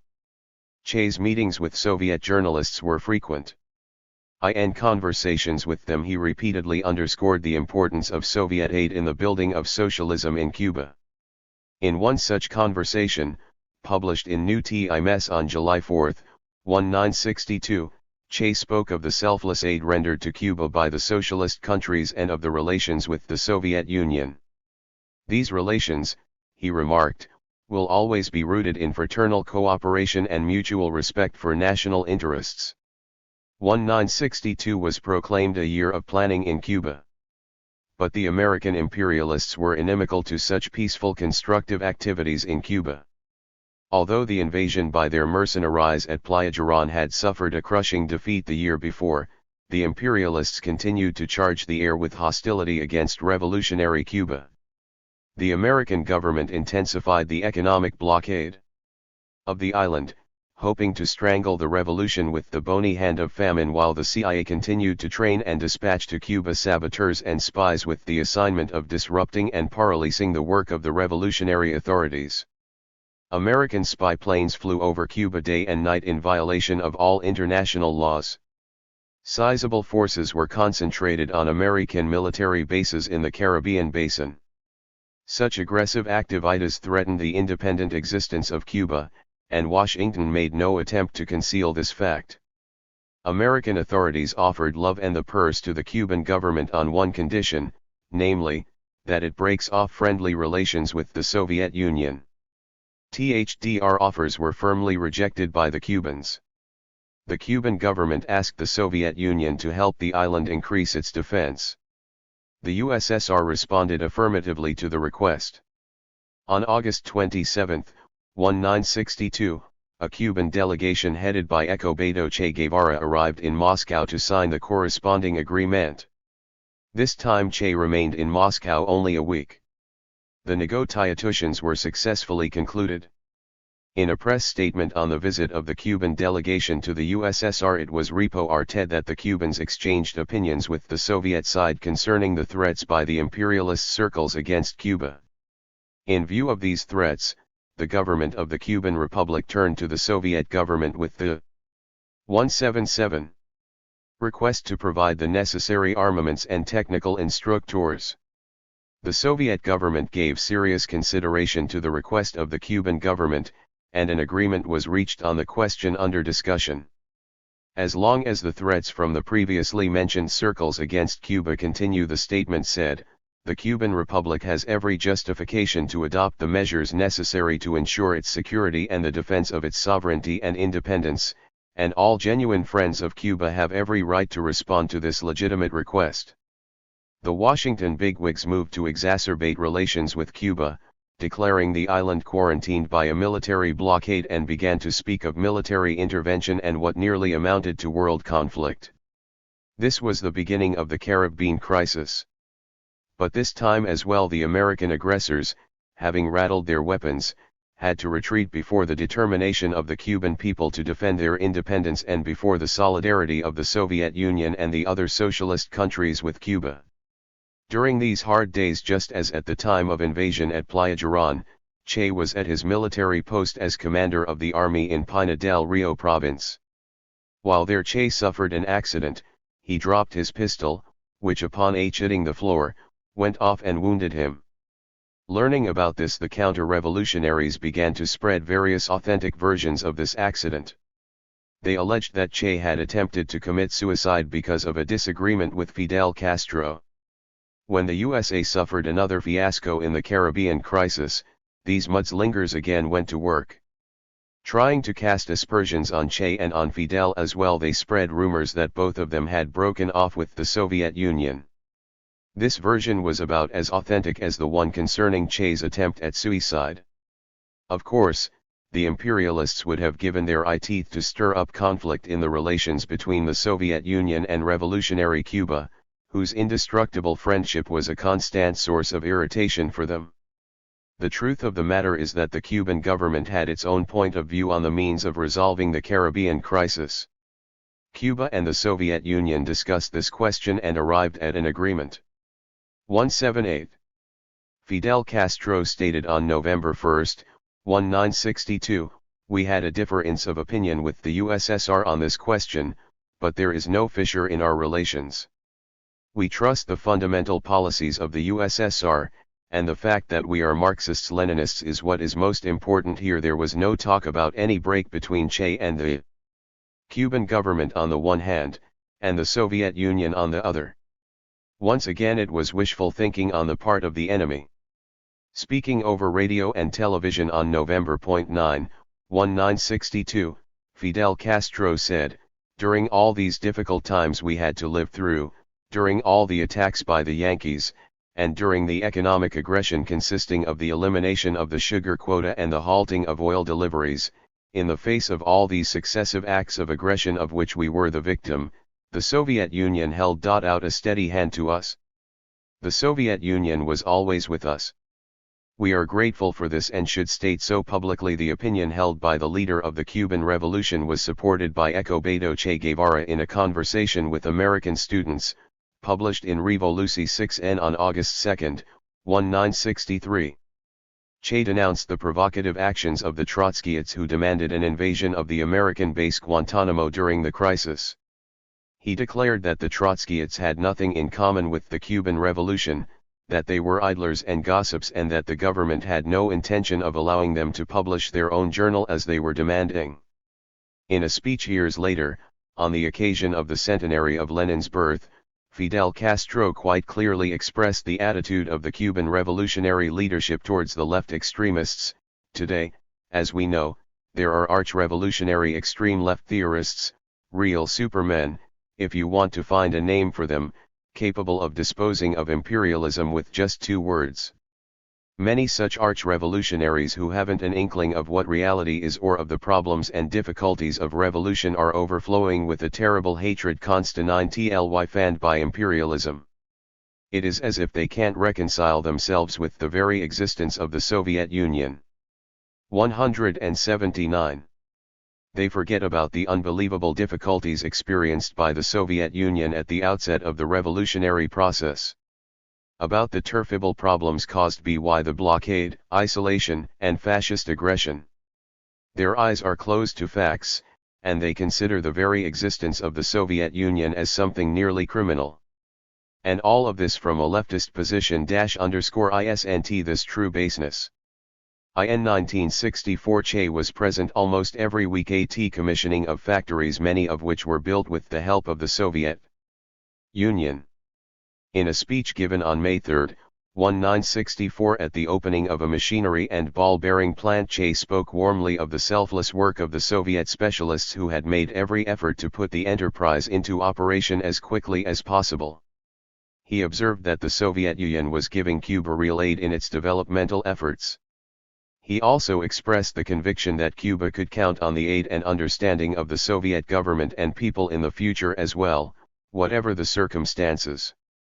This is genuine proletarian internationalism, concluded Che. Che placed great value on the long-term agreement on the purchase of Cuban sugar signed with the Soviet Union in 1964. In an article published in October of the same year in the English journal International Affairs, Che pointed out both the immense political significance of this agreement and its positive impact on the Cuban economy. The agreement concluded with the Soviet Union, Che wrote, indicate the new type of relationship evident in the socialist community, where an advanced socialist state gives help to a developing one, quite the reverse of what happens in the capitalist world, where the industrialist powers seek to obtain raw material at rock-bottom prices from the underdeveloped countries. In November 1964 Che visited the Soviet Union for the 3rd time, on this occasion for 2 weeks. He participated in the celebrations of the 47th anniversary of the Great October Socialist Revolution, and met with party and government leaders of the Soviet Union. On November 1, Che attended a gathering at the International Friendship House inaugurating the Soviet-Cuban Friendship Society. After a speech by Yuri Gagarin, the cosmonaut elected president of the society, and greetings by Gerardo Mazzola, then leader of the Cuban Institute of Friendship with Nations. 180. It was Che's turn to speak. This address was Che's last in the Soviet Union. We include it here in full. Drogi Tavarichi. Now I shall speak in Spanish. You know that when the leaders of the Cuban Revolution talk into the microphone, it is hard to tear them away from it. In my case you have nothing to tear. Comrade Mazzola aptly expressed the sentiment of our people. And the other comrades have already provided us with the most thorough information, including even a report on the early fulfillment of plan targets in honor of the anniversary of the October Revolution. That, of course, is taking place here in the Soviet Union. Unfortunately, I cannot bring you news of a similar sort. In the future we shall also overfulfill our plans in honor of November 7,1 since the state belongs to all comrades. the Cuban people began to build socialism only recently. We still have much to learn. We must develop our consciousness and our love for work. But our people are familiar with history, the true history. They know the power of example, and they know that the blood shed by Soviet soldiers in defense of freedom, socialism, and communism, this blood could form rivers. They also know that the Soviet people shed their blood in places far from their homeland, that there are Soviet military specialists on our island fulfilling their proletarian internationalist duty. They also know that at the present time a large number of Soviet specialists are teaching US peacetime crafts. They know that Soviet specialists are to be found throughout the world working to help the developing nations master the most modern technology, offering the 15EY to a better future. They know of the marvelous exploits in conquering outer space begun by the Soviet Union. Our people, having studied history and knowing the power of example, will always acknowledge the sacrifices borne by the Soviet people, and we shall be able to follow your bright example, unflinchingly defending our revolution and building socialism. Cuba, my Soviet comrades, will never retreat. Our friendship shall be eternal. Slava Sovetskому Soyuzu. On the eve of his departure from the Soviet Union, Che told an APN correspondent. I had the honor of representing Cuba at the November 7th celebrations twice, in 1960 and today. When in 1960 we stood on the rostrum of the Lenin Mausoleum, we were representatives of a country which was still hoping to become something, which was in the midst of a struggle with the USA. This year we mounted the rostrum of the mausoleum as representatives of a socialist country, a new socialist country born on the American continent. We were pleased to see the name of our country among those of the other socialist states, to hear our military marches at the parade. Just as recently in Havana it was a pleasure to greet the new Soviet tanker bearing the name of our capital. This tanker is one of a line of large craft bearing the names of the capitals of the socialist countries. For us such things are a source of excitement, for it was only recently that we took up the building of socialism. On Red Square we felt the warm friendship and undying enthusiasm of the Soviet people. We visited a number of Soviet enterprises. We saw much that reflects the advanced industrial potential of the USSR. At the Lakakev Auto Works, for instance, we saw new automated shops and new models of trucks. Che was asked of the prospects for the industrial development of Cuba and for the further strengthening of Soviet-Cuban economic cooperation. He answered, "Our cooperation with the Soviet Union is making successful progress in a number of areas, above all in power engineering, where the Soviet Union has a wealth of experience. The majority of our power stations are now being built with Soviet help.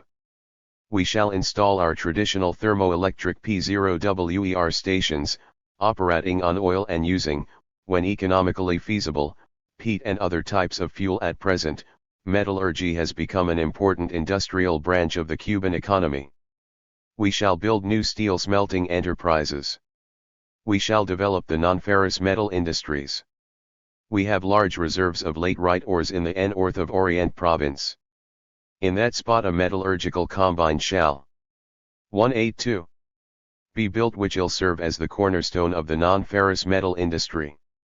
Here again we are counting on Soviet help. Relying on Soviet experience, we are also planning to improve the production of agricultural machinery. Cuba is also interested in the development of chemistry, automation, electronics. But these are all novelties for us at present, and for the time being we must first accumulate the necessary experience. Our Soviet comrades are already giving us concrete aid in the chemical industry. Next year they will begin the building of a fertilizer factory in the city of Nuevitas. Che welcomed the creation of the Soviet-Cuban Friendship Society and said that it would facilitate the strengthening of ties, cultural exchange, and other contacts between the two countries. When the society was organized, Che said, "We were most excited by the climate of warmth generated by the Soviet people, by the large number of individuals and organizations wishing to join, and by the enthusiasm with which the news about the establishment of the society was greeted. By the way, we are also preparing to organize such a society in Cuba, but you have moved more quickly than we.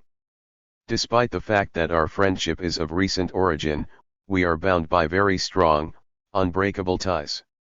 Whenever we step on the soil of the country where socialism was first built, we feel the warmth of friendship. On our part, we can repeat again and again that the feeling is reciprocated by the Cuban people. When we see the major achievements of the Soviet people, the champion of peace throughout the world and ally of Cuba, we feel a rush of strength and confidence. We know that the Soviet people have the wherewithal to defend the peace. We saw the evidence at the November 7th parade. There was no contradiction in the fact that in his last interview with a Soviet journalist, Che spoke of peaceful constructive work and of peace itself. After all, with all that he had done before this and all that he was to do in the future, his entire life was dedicated to creating from the ruins of capitalist despotism a just, socialist society, and to the triumph of communist ideals throughout the world, including his own Latin America. 183. The building of socialism depends on the results of labor, on growing production and labor productivity. It would be fruitless to develop our consciousness if we could not expand our production, if we had no consumer goods. Eco Beto Che Guevara. Events have shown that socialism does not emerge according to some pre-established formula or with cadres already trained for the tasks at hand. It is only after the seizure of power and in the process of class struggle that the contours of the future society begin to take shape and its builders first emerge. Before the revolution, few people in Cuba even dreamed of socialism. Moreover, even after the victory of the revolution, the idea of building a socialist society seemed quite remote to many. The revolution, however, took huge strides forward, outstripping the boldest hopes of its most fervent supporters. When in 1961 all means of production were in the hands of the state, the most burning question on the agenda was that of utilizing these resources to build a new society. Matters were complicated by the fact that because of the peculiar circumstances of the revolution in Cuba, its advance coarced the revolutionary groupings standing at the helm of the revolutionary process, initially lacked a program for the building of socialism. This program actually evolved in the midst of events and under the sway of the leading revolutionary figures. Of course, the most weighty voice in this, as in all questions, was that of Fidel Castro.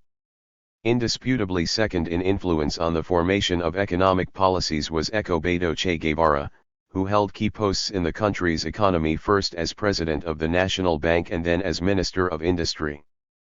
Through the implementation of fundamental social reforms, the leaders of the revolution, headed by Fidel, endeavored to liberate their honey land from the oppression of foreign capital, to root out capitalist exploitation and extirpate the corruption, greed, and lax morality typical of the ruling circles. They wanted to give the 184 Cuban people education and to foster patriotism, self-confidence and a feeling of solidarity with oppressed peoples throughout the world.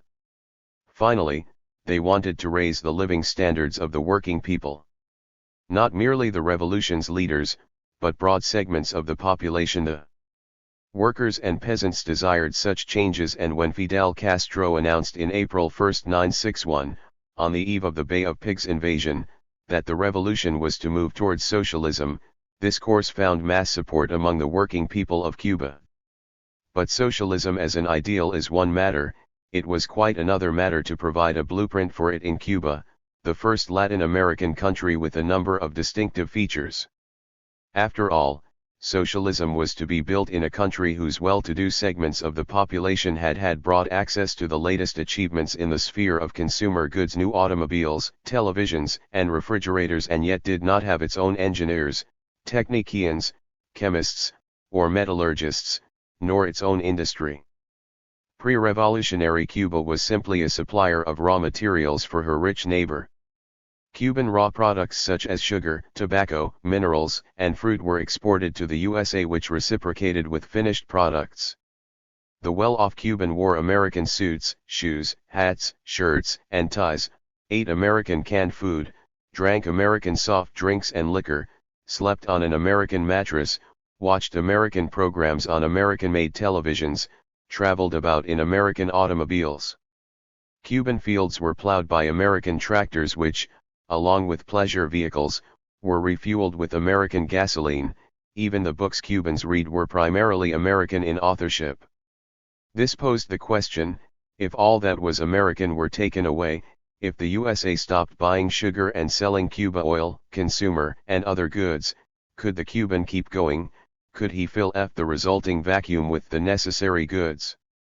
The problem was further complicated by the fact that not only a handful of privileged exploiters, as had been during the previous regime, but the entire population had to be provided for, that it was necessary to build houses, schools, hospitals, children's daycare centers, and to perform 1,000 other major and minor tasks without which it would be impossible to turn Cuba into a beautiful garden and Cubans into literate, highly cultured, and well provided for citizens of socialist society. 185. Che was confident that all of this was feasible, given the condition that revolutionary Cuba moved towards a planned economy, industrialization, and a multi-crop agriculture, with the active participation in the building of a new society by the working people themselves. Their energy, selflessness, and self-sacrifice, in Che's opinion, could bring about miracles, as the history of the Soviet Union had demonstrated. Che was sure that this difficult task was within the capability of the Cuban people, who had accomplished a heroic liberation revolution and consequently gained a powerful ally and friend in the Soviet Union. He was ready to struggle again, but this time with textbooks of political economy rather than weapons in hand. It could be said that Che began to prepare for the task of building a new society from the very first days after the triumph of the revolution. Soon after the establishment of the Department of Industrialization in INRA, Che ordered the formation of a subdivision for the study of natural resources and planning the development of the basic Cuban industries. This subdivision had specific sections for electric energy and fuel, metallurgy and engineering, sugar production and related industries, chemical industry, mineral resources, and the agricultural produce industries. Preliminary estimates indicated that Cuba could very successfully promote her economy on socialist foundations. Che, however, understood that the task would not be easy, if only because of a dearth of qualified specialists, and the conditions would be aggravated by constant sabotage and subversion on the part of U.S. ruling circles. They would spare no means or effort to undermine the Cuban experiment and show that socialism didn't work in Cuba and so was not suited for American soil. At first glance it might seem puzzling that this fervent advocate of agrarian reform, who had underscored the tremendous reserves of revolutionary potential among the peasantry, was now in charge of the Ministry of Industry rather than of INRA, which had control over the agrarian transformation of Cuba. But there was nothing contradictory in this. The struggle against imperialist oppression, in which the peasantry as the most numerous and most downtrodden class had to take an active part, was one matter. It was quite another matter to build a new society, the foundation of which could only be industrial development, for agriculture alone could not ensure the high living standard for the 186 working masses, without which socialism is inconceivable. Che's numerous utterances on this subject indicate that this was precisely his train of thought. In a study entitled The Tasks of Industrialization, written in 1961 and published posthumously, Che wrote that a sine qua non of the liberation of Cuba from imperialist oppression was the maximum feasible expansion of industrial production, including the production of consumer goods, foodstuffs, clothing, etc., as well as the output of the raw materials necessary for these industries. Che never swerved from this view. In a speech of May 1, 1964, he emphasized that socialism is being built by the production of ever-growing numbers of necessities which are constantly improving in quality. Socialism is not an abstract notion, it is directly linked with the well-being of the people. Che had a fully clear and specific idea of the tasks of socialist construction in Cuba. He correctly considered that it was necessary to deprive the exploiters of their levers of power, the means of production, before introducing socialism. He played a direct role in handling this question as well. As president of the National Bank of Cuba, he implemented the nationalization of all banks and the transfer of all money deposits to the state. So, as a result of the concentration in the hands of the state of all currency and financial funds and transactions, the revolution began to exert control over the activities of industrial and trade enterprises. Soon all foreign trade transactions were to come under state control through the creation, on Che's initiative, of a foreign trade bank. Simultaneously with these measures and the agrarian reform, that undermined the power of the local and foreign monopoly holders of vast latifundia, the state began to take over enterprises which had been iniquitously appropriated by Batitas satraps. Such enterprises fell under the authority of the Industrial Department of INRA, Che's domain. It should be noted that this department had been established with the aim of promoting the industrial processing of agricultural produce. However, its functions expanded as it came to see control more and more nationalist enterprises. On January 2, 1961, the U.S. government broke off diplomatic and virtually all economic relations with Cuba, having decided upon forcible overthrow of the revolutionary government through subversion and preparations for an invasion of mercenary forces. 187. The severance of diplomatic relations and the hostile actions of the USA led to the expropriation of all property held by American monopolies on the island. In February of the same year, the Industrial Department of INRA was transformed into the Ministry of Industry with the parallel creation of a Central Planning Council. In April, the notorious Bay of Pigs invasion took place just after Fidel Castro proclaimed the socialist orientation of the Cuban Revolution. The defeat of the hirelings was followed by the nationalization of all major private industrial and trade undertakings. By the close of 1962, the process of nationalization was fundamentally completed. Che was well aware of the weak points and difficulties of the first years of socialist construction in Cuba. In his opinion, one of the most important tasks of this period was the professional, economic, and political instruction of the upper and middle levels of the managerial strata. He and his deputies set an example by regularly attending lectures on political economy, planning and other subjects. Che was the initiator of socialist emulation in Cuba and ascribed major importance to it both as a source of improved labor productivity and as a means helping the formation of a new man, a new type of working person on Cuba, living for the interests of the community and willing to make any necessary sacrifice for the good of society. Che ascribed just as much significance to the voluntary labor performed during free time and without compensation by workers and employees. He believed that voluntary labor for the good of society promotes revolutionary consciousness and represents an element of new socialist morality. Che thought it very important that people in high positions participate in voluntary labor, particularly in the cutting of the sugar cane crop.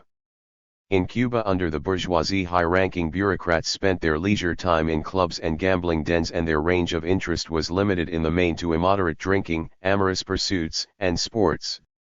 Of course, the thought of cutting sugar cane like the slave of the 19th century never even crossed the minds of these servants of the people. Now everything was different. The sugar plantations and refining plants belonged to the people. The revolutionary administrator is truly a servant of TP.E people. His contribution of physical labor to cutting the sugar cane harvest helps to bring together the managerial functionaries and the 188 agricultural laborers. In Cuba, the bureaucrat of the old order was looked upon as a gentleman of almost a higher race. He was at a distant remove from the working people and regarded himself as their benefactor, although, as a rule, he robbed and deceived them. Voluntary work ran counter to this colonial tradition. As always, Che set a personal example, taking part in harvesting the sugar cane, in unloading ships, in cleaning up factory grounds, and in building housing quarters. In August 1, 1964, he was awarded the honorary title of Shock Worker of Communist Labor for contributing 240 hours of voluntary labor during one quarterly interval. Che's example was matched by his close aides and employees in other ministries and departments. Che demanded of the leading cadres not only competence, knowledge, responsibility, and the ability to listen to the advice of subordinates, but also a good measure of self-sacrifice, extreme modesty in lifestyle, and complete selflessness. The highest reward for such an employee was to be the awareness of carrying out a revolutionary duty rather than supplementary emoluments, honors, special awards, or distinctions, separating one from the rank and file. How could increments of labor productivity be stimulated? Improvements in management and planning, as well as an upgrading of the skills of the workers through the organization of circles, courses, and special schools were all to play a part. Che did not question this, nor did he doubt that material incentives would play an essential role in boosting labor productivity. However, he expressed a preference for moral incentives. Che believed that material incentives promote property instincts and that the working people had to be encouraged to work conscientiously in a conscious effort to improve the general level of well-being rather than out of considerations of individual gain. By moral incentive, Che meant not only diplomas and the titles of advanced worker and shock worker, but also forms of encouragement such as enrolling a worker in courses, after which his qualifications are upgraded, and offering him party membership, the right to be a communist. According to the rules of party enrollment existing in Cuba, only those who have systematically overfulfilled production norms, taken part in voluntary labor, improved their level of education and been active as members of the Committee for the Defense of the Revolution, can be considered for membership in the party. 189. The question of material and moral incentives was often debated at conferences in the Ministry of Industry. Once Che, turning to the directors of enterprises, noted that the overwhelming majority of them came from the middle class, but this did not stop them from working selflessly and contributing every ounce of energy. Why should one doubt that the working class could demonstrate the same level of consciousness, he asked his colleagues. Che gave frequent speeches about the fighters for Cuban independence, José Martí, the poet, and Gen_Errol Antonio Maceo, and appealed to the Cubans to emulate these patriots, who had served the people so wholeheartedly and in the end made the ultimate sacrifice. If Che had been in a similar position in Argentina, he would probably have pointed to his remarkable compatriot José Ingeniero, the philosopher and publicist who welcomed the Great October Socialist Revolution in Russia and authored a widely read book entitled As F or Nine as More, published in Buenos Aires in 1925 and since then enjoying a number of reeditions.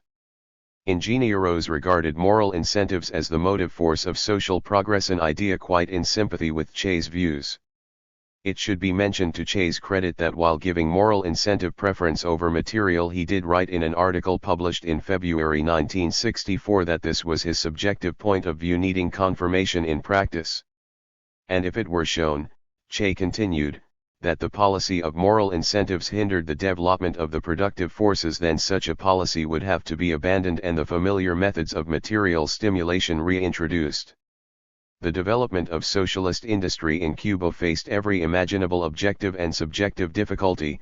The absence of experience in socialist management among the highly placed personnel in the Ministry of Industry and on the part of many factory and plant directors, their devotion to the revolution was not always combined with professional knowledge, rapid turnover of labor, mistakes in planning and an initial absence of long-range planning or financial discipline, parochialism. Interruptions in deliveries of raw materials and installations from abroad, absenteeism, careless and negligent attitudes on the part of some managers. Che was convinced that all these difficulties could be coped 190 with, that the Cuban revolutionaries and working people could grasp the science of socialist management, although he understood that the task was perhaps one of the most difficult confronting Cuba after the seizure of power. At meetings in the Ministry of Industry and at conferences of directors of enterprises, he patiently analyzed the mistakes and shortcomings of certain managers, pointed out the way to rectify them, and through his own personal example taught them the practice of self-criticism. He explained the importance of proper bookkeeping and appealed to them to protect state interest, economize resources, and avoid squandering national wealth. As always, he was ruthlessly self-critical and made the harshest demands of himself.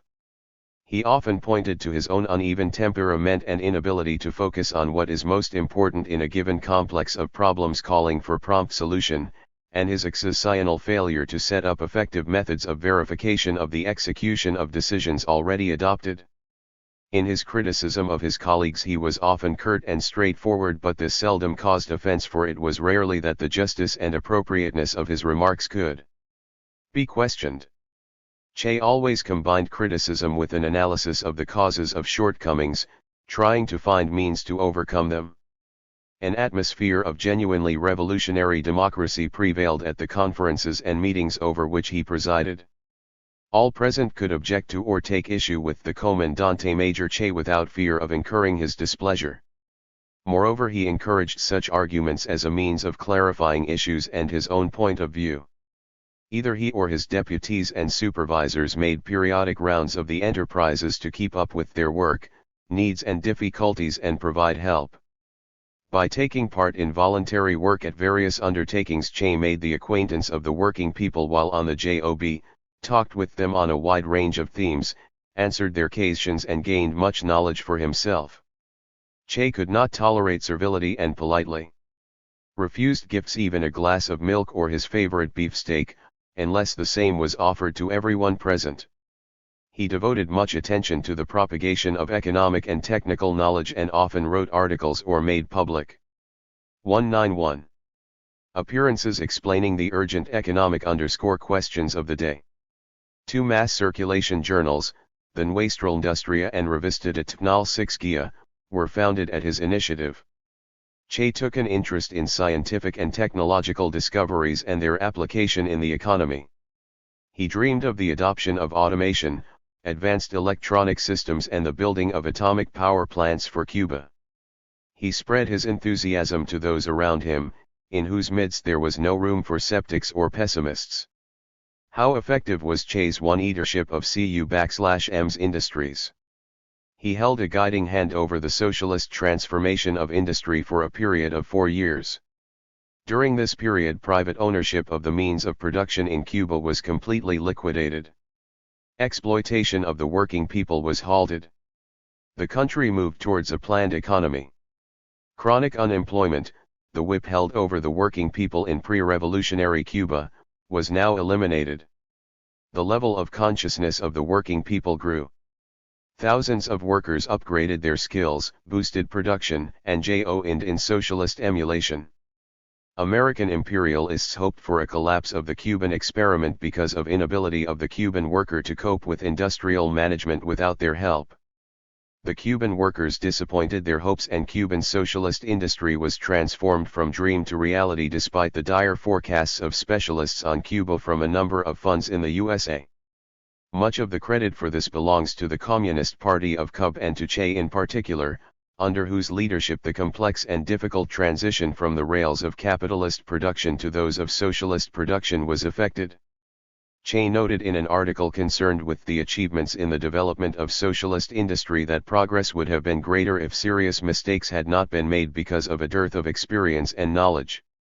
One of these mistakes stemmed from the fact that in its attempt to fill the gaps created by the American blockade, the Cuban government purchased abroad a large quantity of machines, in some cases entire factories, and large amounts of currency were expended. The factories did not provide the expected economic results. The absence in Cuba of necessary raw materials to feed some of these plants was not taken into consideration, nor were 192. The lack of spare parts and specialists. In a few instances the plant and installations were already obsolete when purchased, making production more expensive and the final product of an inferior quality. Despite shortcomings and difficulties, the level of industrial production in Cuba rose in 1963 by 6% over the preceding year. This was unquestionable progress. But Che regarded the emergence of a new man dedicated to revolutionary ideals and aiding in accordance with corresponding moral norms as more important than economic progress per se. The profile has not yet taken final form since the formative process is proceeding parallel with the development of new economic relations, wrote Che in March 1965, on the eve of his departure from Cuba, in a letter to the editor of the Uruguayan magazine Marca. Here we're not concerned with those who because of a faulty upbringing push along the road of egoistic interests, there are also those people who, as society moves forward, take their own individual path and s_EPA rate themselves from the masses though remaining in sympathy with them. What is important is the fact that with each passing day more and more people become aware of the need of joining up with public interest, and become conscious of their role as a motive force of society. This is no longer the grey mass of people, knowing and seeing no way out of the cul-de-sac to which they have been brought by the capitalist economic system. The revolutionary storm which destroyed this system also cleared a path before the eyes of the working people. Now, wrote Che in the same letter, they are no longer moving in isolation along rarely used paths towards the attainment of their distant goals. They are following the vanguard, the party, progressive workers, and all progressive elements of society marching in close unity. People at the cutting edge of the movement look attentively into the future, wondering what benefits it will bring, but their idea of benefits is not that of individual gain. Their reward will be a new society of people with new features, a society of communist man. The progress of the revolution could have been more marked but for the hostile actions of the American imperialists against the Isle of Freedom. From the moment of victory of the revolution in January 1959 there had not been a moment's respite from the aggressive acts. 193. Launched by the U.S. ruling circles against Cuba. Sabotage, espionage, bomb-throwing, piratical attaques on settlements, terrorist acts, aircraft hijacking, attempts on the lives of Pidal and other leaders of the revolution, the creation of subversive bands, the landing of mercenaries, the economic blockade, the establishment of a cordon sanitaire around Cuba in Latin America. The U.S. ruling circles did everything to crush the revolution, to disrupt the experiment and show that socialism wouldn't take to American soil.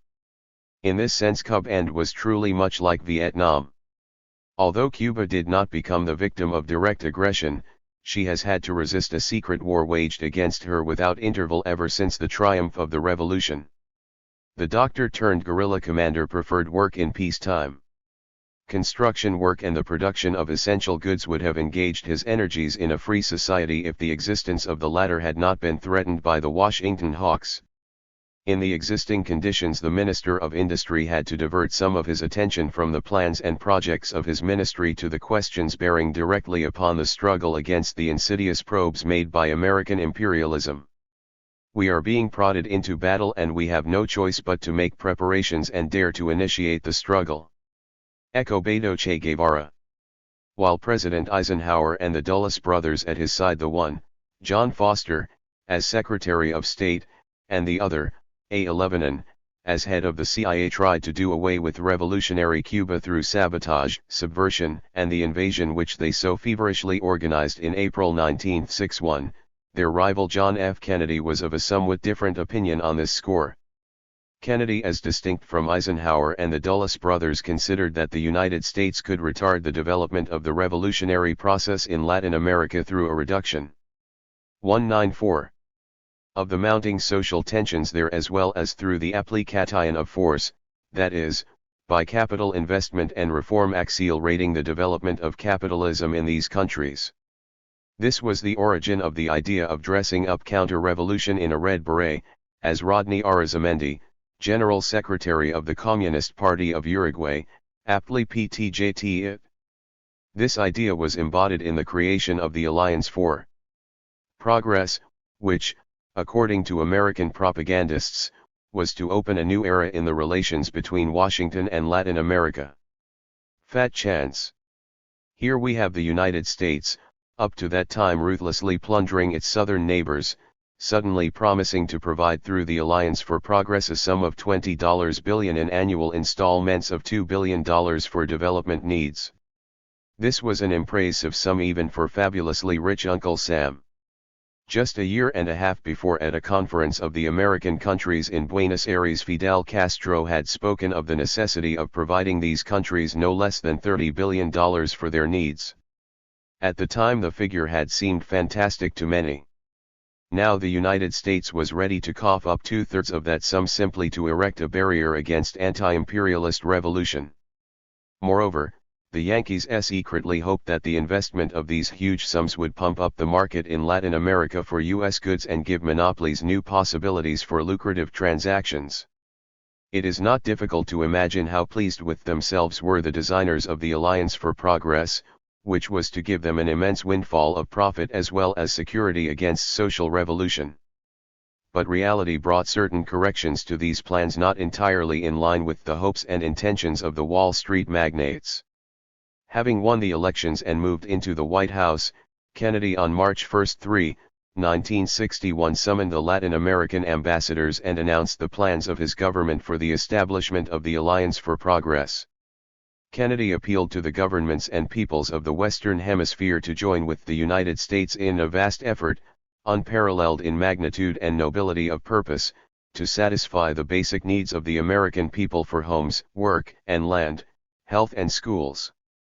As one journalist bitingly commented on President Kennedy's promises, now the Latin American peoples, receiving all these benefits from the USA, could say, "Thanks, Fidel, for your revolution, without it we wouldn't have gotten a penny from the United States." But while publicly holding out the olive branch to Latin 195 America, Kennedy continued secret preparations for the invasion of Cuba thought up by Eisenhower and the Dulles brothers. Kennedy believed that the pseudo-revolution promised by the Alliance for Progress could only succeed if accompanied by the demise of the true revolution under Fidel Castro. The Cuban government, though entertaining no illusions concerning the imperialist nature of the Kennedy government, nevertheless hoped that the president would be more circumspect than his predecessor and call off the planned invasion. The Cuban government had no intention of exacerbating relations with the new administration. It had but one goal, that the USA residential peck the sovereignty of Cuba and refrain from interference in the island's internal affairs. During the day of Kennedy's inauguration as president, a partial demobilization was effected in Cuba at the order of Fidel. This conciliatory gesture met with no response. President Kennedy, like his predecessor, wanted the overthrow of Fidel Castro and would rest content with no less. The conscience of the rulers of the United States is burdened with dozens of interventions and coups in Latin America. The efforts were always crowned with success and the instigators always got away with their crimes. Cuba was the only notable and crushing defeat for them. On April 1, 7 American mercenaries invaded at the Playa Girón. The Cubans greeted them with a wall of fire. 3 days later the 200 surviving attackers surrendered to the Cuban troops. Kennedy's hopes of doing away with Fidel Castro's revolution in one stroke went up in smoke.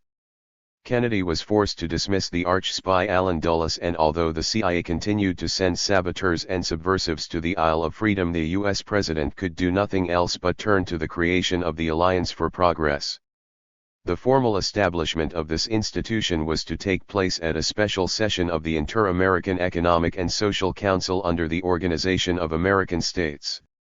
The session was set for August at the Uruguayan seaside resort of Punta del Este. It should be emphasized that even after the invasion of mercenaries, the Cuban government did not seek to exacerbate relations with the United States. To the contrary, it hoped that the painful lesson of the Bay of Pigs would force Kennedy to adopt a more sober outlook on revolutionary Cuba. Maintaining such a policy. 196. The Cuban government accepted the invitation to take part in the Punta del Este conference and appointed Escobedo Che Guevara, Minister of Industry with de facto controls over Cuba's economy, to head the delegation. Che's participation in the conference became a major sensation in Latin America. It was his first appearance on the continent, since the victory of the Cuban Revolution, and it by no means resembled the return of the prodigal son. Thousands of working people triumphantly greeted Che at the Carrasco Airport near Montevideo. The road from the airport to Punta del Este was lined by throngs of cheering Uruguayans. Che was the only participant in the conference to be accorded such a greeting. The people were welcoming the Cuban Revolution in the person of Che. The arrival of Secretary of the Treasury Douglas Dillon of the USA, a multimillionaire banker and the head of the American delegation, passed almost unnoticed, just as no one paid special attention to the arrival of the other delegations from the Latin American republics. All attention was fixed on Che, representative of the Cuban Revolution, the victory of which had engendered the Punta del Este Conference. Che flew to Uruguay dressed in his customary olive-green fatigues as major in the rebel army, and did not change his clothes for the conference. He immediately announced that the Cuban delegation not only had no intention to obstruct the work of the conference, but would cooperate with the other delegations in search of the most auspicious path for economic development and economic independence of the Latin American countries.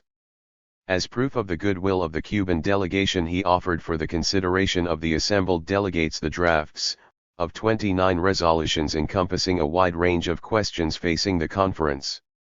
As Che wrote in the article Cuba and the Kennedy Plan for the magazine World Marxist Review, the majority of the 29 proposals advanced by Cuba could not be rejected out of hand, since they were concerned with facilitating the development of the economies of the Latin American countries. Thus the working committees and commissions were forced hastily to draw up countermeasures to be attached to the Cuban proposals, and to water down the substance of the latter. Nevertheless, the Cuban delegation managed to achieve some progress during the conference.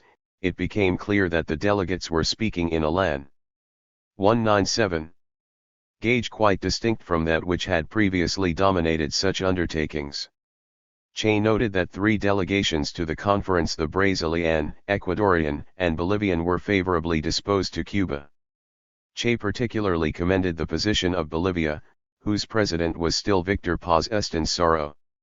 Bolivia, wrote Che in the article above, located almost in the center of the continent, is a bourgeois democratic country much damaged by the capitalist monopolies of the neighboring countries and almost strangled by our common oppressor North American imperialism. The bulk of her population is made up of miners and peasants, who bear a heavy burden of exploitation. CNE evaluated the activities of the Bolivian delegation to the Punta del Este conference as follows: if we exclude the plan offered by the Cuban delegation, it was Bolivia which offered the most concrete economic plan and generally took the most positive position at the conference. In that high specific language of hypocrisy employed at such sessions, the Bolivian representatives were called Cuyba's cousins. It is possible that the contact between the Cuban and Bolivian delegations at the Punta del Este conference had some influence on Che's subsequent choice of Bolivia as the launching pad for guerrilla activities in Latin America. Che spoke twice at the conference plenary sessions, and each time in a rather moderate tone. Of course, he denounced the aggressive activities of the U.S. ruling circles and their endeavor to use the Alliance for Progress to isolate Cuba, for only those countries following the anti-Cuban example of Washington could count on receiving the American millions. Che also demonstrated that the Alliance for Progress would only facilitate the development of the less important branches of the national economies of these countries, that the Alliance's goal was to increase rather than reduce the dependence of Latin America upon American monopolies. At the same time, he indicated that Cuba had no wish to prevent the Latin American countries from using even the limited and extremely dubious opportunities for development luring them into participation in the Alliance for Progress. With all candor, the Cuban delegation announces to you, said Che in an address to the August 9 plenary session, that we wish to remain in the family of Latin American republics, to coexist. L98. With you without forfeiting our own nature. We would like your growth rates to match ours, but we shall not demur if they differ. We only demand assurances of the inviolability of our borders. Of course, continued Che, if no social transformations are carried through, then the Cuban example will be followed by other countries and Fidel Castro's prophecy will be realized that the Andes Cordillera will become the Sierra Maestra of America. Che's speech to the concluding session on August 16 was just as moderate. In the article in World Marxist Review referred to above, Che describes his address. At the concluding plenary session of the conference, the Cuban delegation abstained from voting on all the documents which had been drawn up, and provided an explanation of its position. We said that Cuba could not agree either with money politics or with the principle of free enterprise. We were also disturbed that the final documents contained no condemnatory words for those who are responsible for our misfortunes, the imperialist monopolies, nor was there a denunciation of aggression. Moreover, all of our questioning to find out if Cuba could take part in the Alliance for Progress were greeted with stony silence, which we interpreted as a negative answer. It is quite clear why we could not participate in the alliance, which would do nothing for our people. Che also pointed out a positive aspect of the final document produced by the conference. One of the subpoints mentions the existence in Latin America, alongside the bourgeois free enterprise countries, of those in which free enterprise had been abolished. The Cuban delegation, Che wrote in the article, read out this paragraph and announced that it represented a victory for the idea of peaceful coexistence, expressing the possibility of the coexistence of two different social systems, and indicated that the adoption of this paragraph was one of the positive results of this conference. However, Che continued, the American delegate later made a biting verbal attack against the thesis and announced non-recognition of the Cuban government. Nevertheless, the Cuban side considered it possible to probe even further. Che met with one of the members of the American delegation, the 28-year-old Richard N. Goodwin, one of the inner circle of the Kennedy administration. According to Goodwin, Che offered to compensate the American property holders for 199. The value of confiscated property, and also to reduce the amount of revolutionary propaganda disseminated to other Latin American countries if the USA would halt hostile attacks against Cuba and call off the economic blockade. Speaking on Havana Television after the Punta del Este conference, Che for his part said that he had passed on the following to Goodwin, that Cuba was willing to enter into negotiations with the USA to regulate relations, and that Cuba was not looking for a fight with the USA, although if necessary she would fight in any and every way. Cuba wishes to remain in the Latin American system and regards herself as linked by cultural traditions with the continent. We demand, Che told Goodwin, recognition of our right to belong to Latin America or to the Organization of American States while retaining our own social and economic system, and the recognition of our absolute right to friendship with any country we choose. Goodwin made no comment, promising only to communicate Che's message to President Kennedy. Che's meeting with Goodwin provoked sundry commentary in the Latin American press. Many observers felt that the meeting would open the way to a certain modus vivendi between the USA and Cuba.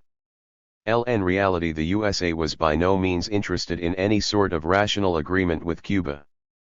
It was prepared to forgive Cuba, but only on the condition that she reject Soviet aid and take an anti-Soviet stance, more precisely, get on her knees and beg mercy from the Yankees. This was the thrust of a conversation between Che and the President of Argentina, Arturo Frondizi. At the beginning of the Punta del Este conference, Che received Frondizi's personal invitation to visit him in Buenos Aires. Frondizi was an extremely contradictory figure in Argentine politics. For many years he took progressive stances, but after his election as president he succumbed to pressure from reactionary elements in the army and the American embassy, and instead of carrying out promised reforms began to persecute communists and facilitate the increased penetration by American monopolies of the Argentine economy. He even cut off diplomatic relations with revolutionary Cuba. Despite this, reactionary army circles, apparently, continued to distrust Frondizi and regard him as too left. Che left by plane to meet Frondizi on August 1, and stayed in Buenos Aires only a few hours. His meeting with Frondizi was 200. Carried on in camera. When the Argentine Minister of Foreign Affairs was informed of the rendezvous, he resigned his post in protest. The reactionary generals also went into a rage, and if Che had remained in Buenos Aires a short while longer he might well have been arrested along with Frondizi himself. Both Frondizi and Che were aware of the danger, but nevertheless they decided to risk and meet. Frondizi hoped to convince his famous compatriot to take Cuba out of the Soviet bloc and return it to the Latin American sheepfold. If Frondizi could manage to swing revolutionary Cuba to the side of the USA, Washington in gratitude would keep him in his presidential office. The game was worth the candles, and Frondizi put up the stakes. Che accepted Frondizi's proposal for a meeting, but for different reasons. Far from disdaining contacts with Latin American political figures of all stripes, Che actually sought them. In Uruguay he was warmly welcomed by President Hedo.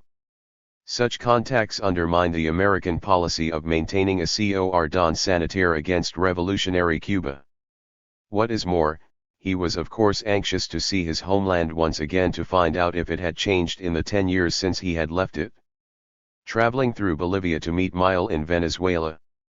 The meeting did not live up to Frondizi's expectations. Che repeated what he had earlier told Goodwin. Frondizi treated his guest to the famous Argentine shish kebab asado. Then they drank mate and parted. Che stopped to visit his seriously ill Aunt Beatriz. By evening of the same day he had already returned to Montevideo. A day later Che left Uruguay in the direction of Havana. On the way he was to meet with yet another president, an old acquaintance since his journey to Egypt, Jânio Quadros, who was the leader of the largest Latin American country, Brazil. Quadros, as distinct from Frondizi, displayed a large measure of independence vis-a-vis the USA and made no attempt to conceal his sympathy with revolutionary Cuba. This aroused the ire of the local reactionaries and the dissatisfaction of the ruling elite in Washington. Thumbing his nose at them, Quadros warmly corned Che in the new capital city Brasilia and awarded him the Cruzeiro do Sul, the highest order of distinction in Brazil. What then were the results of the Punta del Este conference? It demonstrated that even among the ruling circles in the Latin 201 American countries there were many who refused to cater to Washington, and that revolutionary Cuba enjoyed widespread sympathy and even admiration. It further showed that the United States was bent on continuing to squeeze Cuba and creating every imaginable hardship for her. A short time later the situation in Latin America grew even more complicated, and tilted against the National Liberation Forces and revolutionary Cuba. Frondizi was overthrown by the military and Quadros turned in his resignation in the face of overwhelming pressure from the right. In early 1962 Cuba was excluded from the Organization of American States over the objections of Uruguay, Chile, Bolivia, and Mexico alone, but soon all of these countries, excepting Mexico, broke off all economic and diplomatic relations with Cuba. All of this was carried out under pressure from Washington, which threatened to deprive all recalcitrants of the immense sums in the Alliance for Progress. At that time no one knew that these promised billions would shrink to miserable handouts and that the Alliance for Progress undertaking would collapse as magnificently as had previous U.S. plans and projects for the reconstruction and development of the Latin American countries. The Caribbean crisis of 1962 also demonstrated that the United States had no intention of regulating its relations with Cuba on the basis of equal rights and mutual respect, rather it intended to risk world nuclear holocaust if only it could obliterate the Cuban Revolution from the face of the earth. Cuba SZ, Yankee no, was the response thrown at these parries of the U.S. imperialists, a response voiced by the working people of Cuba as well as by their friends throughout the world. Che gave a sober assessment of these changes. In an article he wrote, while it seemed that Kennedy had certain consistent ideas about peaceful coexistence, the political groups now in sway are more skeptical and willing to risk war in the manner of Foster Dulles, if only they can reach their goals. At the given stage the most visible objects of the attempt to restrain socialism are South Vietnam and Cuba. These two spots can be the source of the spark igniting a worldwide conflagration.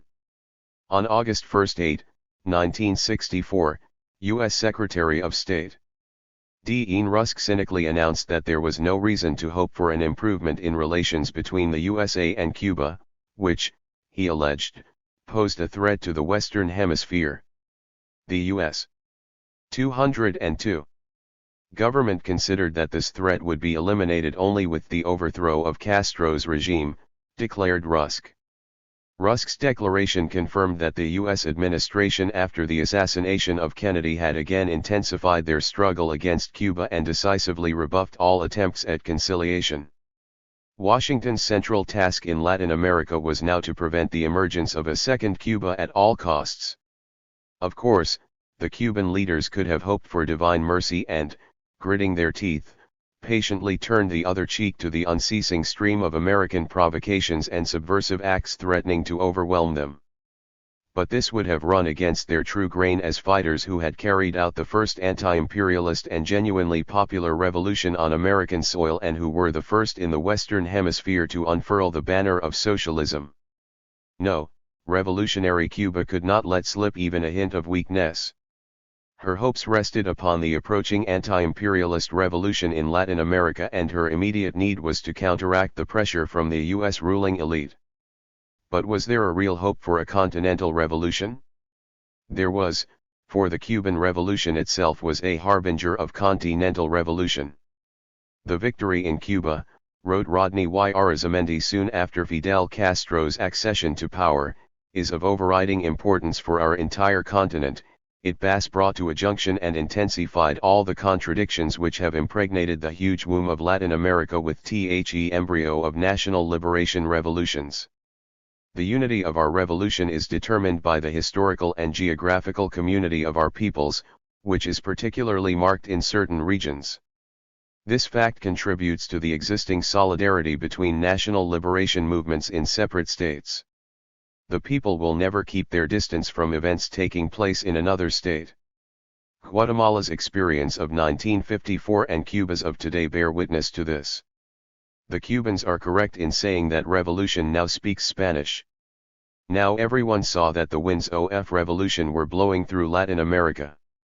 In 1965, Tad Sulk, a prominent American regional specialist, published a book under the title The WINDSOF Revolution.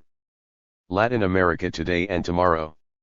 In it he wrote, the revolutionary theme -- Ilarian clear in some parts. 203. Still muted, uncertain, almost unconscious in others is the dominant motif sounding amid the restless poverty-plagued, disoriented, and explosively expanding populations of Latin America in this decisive decade. Sulk observed that revolutionary tendencies in Latin America did not as yet pose a threat to the USA equal to that created by events in Cuba. In many cases these tendencies were developing quietly and invisibly, taking on sharply articulated nationalist or neutralist forms or that of opposition to North American economic and political presence and influence. But regardless of individual forms, these tendencies were a serious challenge to the U.S. position in Latin America. Even the clergy talked of social revolution. The Colombian priest Camilo Torres broke with the church, in the guerrilla unit and was killed giving battle to government troops. Insurgent clergy emerged in other Latin American countries as well. Could revolutionary Cuba remain on the sidelines of the revolutionary process in the Western Hemisphere given the unremitting aggressive actions launched against her by the United States? Of course not. Losing hope in the possibility of a peaceful settlement of problems with the imperious Yankees, Cuba came to the conclusion that only the development of the anti-imperialist movement on the continent could curb the immoderate American gendarme lurking near her shores. Under the circumstances, Che was confronted with a dilemma. On the one hand, he was up to his neck in the peacetime effort to build socialism in Cuba, and on the other he was powerfully drawn to the ongoing Latin American revolution. Did he have the right, after having traversed the long road from the Argentine Pampas to the Sierra Maestra in search of revolution, to remain now on the Isle of Freedom? He quickly resolved the dilemma in his own mind. He could only choose the cutting edge of Latin American revolution, the unbeaten and most dangerous path. Once the decision was made, his title as minister became a burden and he became restless to mount his revolutionary Rocinante and move into action again. His back itched to feel the weight of a heavy knapsack stuffed with cartridges, medicine, and books, and his shoulders chafed to feel the rub of the strap of a Tommy gun. He would close his eyes and see himself huddled next to a campfire, tormented by mosquitoes and wheezing from an asthma. 204. Attack, but happy in the company of those he loved, the peasants, Indians, and Negroes of Latin America. It was a mutual love. After all, they loved him too for the fact that he treated their children, helped their wives and mothers. They loved him for his courage and tenderness and pitied him, as they saw him, frail man constantly wheezing with asthma, and yet so handsome, coming to them to share their sorrows and hopes, to fight alongside them for their happiness and freedom, and if fate so decreed, to die with them on some field overgrown with thickets or on the banks of some nameless mountain stream. At least that was the way things were during the brighter days in the Sierra Maestra. But before setting OFFO and the Rodnant OF his dreams, he had to carry out a wide range of missions and tasks assigned by High.S government and party. He was as yet to speak more than once at international forums and denounced like criminal actions of American imperialism, appealing for unity in the struggle against the insatiable empire of dollar. He would call for international solidarity with the heroic people of Vietnam. To his last day in Cuba he would visit factories, workshops, and construction sites, calling HR organization, discipline, and learning and appealing for participation in socialist emulation and voluntary work. And as always during his free time he would cut sugar cane, in the morning before the dawn broke and before his colleagues and visitors had claimed all of his time, he would read books, write verse, or simply dream of a bright future for Latin America, when its children would not die of hunger and its beautiful women prematurely age from crushing work, disease, and poverty. Early in December 1964 Che flew to New York at the head of the Cuban delegation to the 19th General Assembly of the United Nations. This was Che's first visit to the USA after his brief stay in Miami 12 years before. But while his first visit to Yankee Land passed unnoticed, now he was the center of attention in the news media. Now indeed he represented the revolutionary government of Cuba, whose courage had earned the respect and admiration of the entire world. On December 1 Che made a major speech to the General Assembly. He condemned the U.S. ruling elite for its aggressive activities in various parts of the world. The USA continued to 205. Wage an undeclared war against revolutionary Cuba, Che said from the UN rostrum. The CIA continued to train gangs of mercenaries at a number of secret bases in Central America and the Caribbean basin.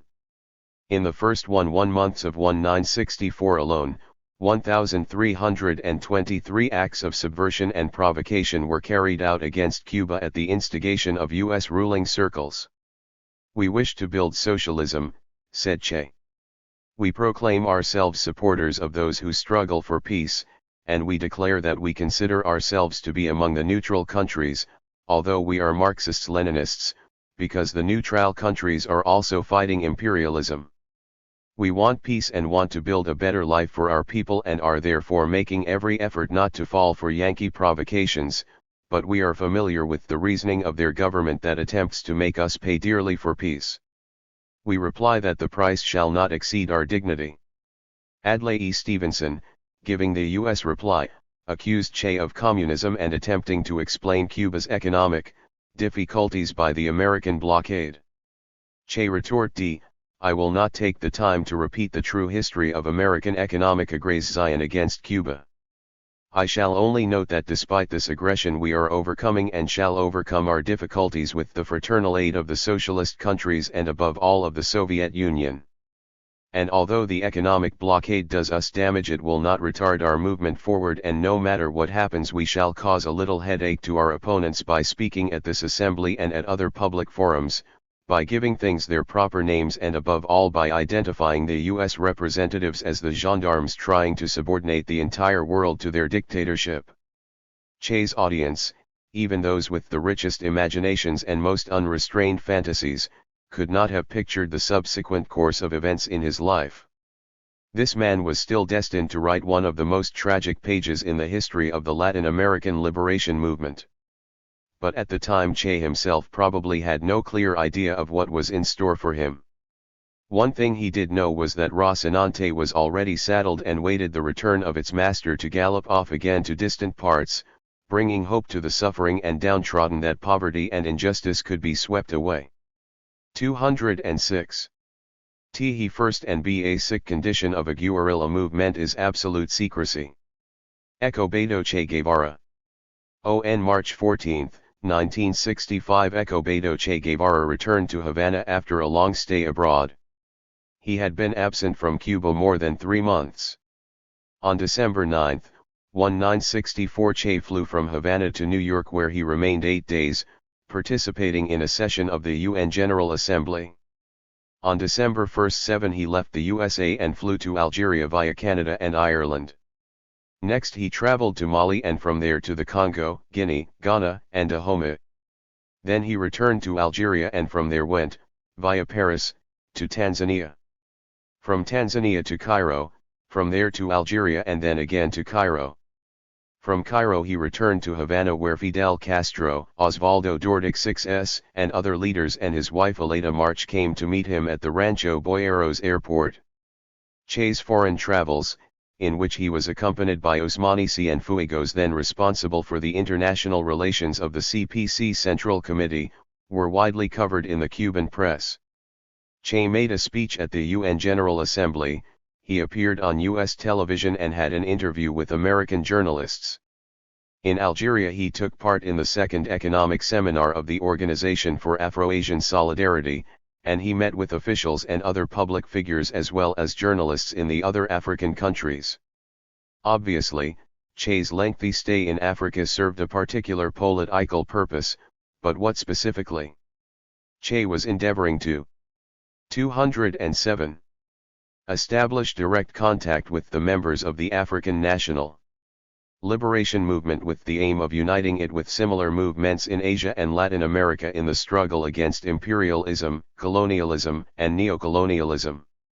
Subsequently, these contacts were useful in convening the Tricontinental Congress in Havana and in establishing the Afro-Asian Latin American People's Solidarity Organization with its quarters in the Cuban capital. This new and prolonged acquaintance with the African countries could only harden Che's confidence in the efficacy of guerrilla methods in the struggle against imperialism. Algeria was the most vivid proof of this. The guerrilla methods applied by the Algerian freedom fighters in the end forced France to withdraw from the country, just as similar methods had earlier driven France out of Indochina. The situation looked promising in the former Belgian Congo as well, where the supporters of Patrice Lumumba had kept up guerrilla activities after his murder. The guerrilla struggle was also being carried on in Portugal's African colonies. New leaders were appearing everywhere and declaring war against colonialism. They organized parties, movements, guerrilla units and whole armies. Some of them succeeded in overthrowing the colonial puppets and seizing power, while others suffered defeat. Among the opponents of colonialism the conviction held sway that with money, weapons, and a small number of brave men victory could be won, independence gained and a blow struck against imperialism. It seemed that all they had to do was initiate the action by firing at the enemy and the movement would begin to grow like an avalanche burying the colonialists. A genuine wish to fight, a fanatical faith in the coming triumph of the sacred cause, willingness to die for it. How all of this resembled what had happened in Latin America and how familiar it was to this minister of industry who was searching for and apparently found in the dense forests of Africa confirmation of his thesis on the magical power of the guerrilla methods of struggle. Meanwhile, although the flame of guerrilla warfare was not extinguished in Latin America, neither was it making the headway anticipated by its supporters. Guerrilla units were active in Guatemala, Colombia, Venezuela, and Peru. However, it could not be said that they had any major successes to boast of.